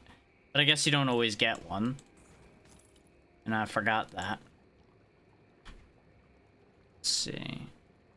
Could increase my physical damage, or I could get more health regeneration and pet damage. Let me tell you, the pet damage doesn't matter. Not going to be using that at all. The extra physical damage, though, I'll take. Means we lose a little bit of spirit, but we're not really using our spirit heavily enough. Like, obviously, Doombolt and such scales with that, but that's already so overkill that we definitely don't need to worry about that. Whereas our physical damage just means I can sit here and clobber things better. Makes my life convenient. The old left click to win strategy is effective, even if it's not that interesting.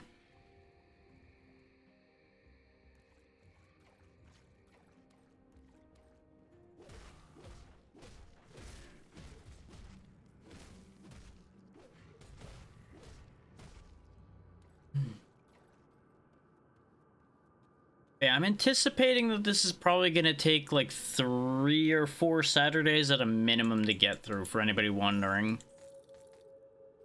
My expectation is that Crystal Project and maybe this will be the last holdouts left as it progresses.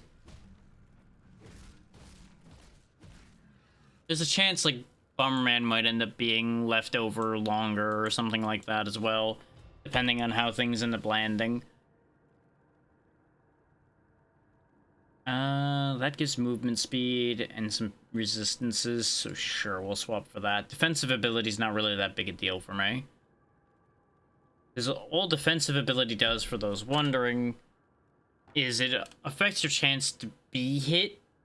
So it is good to have.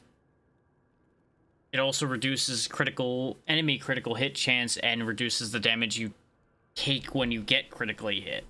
So it is, like I said, a useful skill to have, but it's not guaranteed to be effective. So I don't put super high stock in it personally. We can get up to 20, so we'll just go ahead and hit 20. Because you'll notice you can actually like proceed up this bar rather quickly. So if you want late 8-end stuff, you can actually zoom pretty well.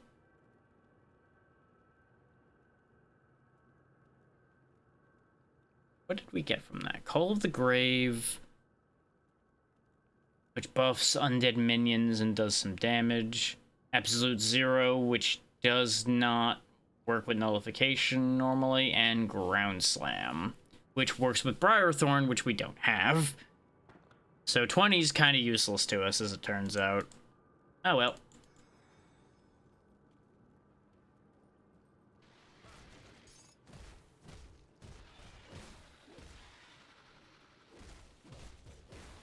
Oh yeah, there's something else I'll address about those attachable items here in a moment. In fact, now it's probably as good a time as any to talk about that.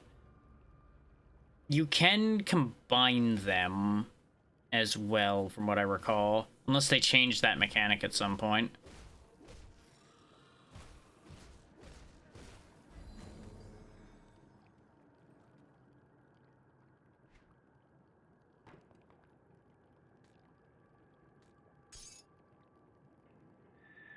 So I also forget how you go about that.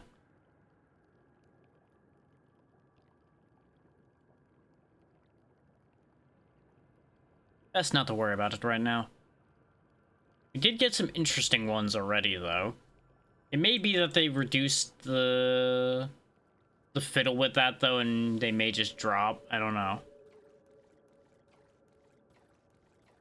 Like I said, it has been a couple of years, so there's not much guarantee to a lot of the information that I speak out.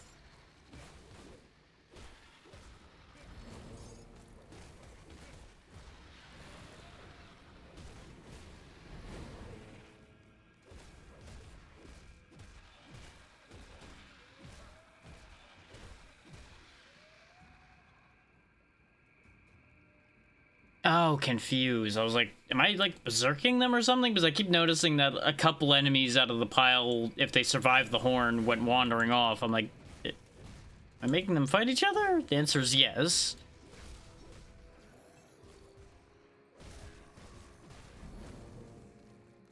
Now, I'll get to that thought in a second. Dream, thank you for the raid. What were we up to today? Hopefully you were having a grand time, and with whatever it was. We're just working our way through a bit of Grim Dawn as part of a 5-game Archipelago I'm doing. If you don't know what Archipelago is, basically everything in this game and all the other games are combined together, and they're just scattered about randomly. Ah, date everything. Very nice. Yeah, if you need to raid and run, please make sure to do so. Taking care of yourself should always be the first priority. But I do appreciate you bringing your people on over. And hopefully all's been well with you. This rift we don't have to fight for, so we'll just claim that so I have a convenient way back. Let's see. I don't have a full enough inventory to bother going back right now.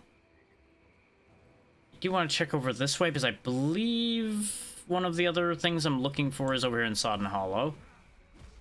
So far so good. Yeah, it's been a good time. So far, the random nature of things has been kind enough.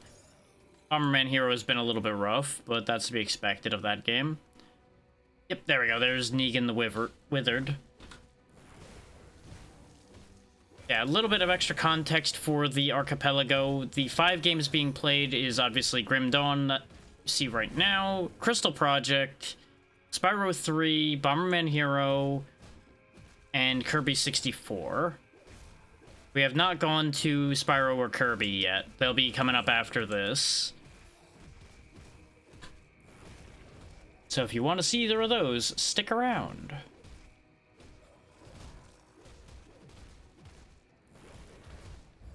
It will definitely be a bit of a tone shift. There we go.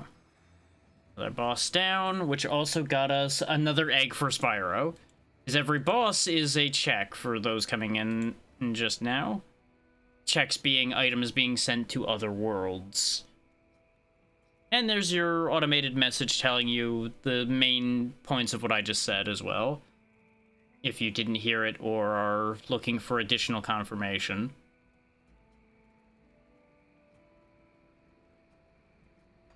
None of that is remarkable. Yeah, because every lore item, boss, some quest items, things like that are all going to be sent out to the other games. Absolutely. You take care. And thank you again. I'll still be here smacking monsters for a fair while yet. We'll be swapping games at the top of the hour here, and then we'll see how long we go from there, basically.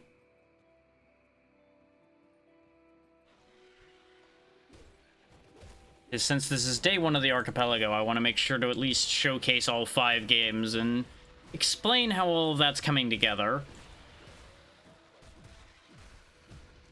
I might, for those who prefer to watch things on YouTube, I might end up splitting this VOD up experimentally as well into each of the separate games, as I've done with other things that are multiple games. The terror for me on that is the fact that this is technically merged together because of it being an archipelago. So it's kind of in a weird in-between spot there, where they kind of lose the context of the other games that are connected to it if they're not all in the same video. Oh, debatably. But I suppose the trade-off there is I could always just make it a playlist for the session and like have an overall playlist as well. It's extra work, but it might be useful. Snowflake for Kirby. That's one of the combined abilities for Kirby 64. Which we do not have the abilities to use. We do not have Freeze yet. I think we have Spark now.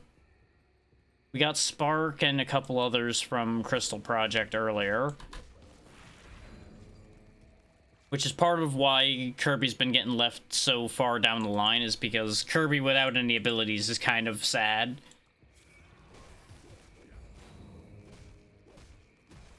It's also worth noting for Kirby is that I've randomized the order of the stages, so I could end up with like a very late game stage early on, is the other reason why I'm holding that one for late.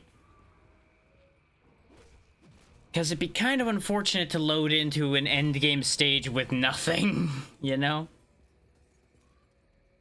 It'd be funny to a degree, but I'm not a good enough Kerbo to make that work. Like, I cleared a stage or 2 when I was testing it without any power-ups, including a boss, but that doesn't mean that's something I want to do.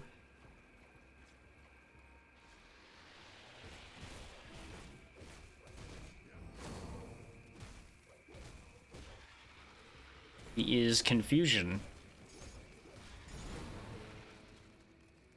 Get back here, coward. Not done with you yet.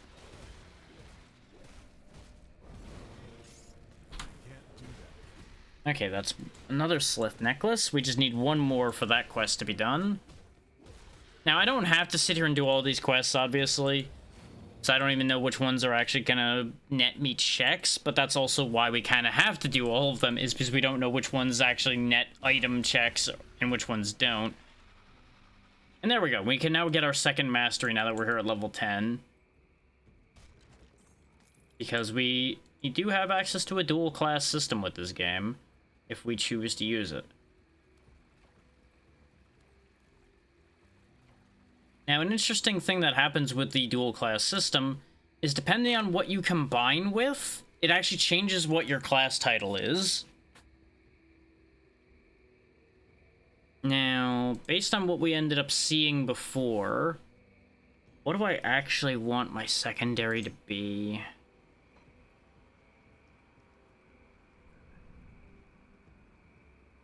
Considering the leveling rate we have, I could skip over these early things that I don't particularly want.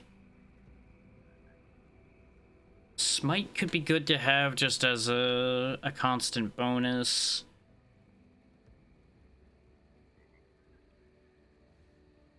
This is related to Primal Strike, which is usually one of your main shaman things, but it's nowhere to be seen because of the randomization. There's another note for everybody coming in. All of these classes have had their abilities shuffled because of the nature of the randomizer I'm using. I could have avoided doing that, but I thought it was fun to have this be a thing, so I've done this. And it's made choosing classes and such a bit more complicated. And if I'm planning on ending up with a two-handed weapon, this is a good one to have because this gives me lifesteal. I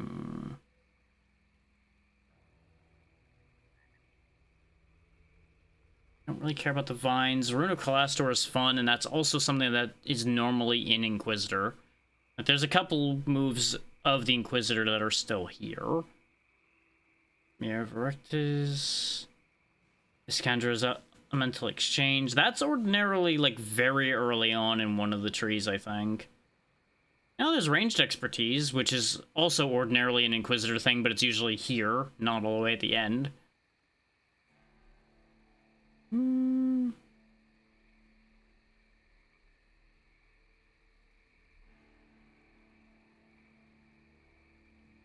Yeah, you know what? Why not?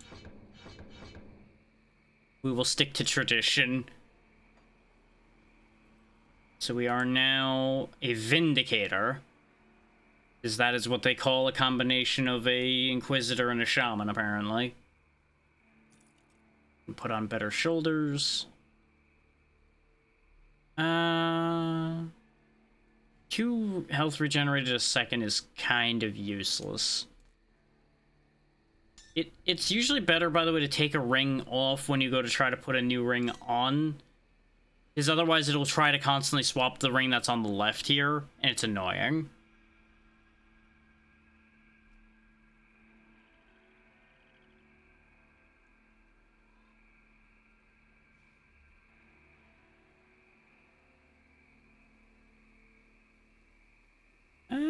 Based on the situation, yeah, we'll switch for those physique shoulders. That puts us almost to 200 physique. If you're thinking that that's a lot, by the way, it is and it isn't. This game is a game of big number, so don't be shocked if we end this with like 800 or 900 in most stats, if not in the thousands, depending on how things break down. Now, I could have gotten a bonus to Devouring Swarm from this shotgun.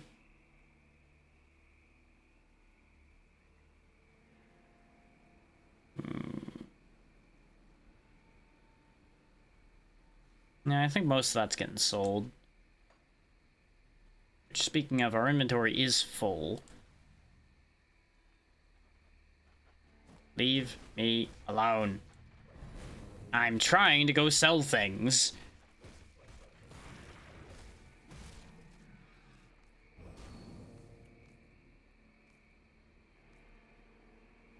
Away. Some of these, like, load screens are also DLC content screens. There you go. Got an extra scrap from that. And he gave us a new quest, I believe. Yeah, Balros and Hagra. Still don't have your scrap yet, though I could go grab some of my storage scrap and have enough. And also fix my inventory a little bit. Sell all of these things. I might keep Mutiny and use it. I'm still thinking about that one. Since that is an epic. For a level way higher than we are. Though, looking at what it gives, and the fact that it's only 10 more damage per second right now... No, we'll just get rid of that. It's a shame to sell an epic so early on, but it just is what it is. Sometimes your epics are not so epic.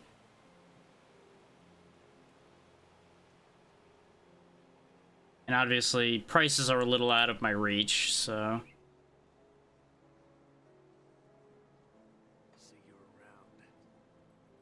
Because for all the money we've been picking up, everything is just really damn expensive early on. Even later, they're still expensive. They just get less bad about that. There we go. This way we can finish Barnabas's quest and we can actually get the next main step available to us. Speed this process along a little bit. Did you get the scrap? Perfect. I'll get the wind pump up and running in no time. Devil's Crossing will have safe drinking water again, and it's all thanks to you. First class is on me. Well, the good news is I got the water pumping again. The only problem is it smells like a sewer. Only about a tenfold worse. I haven't smelled something this rotten since. So, I sent out the first trap we've had come up, and it disables the HUD for a little while in Bomberman Hero. So that's a thing. Since I've cleared out a den of slith ages ago, they're loathsome reptiles, make their homes in swamps and dank caves. They secrete a nasty poison into the water that makes it drinkable for them, but nearly always fatal to us. I bet good iron there's a nest in that cave that fuels our pump. I'm too old for all this spelunking, so I need you to go down there and kill it. Yep, we'll need to go clean that cave out. This key will open the cellar in the shack behind me, right by that accursed rift gate. It connects to the bowels of the prison, which should lead you to the cave. Find the slith matriarch that's likely polluting our water supply, and the poison should clear out on its own.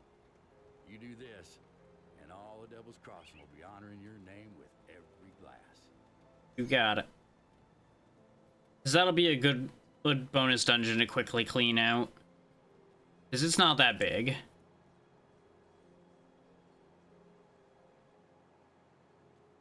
It should also conveniently get us that last slith necklace I need without me having to go running back through that area.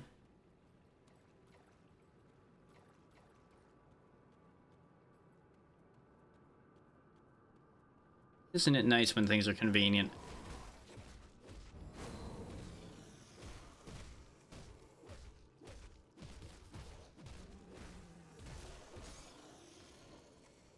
We also get some new attachment items like the bristly fur.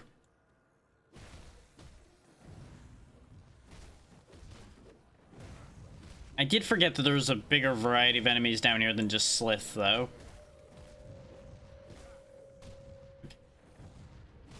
I was gonna throw a Doom Bolt over there, but I apparently can't. Probably because I don't have line of sight. Yep, there we go.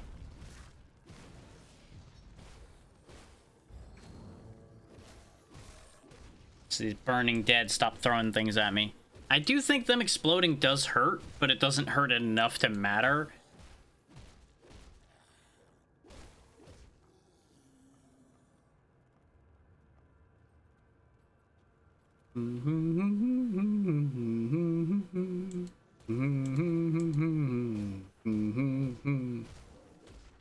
Bonk, bonk, bonk.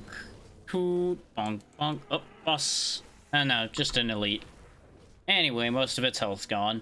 It's a regenerator, so I do not mind just blasting it like that, all things considered. As you may notice that we're not really moving its health bar very much with our attacks. Ooh, scrap metal war sword of bestial rage. 66 extra damage per second. Gee, I think I found our new weapon, especially since it gives +6 to Horn of Gandar. Now, for those wondering what that means, go over to Shaman, notice how we have 1 point in Horn of Gandar right now. If I put this sword in my hands, we now have a working level of 7 in Horn of Gandar. Now, this allows you to go over the maximum for a skill as well. So, see the maximum being 12 there? It would mean if we maxed it out, we'd have a working level of 18 for that ability. With all the energy cost increases and benefits that come with that.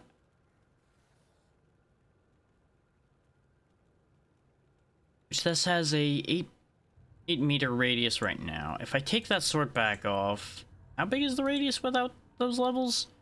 Yeah, it has basically doubled the radius of my Horn Blast. Not even taking into account the damage increases and everything from that. And we do now have a two-handed sword, so we can actually experience A, a different animation set, and B, use those things that I was talking about that needed two-handed weapons, if we so choose.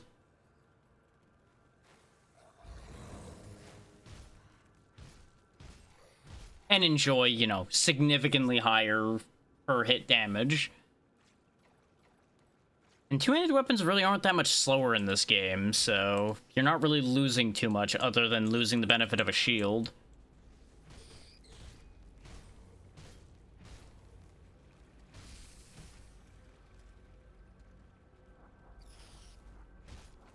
Walking spooters.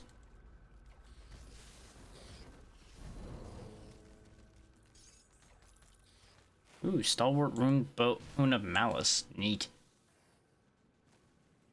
Alright, this is a 2-area dungeon. For some reason I thought this was just 1 floor and it was done, but no, there's more than 1 floor. Which is more than I can say for any dungeon we've been in before now, so... take that as you will.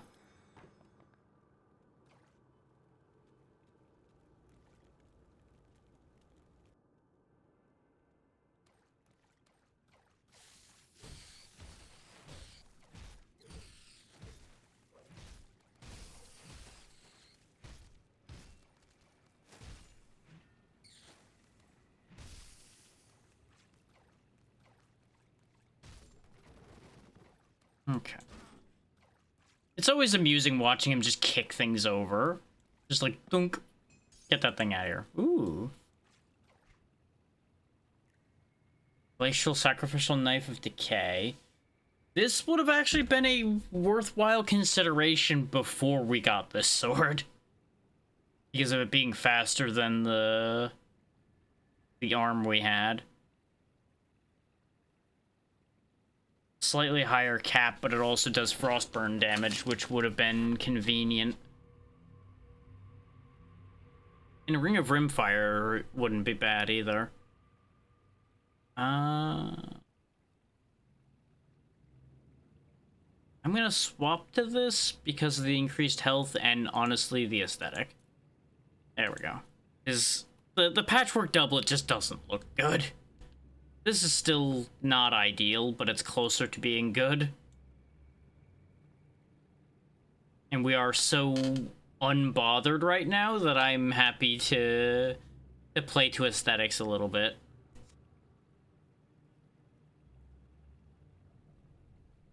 You know, I could toss something on this sword as well. Since we're probably going to be using this sword for a solid amount of time. Yeah, sure, we'll put the chipped claw in there. So there we go. It does a bit more damage now. And it gives us slam. Which, as you see there, it's literally just an activated ability we now have. That's a whole thing. You could actually just have like an entire pile of passives, and your only active ability comes from one of your items. That is a build people have used. I don't know how good a build it actually ends up being, but it is a build that exists.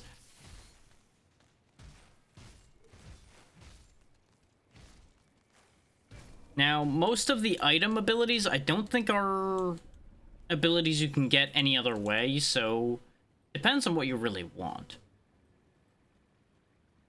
Though I believe most of the item abilities are more mundane than the character abilities, so bear that in mind as well. Not that they're not effective, as you saw there with Slam just rinsing them. It does have a cooldown, or I would replace my basic attack with it.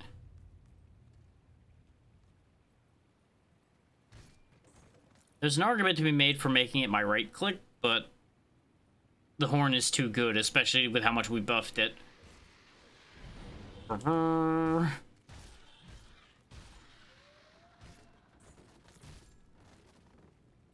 once we get some skill points, we'll probably see about upgrading our basic attack. Now that we have a two-handed weapon. We'll just have to remember that I can't use one-handed weapons from then on without losing the benefit of that move. Which is a consideration. You know, part of my brain's remembering that there's a weird situation where down here they don't actually count for Slith necklaces, and I feel like I'm gonna be upset about that in a minute when I clear this area out and still don't have one. Well, that was bigger enemies than I expected to see out of popping that. We might have our first death here in a moment. Because these savage totems spawn, as you can see, a lot of bad. And there's one here that's freezing me. Yeah, Ice Snap. Enemy hero defeated. It all worked out, and we got a lot of goodies. I can't carry my inventory is full. So anyway, my inventory's full. Get rid of these gray items. Give me the greens and blues. I can't carry anymore. What do you... Oh, those pants fit in awkwardly. Hang on. This man doesn't know how to load his pockets properly. There we go. The Ember Grip handguards are useless to us because we need 5 more levels. Otherwise, they'd be good for stats a bit, but they actually aren't that good for me. These are gloves I remember using for quite a while on one of my Inquisitor setups, though. Specifically the one that was just spewing fire everywhere because, you know, burn damage over 3 seconds, fire damage, burn damage. You see the idea there. Set the world alight.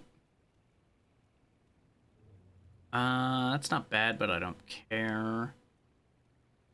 3 to stun jacks would be great if I had that. These pants are good, though.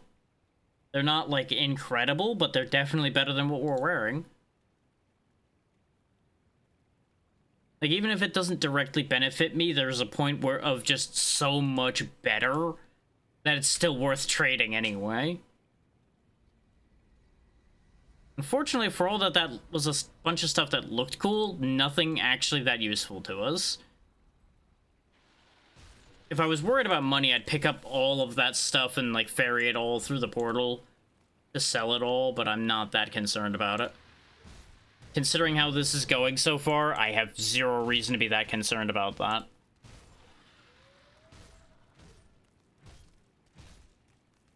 Considering our luck so far, I don't think I'm going to be buying much.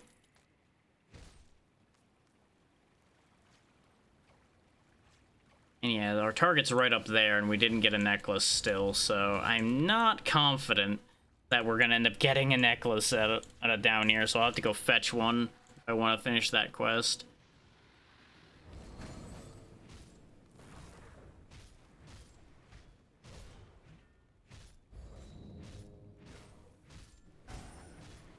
Stop sundering me, it hurts. I'm sure it hurts when I'm doing that to you, too. Thankfully, by themselves, this thing's not that bad. We did burn, like, all of our energy in this fight, but we got this. And Sour Pop Candy for Crystal Project. That's a revive, so I'm happy to get that. Can't carry anymore. Yeah, I know. I can't carry anymore. We got different magic gloves. These give Calidor's Tempest and do Energy Leech and such. Like, we're getting a lot of stuff for a caster. See if these combat pants of corrosion are any better. Well, for some people they would be. Not sure who those people are offhand, but some people. Let's go ahead and pump up our Inquisitor numbers a bit, so we can start getting some of the stuff that's further along in here. Let's create a blade. We could actually start just getting physical damage converted to chaos damage. Oh no, that requires Ill Omen, though. I don't know. We'll think about it.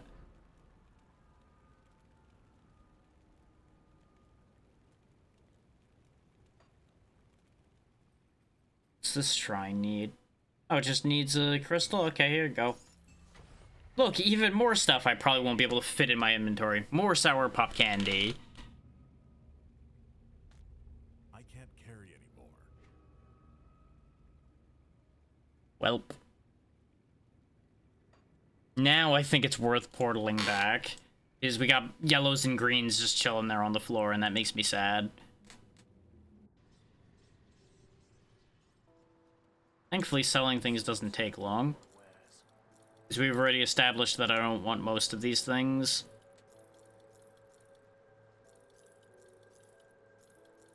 So, like, it's an instant sell all those, and now... definitely don't want those gloves. The Ember Grip handguards are worth thinking about, but they do need me to get 5 more levels before I can use them, so now I think they're going in the bin. It's sad, but that's just how it works, you know? There's a certain point of needing to wait for something where it just is not worth waiting. We'll just quickly ditch these to the shop, too.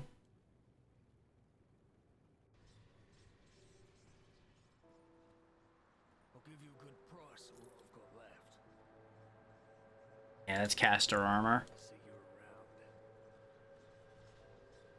Which, do note that it does tell you, like, basic categories of what the thing belongs in, so even if you don't want to read all the text of it, you can kind of guess whether it's something that'll be useful to you. Now, we've finished the quest, so I technically could have just stayed up there, but I wanted to make sure I didn't miss any enemies or anything down here right quick. No, we hit the shrine as well, so no, we're definitely done down here. I wasted time teleporting back down. It's fine. Gotta make sure sometimes, you know? Wouldn't want them repopulating and repoisoning the water. That'd be job security for me, and we don't want that. Any luck clearing out those sliths? People are starting to beg me for water. I don't know how many more times I can say it'll melt your guts before they just rush me and take it. Well done. Once I pump out the remaining poison water, the spring should be clean enough for drinking. I'll make sure to let people here know how much help you've been. They'll be grateful that they can get a drink without dissolving their intestines. One more thing. Take my rucksack. Useful for hauling back scrap or whatever else you come across. I'm too old for that stuff now. Now that rucksack expands our inventory size, so this is a very important quest to want to get done. Is now we have this whole side inventory here too. Highly recommend making sure to do this quest as soon as possible so you can carry more things. Is carrying more things is very good. More thing, more better, right? Right. And we gained another level, so we'll just keep pushing Inquisitor up. We'll probably push both of them to 20, and then we'll figure out what we want to do from there. Now we can talk to the big man again and get our more important instructions. I've heard good things from both Kasparov and Barnabas. You're a real asset to this community. As I just stare off into the hallway there instead of looking at One him. of my scouts came back with news making our next move clear. The dead are heavily concentrated in Burwich Village to the north, past the swamps of Whitemire. There must be a reason why. Perhaps the ethereal behind these attacks is there. We can't know for sure without investigating deeper. Now, part of the reason why I wanted this quest now is because this is actually heading in the direction where the other quests we have are. It's a little easier to get them all done without having to backtrack this way, basically. You've proven yourself quite resourceful thus far. Your ability to secure rift gates for human use could be a turning point in our situation. With all the activity around Burwitch, there's bound to be a rift gate. If you can capture it, that will give us a solid foothold in the area. Follow the road north through Whitemire. Though in the current state of things, you'll likely have to leave the road behind well before you reach the village. Keep pressing north, and you will eventually reach the outskirts of Burwitch. It's surrounded by a palisade wall, so you will have to find a way inside. Once you've secured the rift gate, return to Devil's Crossing. You can refuse quests at any time, and most of these are very honest answers, but unfortunately, needs must, so we will do. What's we doing on reputation? We're up to tolerated, so we still can't get much of anything. Like, you need a lot of reputation before you start getting anything out of it. Like, notice we need 15,000 for the Devil's Bargain sword, for example. It's good stuff, but it takes a lot of doing to get. Let's pop over to the storage right quick. Yeah, take this. In fact, take all these things. Oh wait, no, I need those slit necklaces. Yeah, because you can even put quest items away if you aren't paying attention. This way we have a completely empty inventory, so we'll save a bit of space. I usually keep all those attachable items on me because I actually use them. But for the purpose of what we're doing here, I'm probably not going to be using them often enough to care about that. I forget. Do you have a purpose? No. You have no purpose. Yeah, we already have Foggy Bank. Burwitch is just right up here. Won't take long at all. Though we apparently missed a shrine along the way. That might be a check we might need to do, but we'll worry about that for a future session. Since we are almost out of time in the 2-hour segment I earmarked for this game.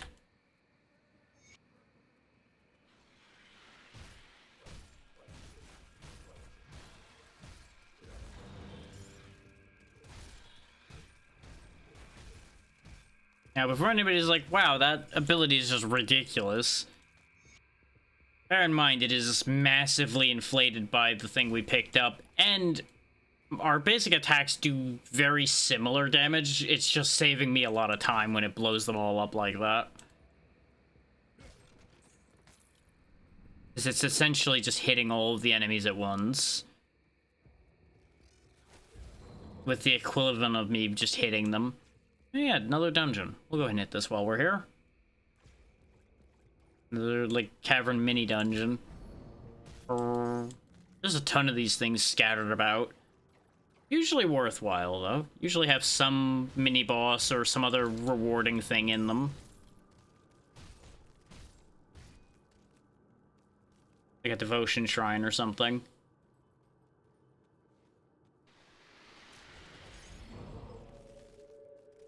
Or in this case, you know, just a lot of corpses. At least it does now.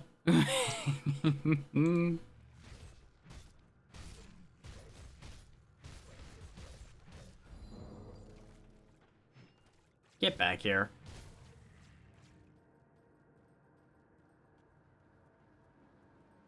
Freeze! Gone. This goes a decent way back, so there might still be something in here. Whether it's anything important, well, good question. But it's easy experience, because we can just mulch our way through. It's always interesting to me how there's such diverse mixes of enemies in some of these places, and yet they get along fine. And then there's areas where there's just like 2 factions of enemies and they try to kill each other. A little weird. So I guess it's easier to have a power struggle between 2 factions than it is to have a bunch of factions. There we go. Primordian, the Forgotten One.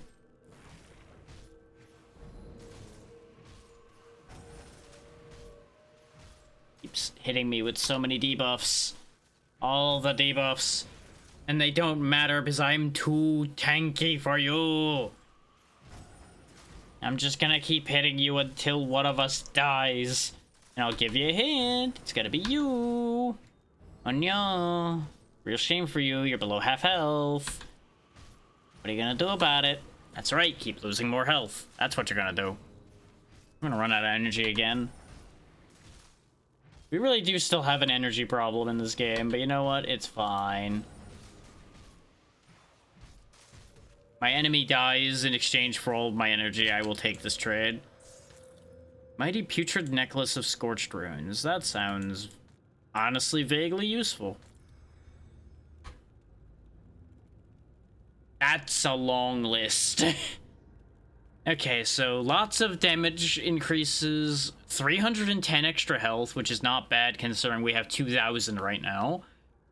10% extra physique, which is not bad because that's our highest stat. Extra poison resist, even more poison and acid resist, elemental resist, a bunch of ability bonuses, though predominantly around Drogon's Pact and Word of Pain. Long time duration increase for Word of Pain as well, which is neat. Big Hammer. You know, that Big Hammer is technically better than the sword, but it's slower. And it doesn't have armor piercing, so I think I'll stick with the sword for now still. Because armor piercing can be important. Sure. Hide Gloves of Attack for more offensive ability, which is important because it's essentially the counter to defensive ability, because all enemies have defensive ability just like we do. So a counter for that is important. Though 7% physique and 5% attack speed is definitely better for me. Give me that. Immediately replaced.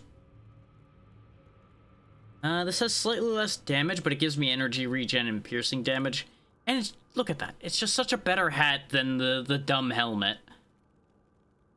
It's not quite my color, but, you know, it's fine. Still useful. Still good. It's still good. There's no point in looking at anything else in this lineup.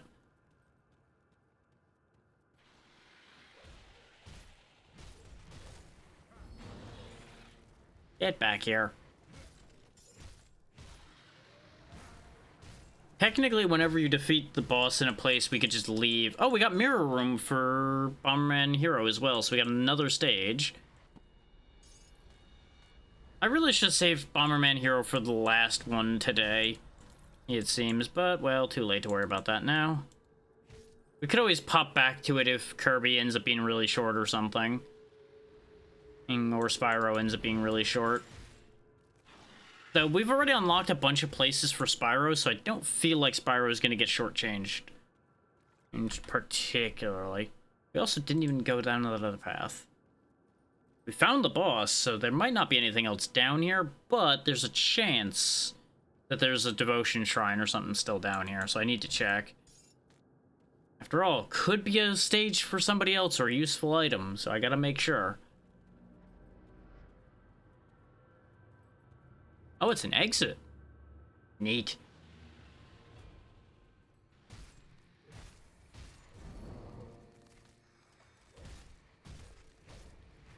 This is actually a useful exit as well. In fact, I think we had to go through here now that I think about it, because I think this puts us on the other side of the destroyed caravan and such. There may have still been a way through, but it would have, like, been longer or something. I don't remember. I remember going through a cave like that pretty often, though. But that may have just been my pattern of behavior instead of it necessarily being a thing. If that makes sense?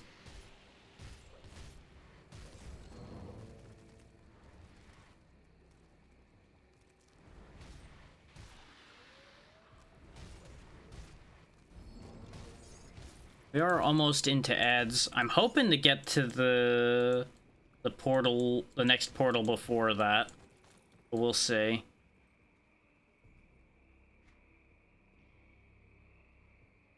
Actually, no, because that's where we entered the cave and we're able to walk, like, right there. So no, that is not the cave I think it was.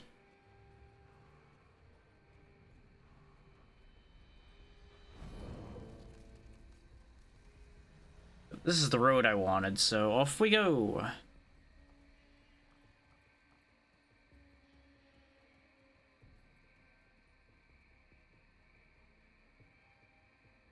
Oh, I did set that then, I guess. Is I have not yet received Whitmire or bridge repair. Huh. Not that we need the bridge, because I believe Flooded Passage takes us there. There's also a rift right here. So we're gonna go back to town, do our business, and then we'll be hopping to the next game when the ad kicks in, I think. I think that's the best call.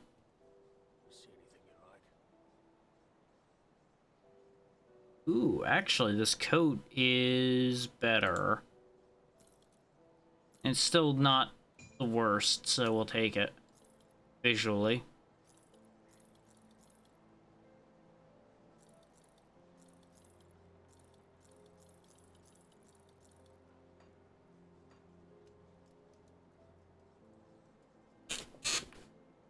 This axe has the same problem as the hammer in that it has no armor piercing.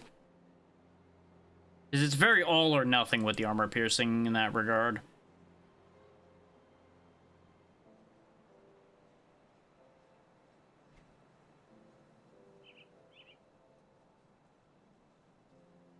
Nope, nothing there. Nothing to note there.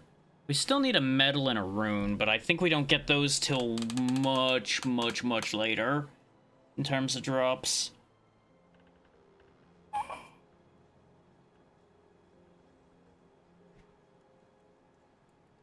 And yeah, as your reputation goes up, you'll also start getting a discount on prices. So if you get really well liked by a faction, it's actually worth your while to like warp back to their towns and sell to them. I believe you also get a markup that way.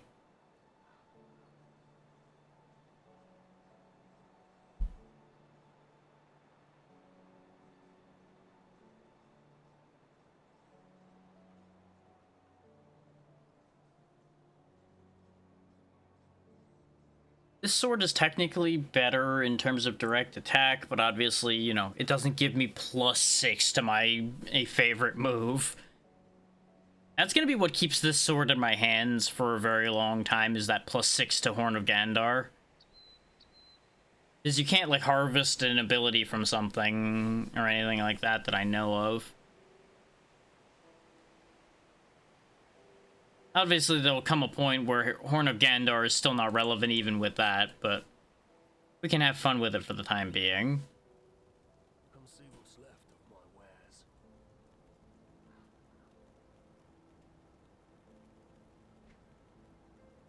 Yeah, I don't know why I went and looked at that. Yeah, I don't think there's anything else left to do in town, actually.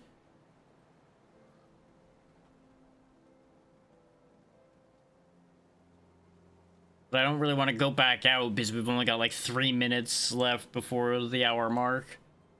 So it wouldn't be effective. I just go out and immediately turn around. The Illusionist, by the way, lets you transmog your gear, so if you like really like the look of something in particular, you can have that look forever. Like, I could make my sword look like a different sword, complete with glowing with power. Look at that. You could even turn a sword into a hammer. You like the idea of crushing your foes, but somehow slicing them? Good news, the Illusionist has you covered. But it has to... I believe it has to be an item you've encountered, though.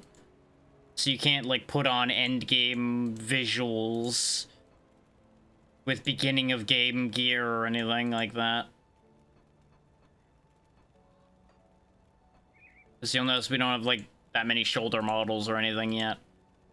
But this does mean you can have, like, the fancy gloves you pick up if the gloves are not to your liking. You could still have the visual effect without having the less effective equipment. Which is always nice.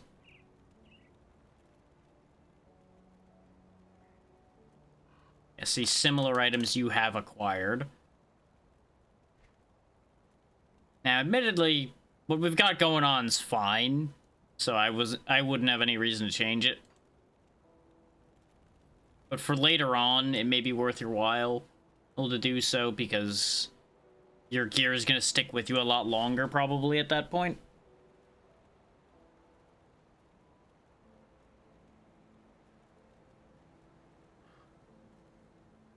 There's also a specific reason I'm saving Spyro for last, by the way, that I'll address when we get to that.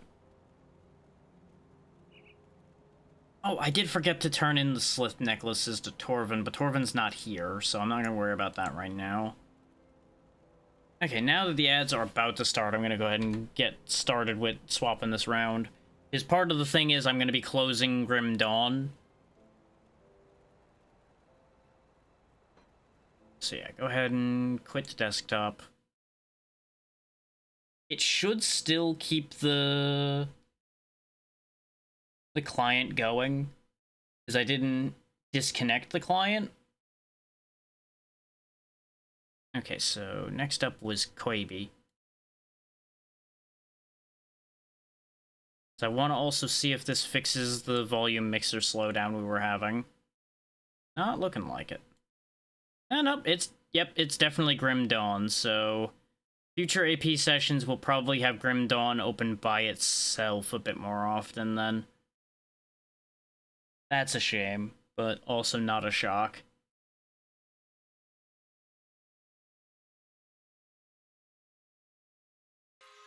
There we go. Now you can hear that there, Kirby. And that one is attached to this. There we go.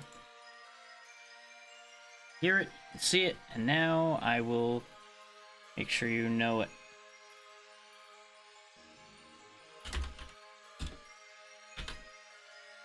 Did I ever change categories? I did, okay.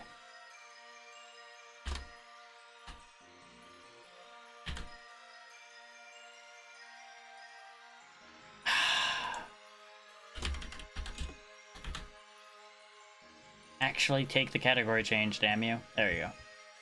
Very good, very good.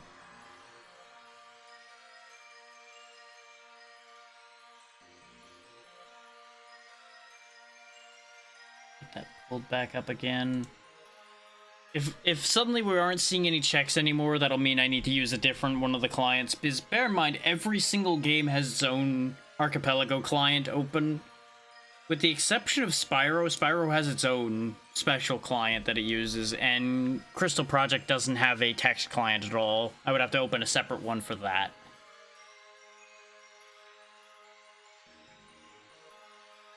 I'm not gonna start Kirby until after the ads are done, because we don't have intro cutscenes or anything to go through, because I made sure all of these were loaded up to gameplay, basically. Let me check. Yeah, that has been happening with that. Okay. Pause. So, while we're waiting for the ads, I'll go ahead and explain the funny thing about Spyro. For some reason, that one in particular takes controller input whether it's in focus or not. So sometimes Spyro just goes running off unless I pause Duck Station. It's kind of funny. Part of me wants to leave it unpaused and just have it be a bit where we just occasionally check to see where Spyro's ended up today. Like, okay, where's Spyro gotten off to on his own? It's like, oh, he's just staring at a wall again. Okay. He's just having a moment. Let him do his thing.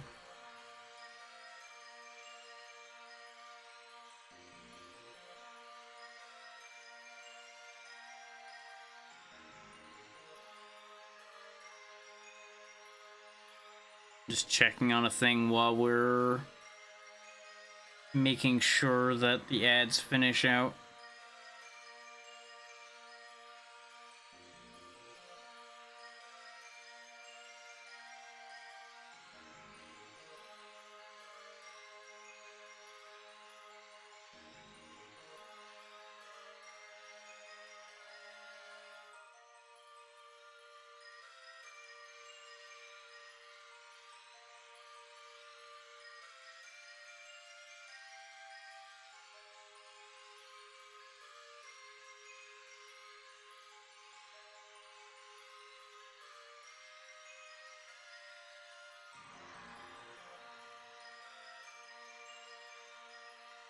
Okay, welcome back from the ads, everybody. As you can see, we've swapped to Kirby. We have not done anything yet. So let's see what happens. Let's see what we've got to deal with here. The stages definitely don't look right. Sounds good. Have a good night, Dream. Sleep well. And thank you once more for your raid earlier. You'll notice Kirby may look a little odd. That's because I randomized his colors. He has ended up with Game Boy. Because my options were like Game Boy, Nostalgic, and a ton of other more normal options. I picked like 6 of them and just gave them all like 10% chances to happen. This is actually a normal early stage, so we'll see what stages we end up with. How do I get rid of a power? There we go. We don't have double fire, okay. Because that's how Kirby 64 works, for those who don't know, is you can smack 2 enemies together that have powers, and you can merge those 2 powers together to make whole other moves. Oh, there's just a crystal shard just chilling right here. Take that. That was an egg. You'll notice how many of these enemies that I'm eating that aren't giving me anything. That's because we're still missing most of Kirby's abilities. And I went in here without a power because I am a silly man. Thankfully, this is so early in the game that you can just kind of spit them to death. It's not really a thing. I think this is literally stage 1, actually. I think this is actually correct stage 1. Considering that the tracker says Popstar 1 Shard 1, I think that actually is literally stage 1 that we're in right now. Because remember, the stages are randomized, so it may sound silly that I'm saying that it's literally stage 1, but it actually is. Now, Kirby can take 6 hits until bad things happen, so there's that, and obviously food makes Kirby happy. We have Fire, Spark, and Stone, I think, were the abilities we ended up getting access to, so we're probably going to be rocking with Fire for a lot of this. Because I don't think we get access to Spark or Stone in too many of the early stages. Depends on what stage we end up with, though. Yeah, the whole thing is these shards came falling down. And, that is looking for them. So bad things are gonna happen to people that find them. Like this.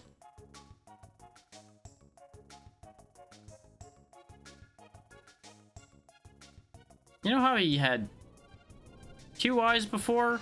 Yeah, he's got 1 now. He's now Waddle Doo. He's also an absolute chump. Like, we had to let him hit me for him to even get a hit. And he's dead now. Shard, get. And we got our own light bulb ability. Which is Spark and I forget what. But I believe it's required for a couple hidden things. Not really required for normal gameplay too much, but... I don't know if the card's a check, so... Hiya! Nope, I jumped way too high up. Never mind, not gonna worry about that then.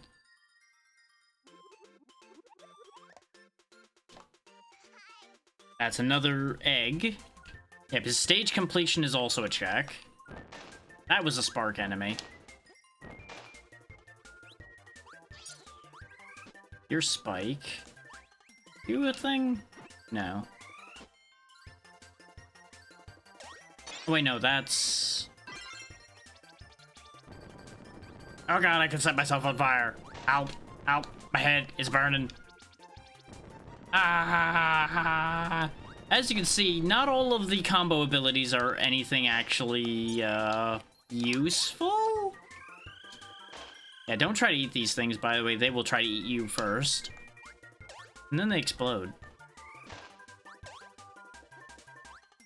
You just kind of want to ignore them. There's another shard just kind of chilling. Another egg. Okay, yeah, this is stage 1 Ripple Star.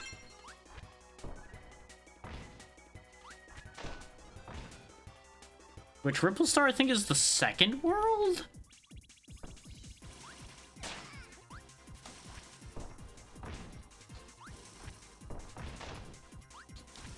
Right, stone's actually a little bit better in this game because you can actually, like, get the stone to burst out a bit and it's actually effective. Give me that. Another egg? Like I said, our junk checks for this archipelago really are going to just be eggs everywhere. Do I have this one? I do! This one's actually pretty good. I like this one.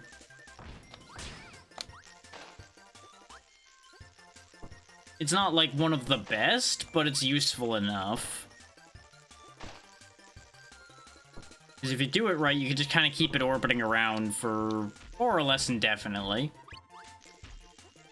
You just gotta be careful because, you know, it doesn't do damage everywhere or anything. But you can, as you see there, recall it at any time. It's not the easiest thing to control, necessarily. But at least the beam also does do damage, which I thought it didn't, which is why I was saying it could be a little tricky. Stage cleared. Well, I do not remember how to jump good. Because there is a method to it. You have to jump at, like, a specific angle to get good distance. This is another Ripple Star stage, I do believe. One of the later ones. Huh? Kirby?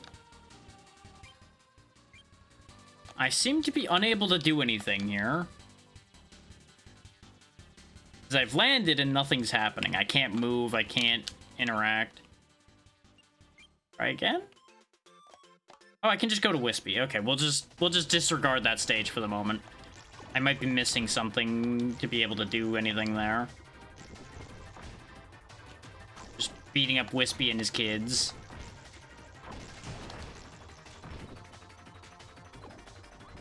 I bring the power of electrified heavy industry to crush you. Fuck you, nature. Get back here, coward. Now it's time to fight actual Wispy.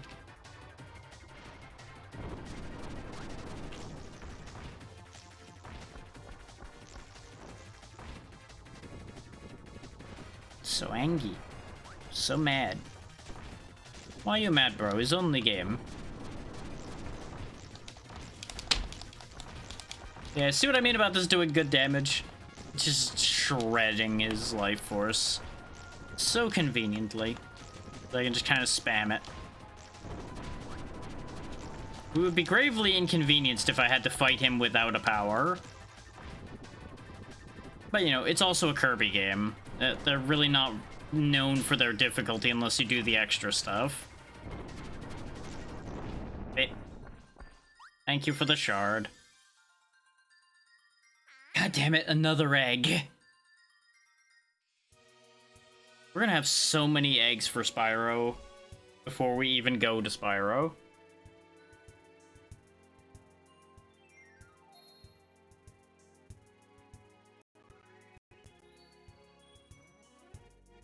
DDD's with us now for some reason. Because it's playing the cutscenes in the order that they would happen normally. Wait, this is the intro cutscene. Why is this playing now?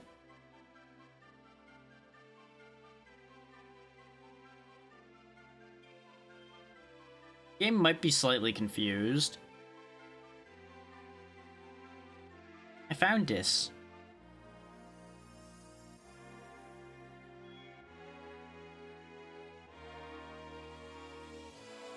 Yeah, they're falling all over the place. I got it. It's fine. Kirby gonna do the thing. Even though we've already done the thing. Yeah, level 2 Rockstar. Oh, right. Ripple Star's level 6. I had it completely wrong. Right, I was mixing it up with Aquastar. That's why. Oh, if we could just carry on, let's just carry on then, shall we?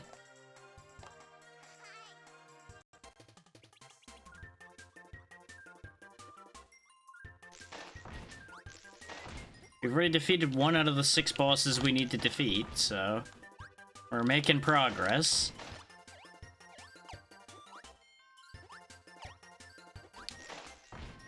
Kirby 64 might genuinely be one of the first ones we finish. It really depends on where some of our abilities are. So there are definitely abilities I would rather have for certain encounters than others. But like I said, Kirby games aren't really known for their difficulty, so I could probably make it work for the most part with whatever we end up with. The key being the actual final battle is gonna take a little bit of doing. Oh yeah, and the sandwiches and such we find for Kirby from the other games are kind of gonna be junk items as well, because of the fact that we're not playing them synced, so the benefits of healing won't really matter, because I probably won't be pausing Kirby mid-stage at any point.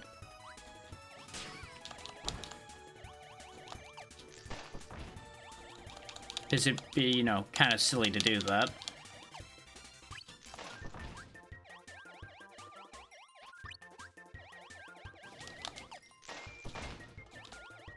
I don't even know why I did that. I didn't have to.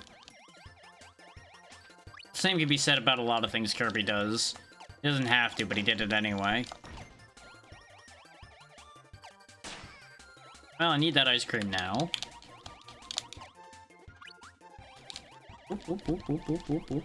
Hack. Sir, that is very rude. Curse you and your attack being at the perfect angle to upset me.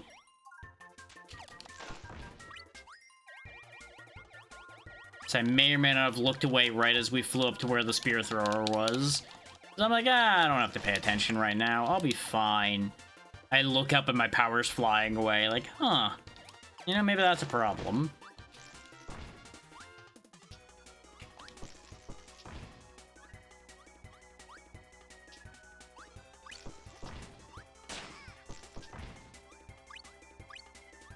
Now, something neat on the client for this is there is a stage and a number. I think that's telling me what the checks are for the area.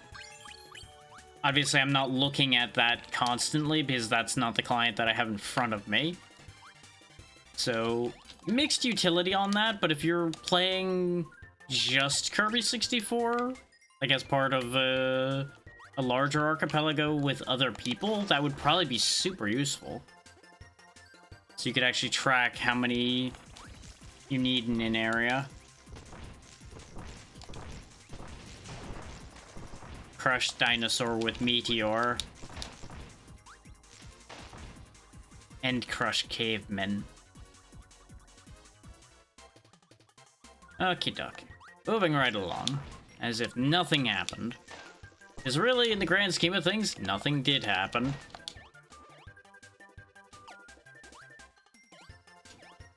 I don't know why I dropped out of the flight there. I did not need to. Same case there, but at least there was an enemy for me to hit.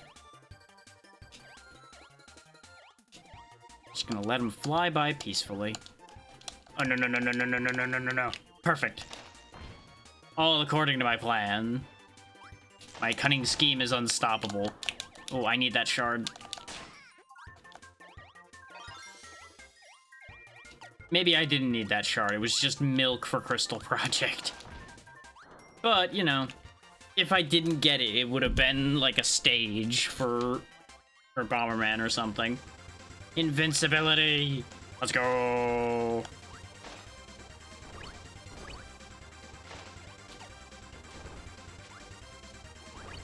Sandwich. Crush my enemies with the power of candy.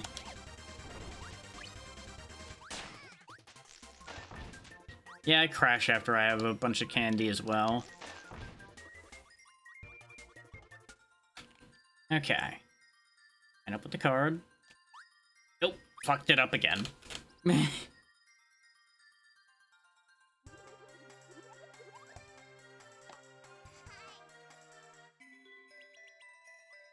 Back to the forest.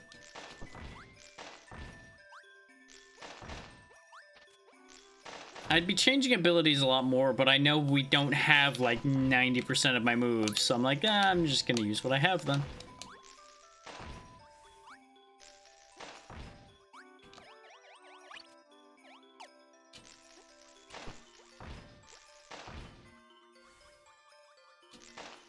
Just Kirby sprinting through on a murder spree. Goodbye, Gordo. You will not be missed.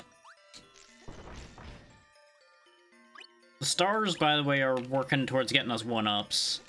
I believe the 3 over there on the left is our life count.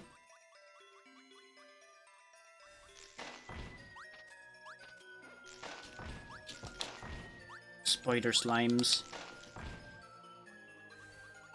Just gonna keep on climbing. The big concern is I don't know where a lot of the hidden things in this game are. And I know these games love to hide things just tucked away in random places. So there's a very real possibility I'm going to miss a crystal shard somewhere, and I'm going to be sad. Oh, you respawned, you son of a bitch. I looked away because I'm like, it's cleared out. I don't need to worry about it. Let's go, little buddy.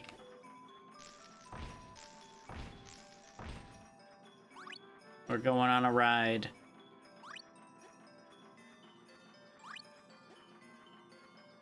Squish, squish, squish, squish, squish. Just gonna grab me all the stars so I can have an extra life. Yep, see? Crystal shard. Phoenix juice pouch for our crystal drac. That's not the biggest deal, but also not bad. Because that's more revives I can carry, but that's not more revives I actually have yet. So, you know, trade-offs. I started hitting the flight, but I couldn't turn around quick enough. Goodbye, Mama Spring. You are dead now. And more Nan Stew. Again, good, but not important. Hi, Adeline. This is when we're fighting. Oh no. Art creatures. Remember, folks, artists can bring many things to life, some of which want you dead.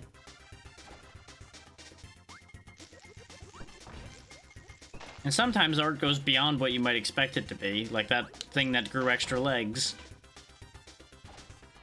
And then there's the censored thing. Is that everyone ends up needing a bit of censoring depending on what you end up getting hired to do. This thing has its own independent health bar instead of a collective health bar. Still dead all the same. Aye. Hello, dark matter. Goodbye, dark matter. Now Adeline comes running down and gets obliterated.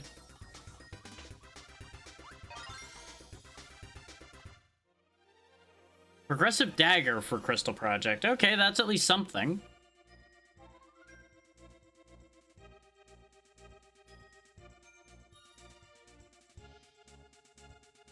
And now the team expands. Yeah, because that was supposed to be stage 2 of the first section, for those wondering. That we just did.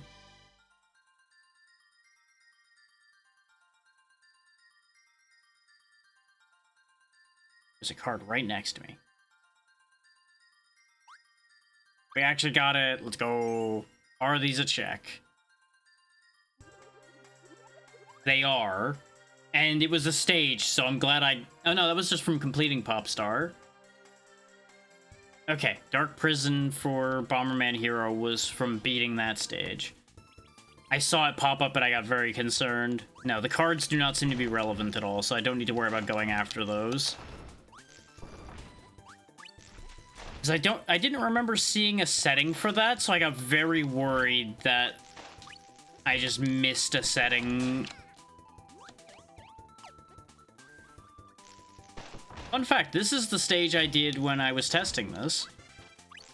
This is the stage I did without any power-ups, just picking up fish and throwing them at my enemies.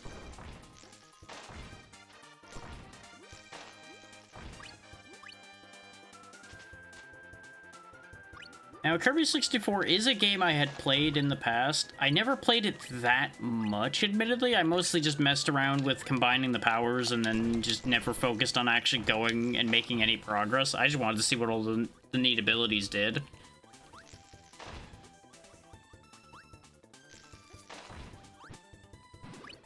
Wait.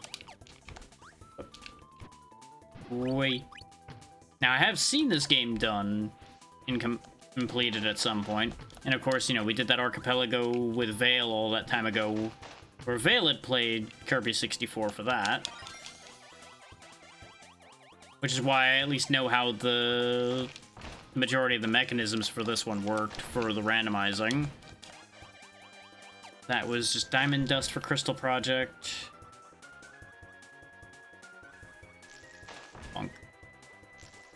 Bonk.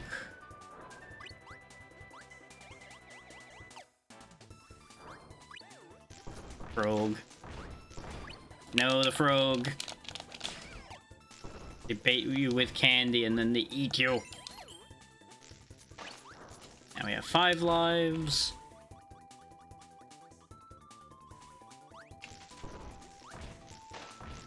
Silly caveman. Lightning claims all.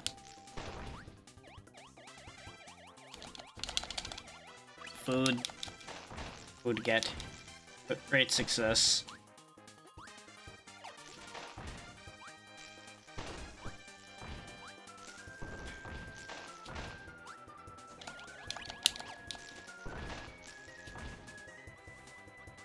Onward.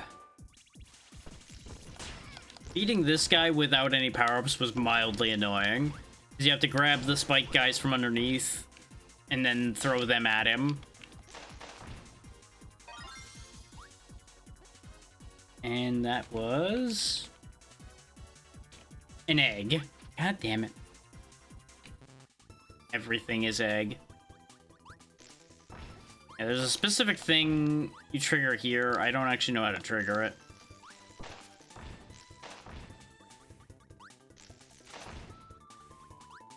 Now, a lot of enemies will have the same abilities. Like these cloud guys, obviously, are your sparks for the area.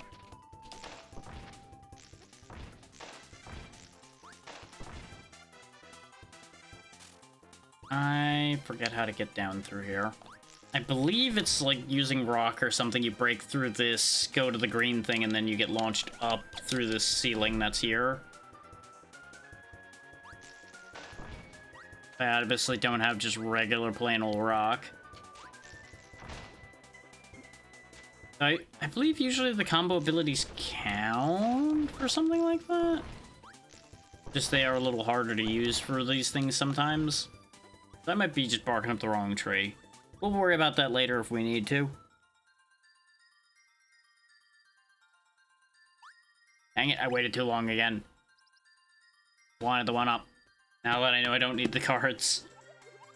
Sour pop candy.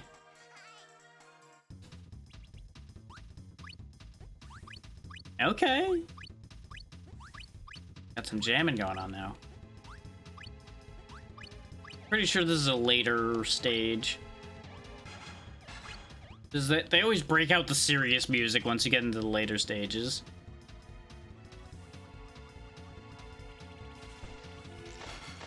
Oh yeah, and the arena rooms too. Got like a toy box aesthetic going on in this stage though. Thank you for the shard. What does this do? Nan's Coca. Okay, very good.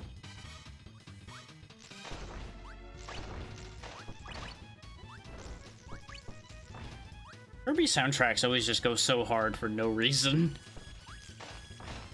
Like, they go from sleepy, cheerful game to... just out of nowhere. Like, somebody's just going wild on these instruments. And I'll be honest, I'm, like, very here for it, but it's just always very interesting. Just seeing the sudden change. I can't say that this music necessarily fits this area. It's more than good enough that I'm like, I don't mind. This is just good. I enjoy. Like, maybe it's just me, but this music just does not fit, like, the Christmas trees in the background and things like that.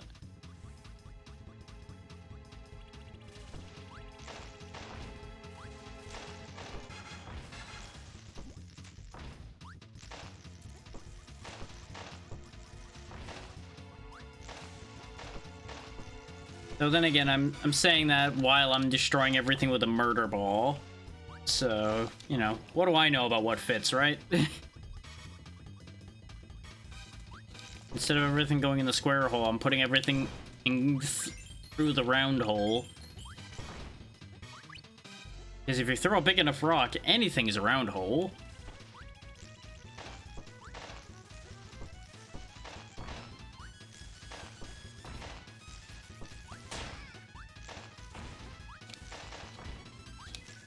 If it isn't yet, it will be. Got him. Another shard. Gold heart to bomber drac. That's actually great. That's a health extension, I believe. So we can take 5 hits in Bomberman Hero now, and I can't be happier. Oh yeah, we're definitely in like one of the end game stages, because that's where the final boss usually comes from, I think. Not directly this spot there, but like that's the kind of effect around where it is. I was waiting for this to be the one time I actually managed to execute a long jump.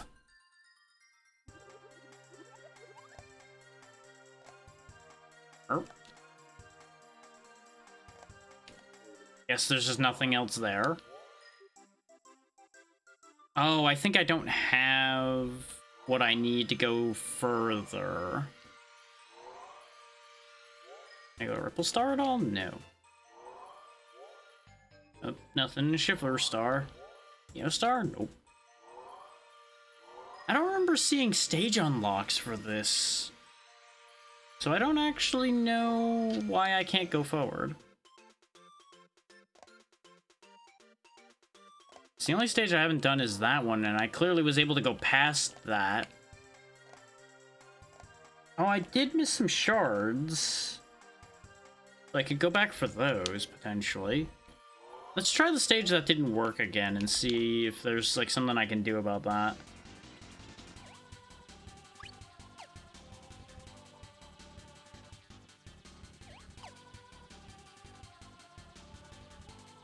Yeah, no, I've lost control of Kirby. Because you'll notice there's like a Waddle Dee there. I land and he disappears. So I think there's like an unlock that I need for that. Or it's bugging. One of the two.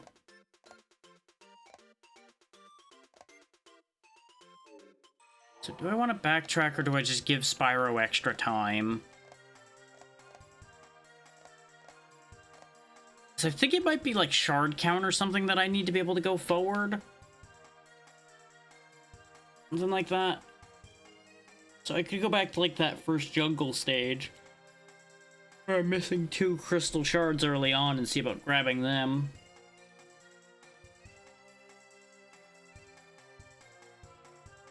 But considering I'm getting rapidly tired, I think we're gonna go ahead and hop to Spyro, do some stuff in there, and then we'll wrap up.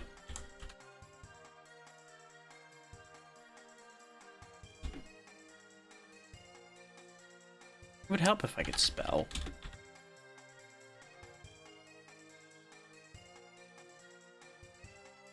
Yeah, bear in mind this is not Spyro Reignited because that does not work with Archipelago.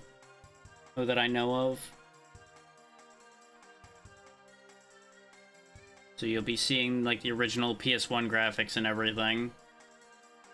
Which I doubt anybody that's normally around here will care. Just a note. I need to reconnect this, don't I? OBS? Any day now, OBS. Is it paused? It's because it's paused. Okay, there we go. See, Sparrow's just kind of staring at this wall because we've had control of this game the entire time.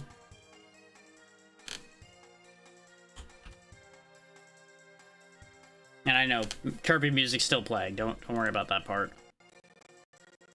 Oh, everything's having a moment now. What I really should be doing is, like, cleaning up the programs behind me, since we're not going to be looping back, but it's fine. Now, you'll have ended up missing the intro and everything because of this having control in the background.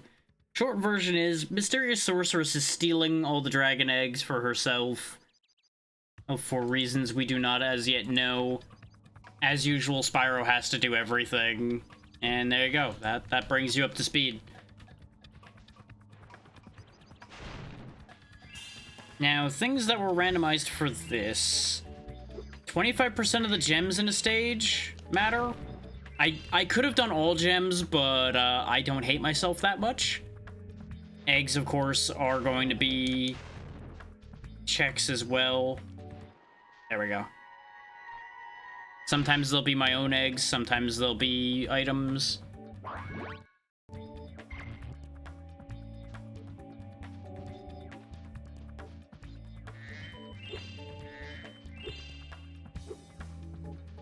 That one has not output a check, which is concerning. Oh, it disconnected. Hang on, I need to fix this then. Reconnect, you fuck.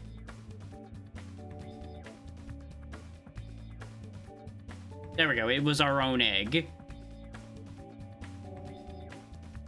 I just needed to reboot the connector because of probably pausing it, making it mad. But we're good now. Everything's fine. It sent the check. Everything's A-okay. Yeah, things I could have randomized otherwise, like, I could have had money bags cost even more money for things. I could have had him be independent checks to deal with him. And instead of him releasing companions. I think I have him set to releasing companions as normal right now. I actually don't remember half the settings I set for this anymore because there was a lot of settings and I did all this in the middle of the night last night, pretty much. At like midnight. So I was running out of time.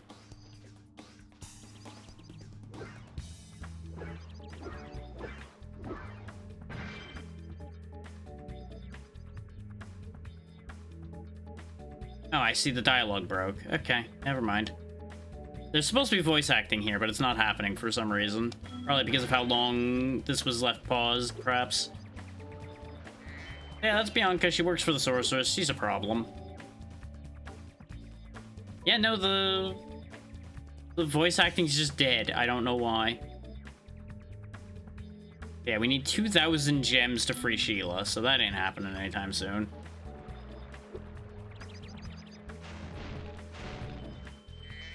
We're gonna grab enough gems to get the check here, grab the things that are here, then we'll go to Sunny Villa and start working our way through.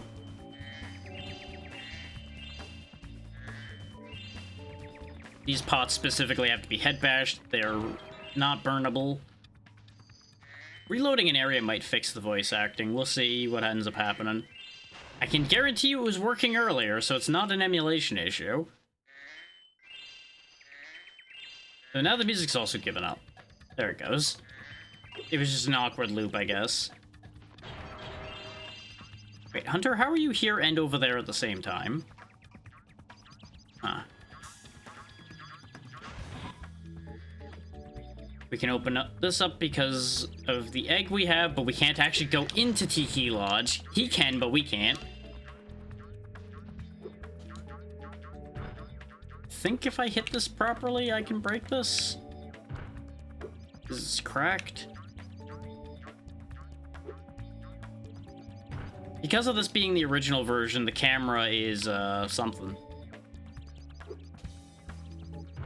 This is not a stick game yet. There it goes. Secret room for Bomberman. Okay, so that's another stage. Glad I used my head. You can get health back by burning these sheep, by the way. As, you know, a dragon should. Things new to this one is things like the hover and the head bash. Actually, I think the head bash might have been in the second game. I don't remember at this point. It's been too long. But the little hover you do to get extra height, I think, is new to this one. All the companions are, of course, going to be pretty new things as well, too. They put those companions to pretty heavy use in this game as well, which is something that people had mixed feelings about, from what I recall. I didn't mind it personally. I did quite enjoy this game in its time. And we had played Spyro 1 and 2, and I kept meaning to do this for the channel as well, and it just never ended up happening. Is this is longer than the other ones? Yeah, Hunter's here to give you your tutorial. I'm going to be ignoring him.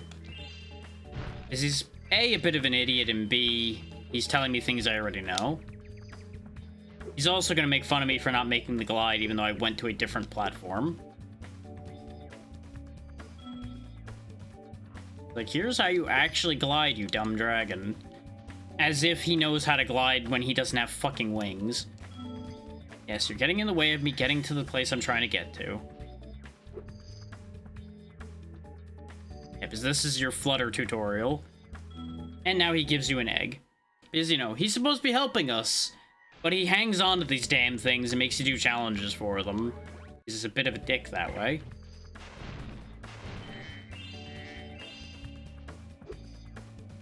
Hiya! This allows you to actually fly properly, as long as you're careful about it and not crash into the floor or the walls or anything. You can still breathe fire and everything while doing this. We want to be here because there's an egg here. And that's your flight tutorial, complete with inverted controls and everything. We have 33 eggs already. Good lord. Maybe I should have set the egg requirement higher then. Maybe I should have left it at 100.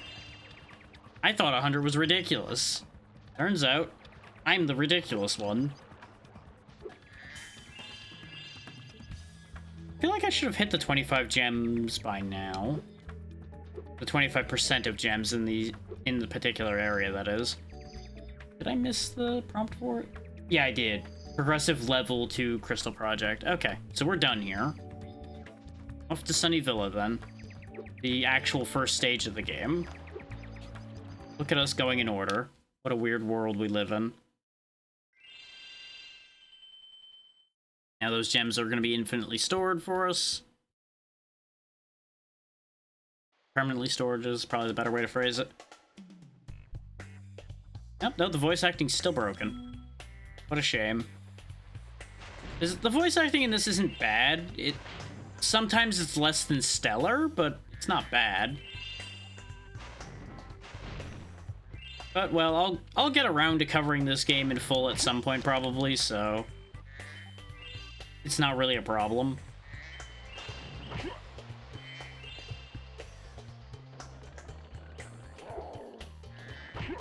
As you can see, their flimsy shields don't even block against insta-charge. You're totally gonna take out that other guy. Here. Oh no, something bad happened to him.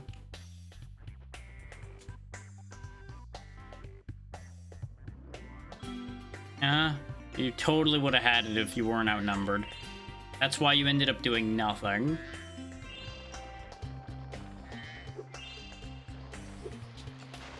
Yeah, the guys that are running around will drop gems. I don't really have any reason to chase them down in particular, considering, like I said, I only need 25% of a stage's gems. But it's worth keeping in mind if you are planning on, like, 100%ing or anything. Which I will never do, by the way. 100%ing these games is a ball ache. Because that means doing every flying stage, that means getting every egg, every gem, everything, and it's just a chore, honestly. Because some of those egg thieves are a bastard.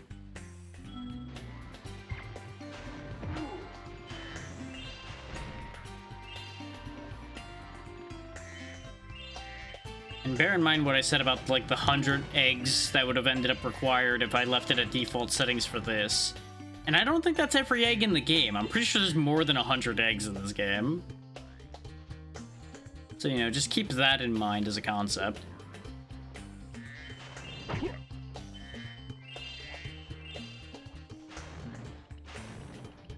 We still haven't gotten 25 in this area yet. I'm keeping an eye out for it, since it doesn't pop up a prompt. There we go. And it was another egg.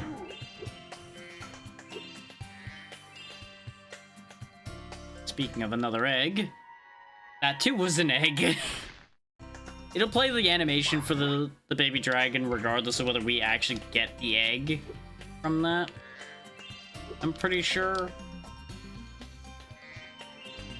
Why am I grabbing more gems? We've already done the thing we needed with those. Answer reflex. Those are checkpoints.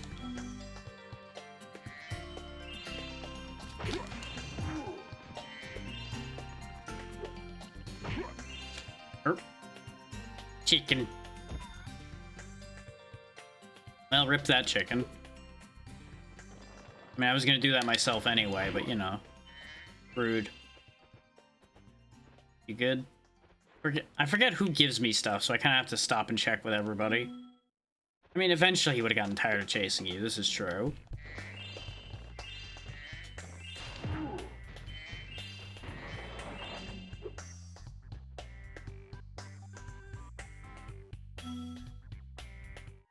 You know, I don't think that's a chicken egg.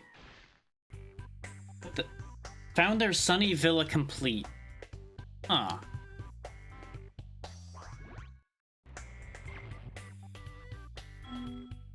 Rude.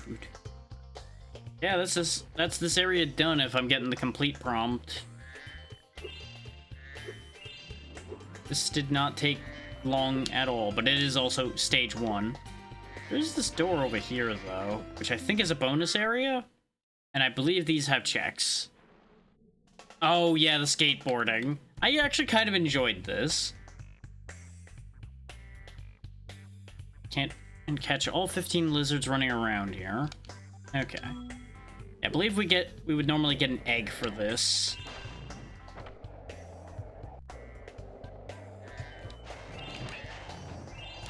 And by catch them, he means just obliterate them by any means necessary. So I'm just gonna be blasting fire constantly.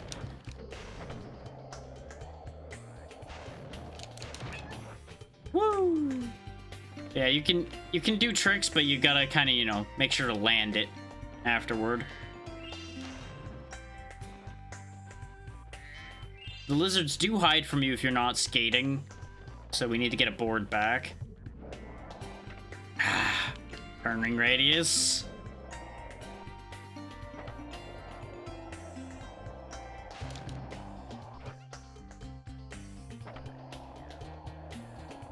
Because as you might imagine, on a skateboard, your turning radius kind of sucks.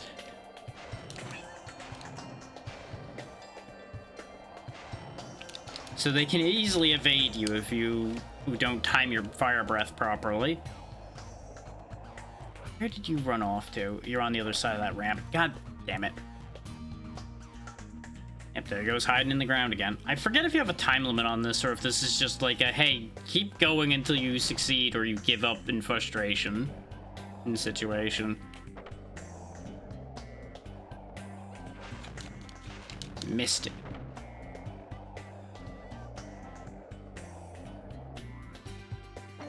Reminder for anyone who doesn't understand what I meant when I said that this is the original PS1 version, by the way. That means I'm using the D-pad for all my movement. Because there are no sticks yet. At this point in time.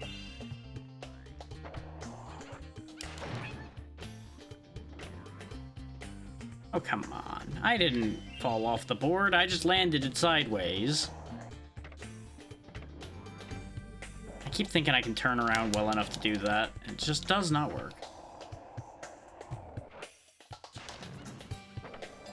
Yet that landed somehow. Okay, sure. I'm not really gonna complain, but I'm confused.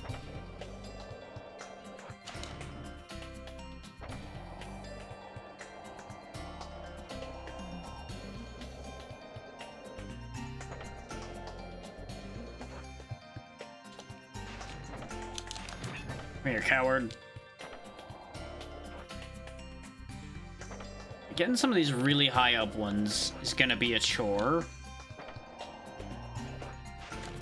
'Cause I can't always get Spyro to do the flip. I don't really understand the mechanics anymore. It's been too long. I don't have other buttons, so it's not like I'm missing an input or something, as far as I can tell.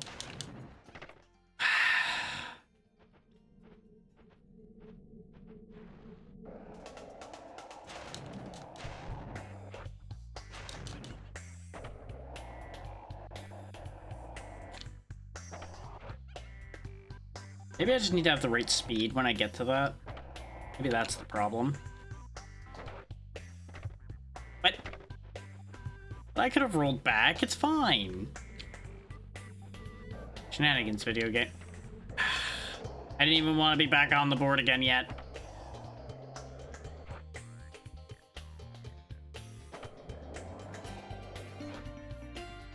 How did that one not count as being fast enough to do the thing? Okay, maybe I just have to hit it like very square and straight. Maybe that's the thing. Yeah, that's the key. Okay. So getting the exact right angle to hit that one ballooning bastard is gonna be a thing.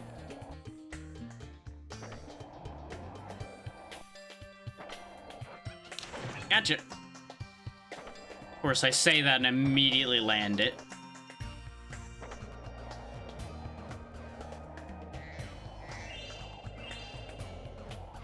Who knew that it was very easy to be right about things when you're very good at proving yourself wrong?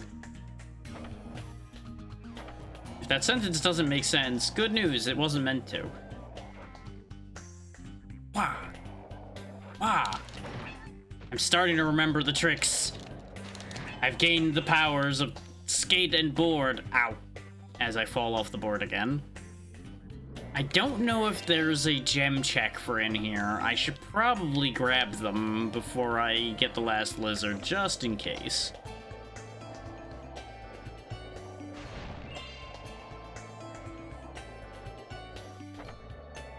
There were also checks for, like, X amount of gems at all and things like that, and paying money bags would take those that gem count down.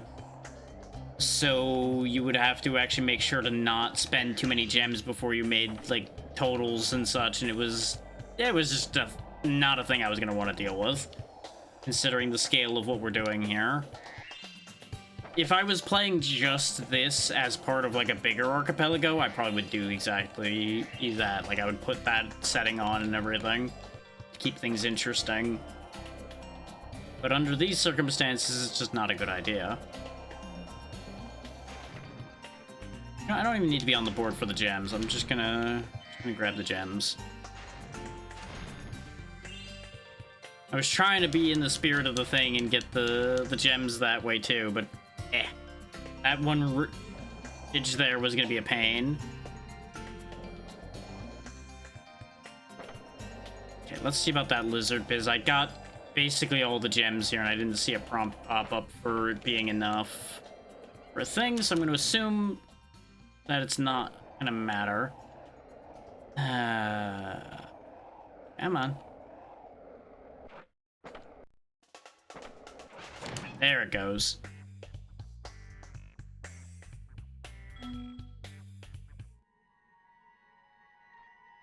Equipment scope bit for Crystal Project. Okay, sure. Oh, right. This is where this gets to be a problem, because he does you in by telling you to do it a second time, but without falling and in the time limit. Sure, we'll give it a try. Since I won't be distracted by the gems or anything, this is probably going to be okay.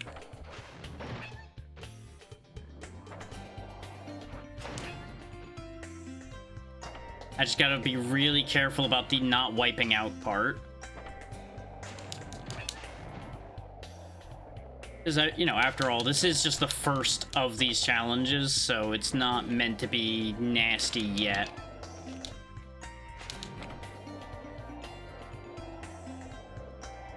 There's two keys to this. Not missing them too many times and not crashing into anything.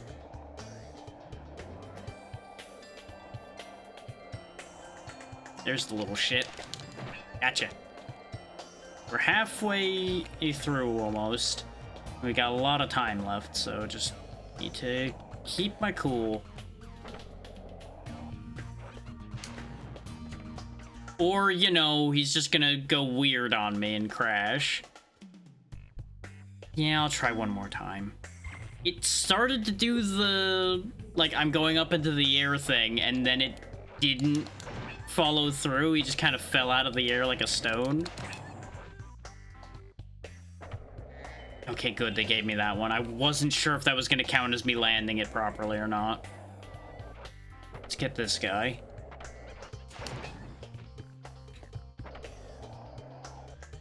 Just have to be so fucking careful how I land those jumps.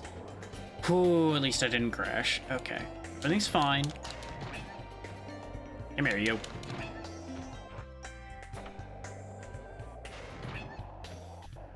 Like, I really don't want to go in the air more than I have to because I might get shafted.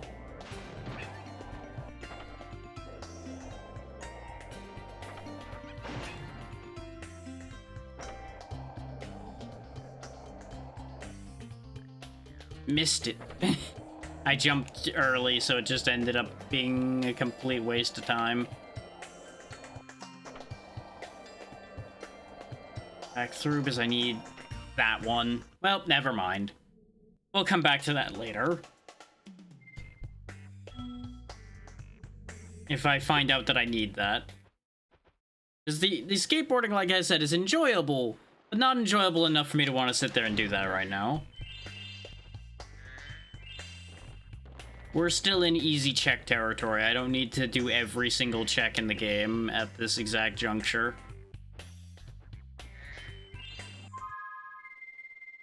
We've also finished this level, other than making sure to go back and do that skating in level 2 at some point. So I don't think there's actually that much else we can do, unless we can find the world exit. And are allowed to use the world exit. I think this is locked too, isn't it? Yeah, that's locked, and Tiki Town is locked.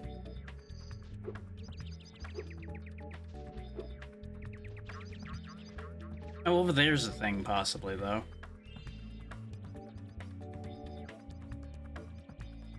Okay, yeah, I can also swim to the bottom and go get that egg. What's this? That's just an egg. Okay. Hi, Bruce. How you doing, little buddy? That's all the eggs for this stage. You just need an egg to activate this. Which is also still locked. Yeah, there's the balloon.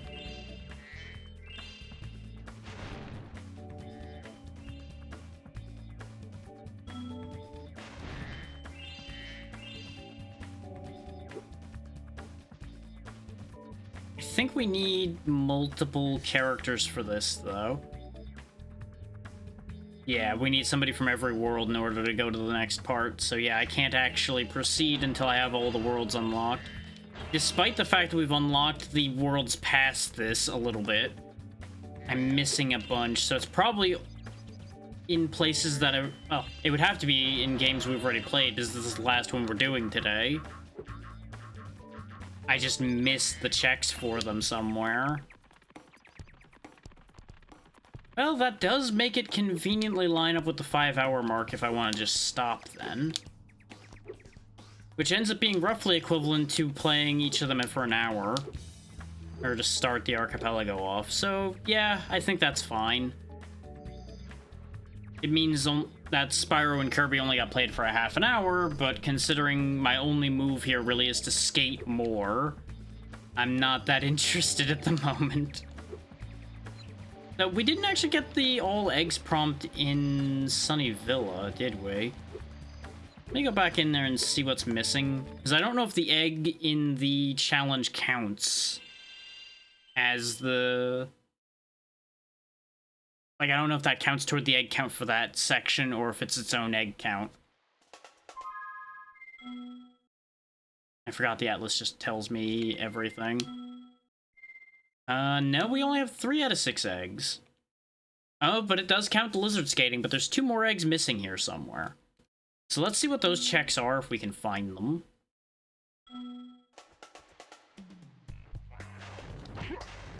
Sometimes it involves doing weird things. Like this one by comparison to Spyro 1 and 2 is more complicated. Like it asks more of you to do certain things. And from what I recall, sometimes gives you less information to do said things as well. There's the exit gate.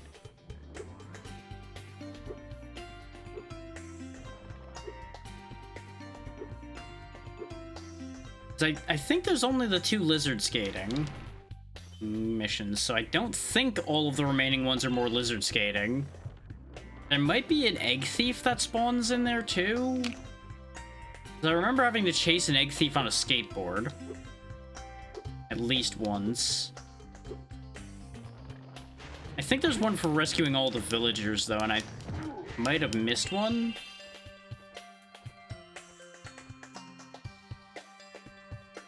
Yeah, because this is the guy that was just running in circles. There's nowhere to dive in there, so that's not a thing. This is a solid wall. We already got the 25% gem, so I don't need to worry about that unless there's an egg for all gems, but I don't think there is. Might be something for wiping out, like, every Rhinoc. And yes, that guy just face planted into the wall for anybody keeping score.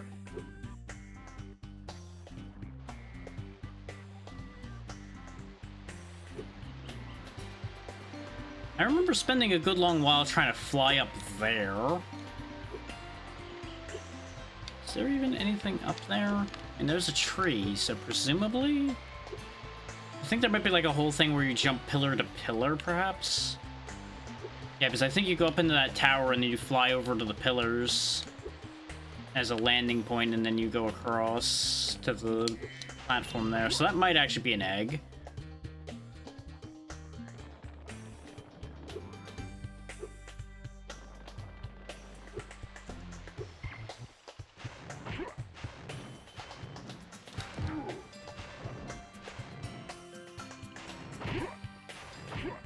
Y'all really are the clown squad. Did I not go over here before? Like, obviously everybody respawned when we left and came back. And no, I think we went in here because we went... No, we didn't go in here. This is the way up to the tower to do that flight bit I was talking about. In fact, I think I could just make the flight straight up. No, I definitely cannot. Spyro, your squirrely-ass controls sometimes, brother. There we go. So that's another check. What do we got? Please be a stage. Elevator part for Crystal Project. Well, that's important. That is very important, because I'm pretty sure the elevator part is necessary for going to a specific part of Crystal Project. Shock and horror.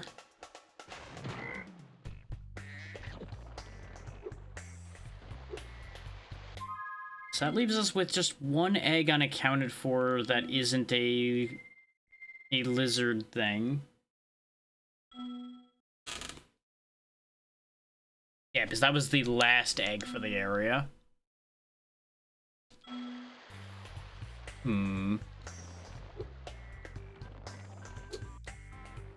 So maybe I didn't follow through on this path up here entirely then, and that's what I'm getting confused about.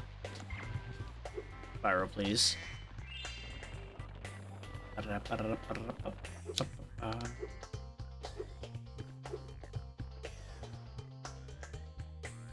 I think this just links up with where we were before. Yeah, it sure does. There, maybe? I don't think I've been over there yet. So that looks like another place you get to from the tower. Welcome back from the ads. You didn't miss much. I just hopped around, got the egg up on the ledge that I was talking about, and all it was an elevator part for Crystal Project, which is important, but not, like, vital at this exact second.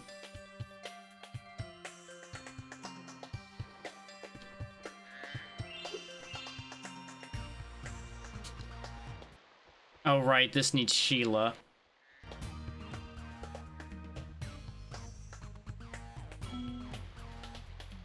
So we can't actually do this right now either. So that is SOL, and I think that means Spyro is stuck at the moment.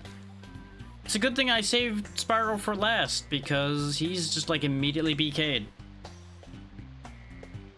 Aside from doing more lizard skating, which I don't care to do right now.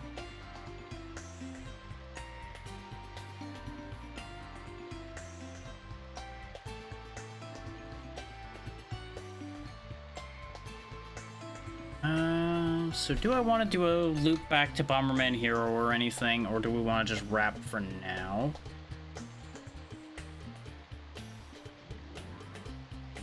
Let me have a look at who's on right now, and that'll help me make an informed decision in that regard. Because like I said, I am a little tired. I had originally intended for this to be a long stream, but my body has had other ideas, it seems.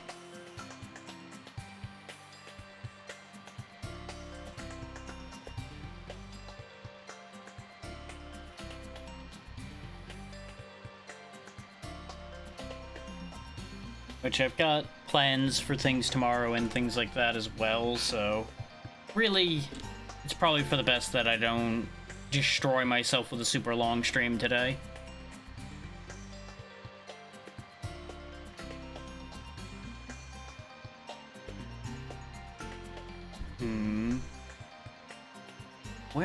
Where am I gonna send us? That's the best question of the day. I mean, that's always the best question of the day, really.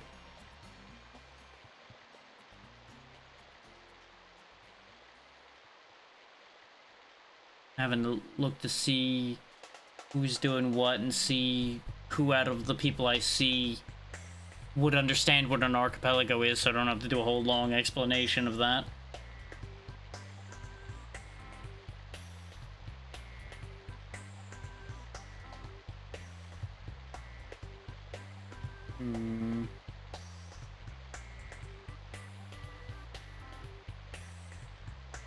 Really want to go that high up. That's a bit of a spicy one. Yeah, you ever get caught in that constant balance beam in your brain of like, I want to support the people that I know, but some of the people I know have just like so fucking big an audience, and I'm like, I can't. I cannot do that.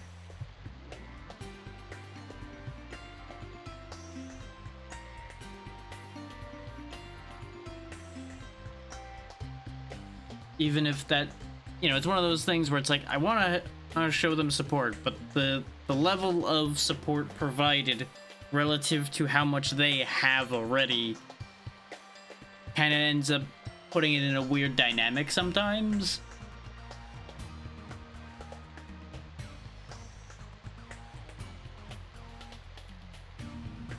I don't know. There's layers of complexity mostly existing purely within my brain.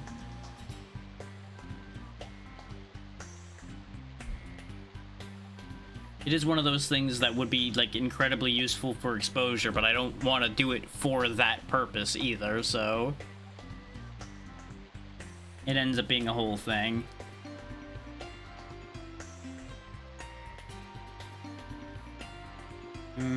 No. Yeah, you know what, we'll keep it simple today, because it's been a while since we've been over there anyway. Do you end up in, like, my front recommended for a raid, possibly? No. Also, this is showing me people that weren't shown on the other list. Thanks, Twitch. Thanks for being so consistently bad about not showing half of the fucking list anymore. Glaring at it. Glaring at it. Let me see where this one's at, and we might go there. Because not only are they doing an event, but they've only just recently started up for the day, so that might be great, actually.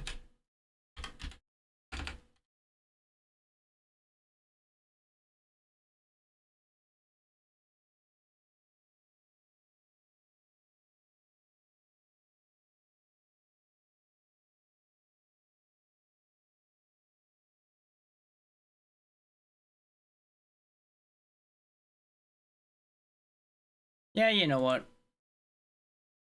They're also one that will be a perfect choice for understanding what an archipelago is.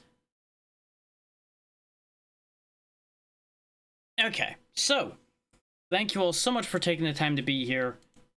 Apologies that I am cutting the day one of the archipelago a little bit shorter than I had intended, but I also didn't really advertise a specific time frame or anything for this anyway, so it's not like it's a big deal. We still got to see all 5 games and everything, including spending extra time with one of them. So, it really worked itself around either way. Monday we continue Final Fantasy II as normal, Tuesday Dark Souls 2 as normal, Thursday's a Lethal Company lobby, with mostly the same faces as the last one, though a couple returning people. And then we loop around to Friday that I don't know what I'm doing anymore because we don't have Terraria anymore. And the group has decided to go off and do our own things for a while, and maybe we'll come back together to do a thing later. Soon TM question mark, who knows what happens. And then we loop around back to continuing this whole mess next Saturday. That covers all of that. We're gonna go raid Terra, who is doing the day one of what they refer to as their cringe-a-thon, apparently. So that's gonna be a whole thing. Terra's good people, though, another member of the Dragon Council. We were playing along with Terra during the Archipelago, so obviously we want to support our friends. Yeah, don't have much else to add on that one. And thank you all again for your time. Be good to Terra, and I will see you, hopefully, on Monday. Good night, everybody.